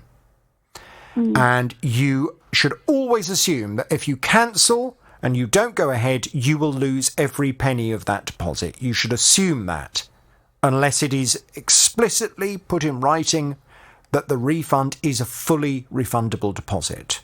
Okay? Yeah. Yeah. In terms of the puppy, again, I mean, it's just a case of thinking long and hard before you start getting a puppy. As you know, you've already got dogs. Yes, yes. We've actually decided to go for another toy poodle again because we know that they're okay all together. So So, and in actual fact, we were actually advised by somebody who actually bought not specifically from this breeder, but from somebody else, and they've had lots of major problems. And they told me that we were both wise to pull out of this puppy, because they had to pay about nearly $8,000 on a back problem that these actually particular dogs actually have. Well, it and is. They said we were wise to do it. It is certainly the point. It is certainly the case that certain breeds of dogs can be predisposed to all kinds of health problems, and you should always go into the purchase of any animal fully aware of the potential costs further down the line. If your dog develops a problem, and that's another reason why always make sure your pets are insured. And that should your pet ever need any kind of veterinary care, that's something you don't have to worry about, because you know it's covered by insurance. But it's just the case that, and the one thing I want people to take from this conversation today is that bringing a dog into your home, bringing any animal into your home, is a very, very big commitment. A commitment that is going to last for many years. It comes with huge amounts of responsibility. Time responsibility, financial responsibility, energy responsibilities. I mean, you know, the fact that dogs take so much exercise and involve walking, and sometimes you don't feel like doing it, and it's pouring with rain and all those things. It's a very big commitment, and therefore never rush into buying a dog. Never. I mean, you kind of got swept along with it, didn't you, on that day? I did, actually, yeah. One thing, you're walking the dog. Next minute, you're suddenly in touch with the breeder. Then you're looking at a puppy, and inevitably you fall in love with the puppy. And the next thing, you've put down £200 because you want to buy the puppy. And then you get home and think about it and think, what have I done? Maybe that wasn't a good idea. And it's, you know, it's just about saying to everyone listening to the programme, if you genuinely want to get a dog, that's fine. But do your research, take a long time to think about it, don't rush into it. Puppies will still be available in a couple of months' time. You don't need to have that puppy there and then. Think about it, and only when you are 100% certain that everything is right and that dog is right for you, then go ahead and make the purchase. But be aware, do so with your eyes fully open. And are you sure, in terms of, because your dog with the seizures... Are you sure your dog with the seizures wants another dog in the house? Well, she does. Well, she's. I mean, she hasn't had a seizure now for a long while. We don't know if it's actually the weather that's causing her to have them. Who do you want the dog for?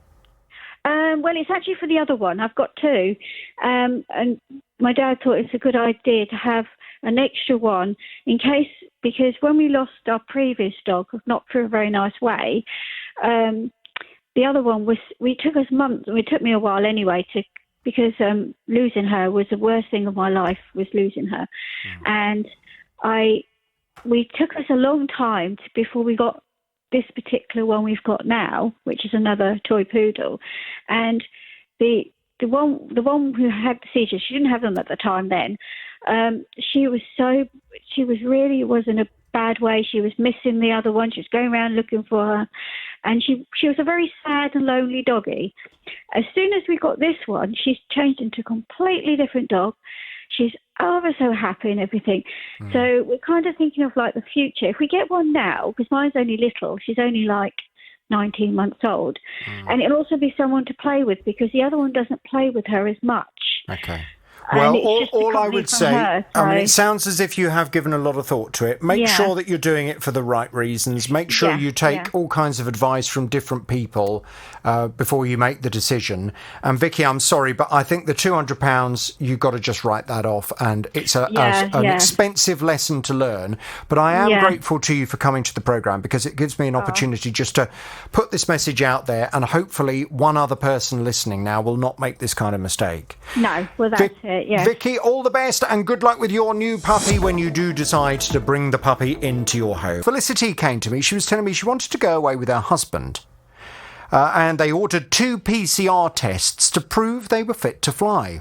Unfortunately, though, a good friend of theirs died, and as a result, they were unable to travel. So Felicity returned the tests to the company.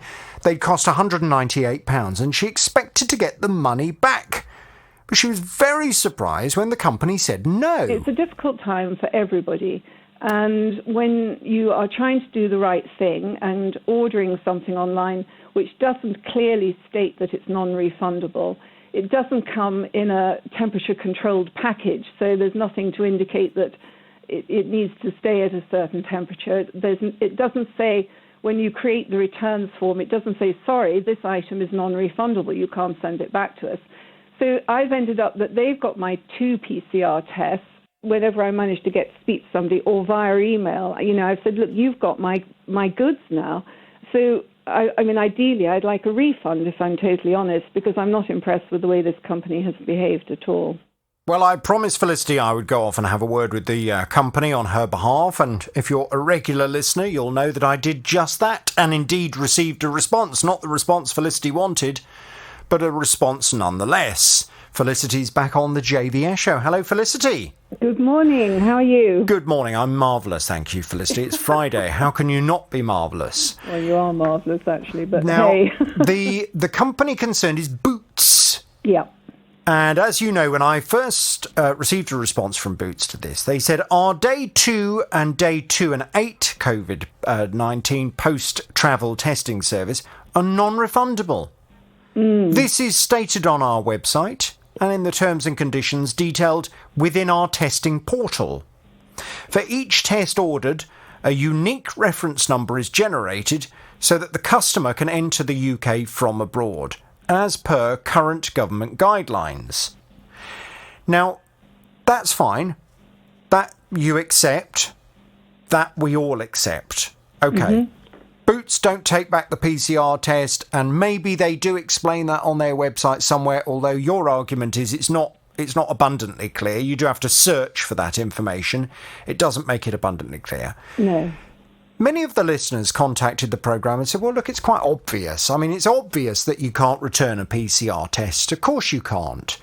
If the PCR test has been given to someone, you can't start sending them back in the post and then for that same test to go off to somebody else. That was the argument from some people. But there was still a glimmer of hope where your case was concerned. And it was all pinned, really, on Boots' own returns system. When you want to return something to Boots, you have to go onto their website. Yep. And you have to put in order to generate a returns label, you have to input your order number. Yes. When you input your order number, it then on their system obviously comes up with whatever item it was that you'd ordered. Now, you did that, you put your order number in, and at no point did their system ever flag up to you, oh, you can't return the PCR test, they're non-returnable. No, it didn't. If it had flagged that up, you would have said, oh, OK, well, never mind. Well, we'll keep them for next time we go away. But because it didn't give you that information at that point, you then sent the tests back to Boots. So you're now left without 200 quid's worth of tests and without 200 quid. Bingo. Give or take a couple of quid. So your argument was that the Boots' own return system has a fundamental and unfair flaw for the consumer. Yeah. And I went to put exactly that to Boots. I said, look, come on. When she put in the order number, surely you could make it clearer at that point that there's no point sending it back because she won't get a refund. Well, they have come back with a further response. We can confirm that there is no technical fault with our refund system. When processing a refund for a non-refundable item, the order number is not recognised and therefore does not go through. We understand that in some limited situations this could cause some confusion for our customers, and we will therefore look to find a solution for this. Providing great customer service is our biggest priority, and as a gesture of goodwill, we would like to offer Felicity a full refund for any inconvenience caused.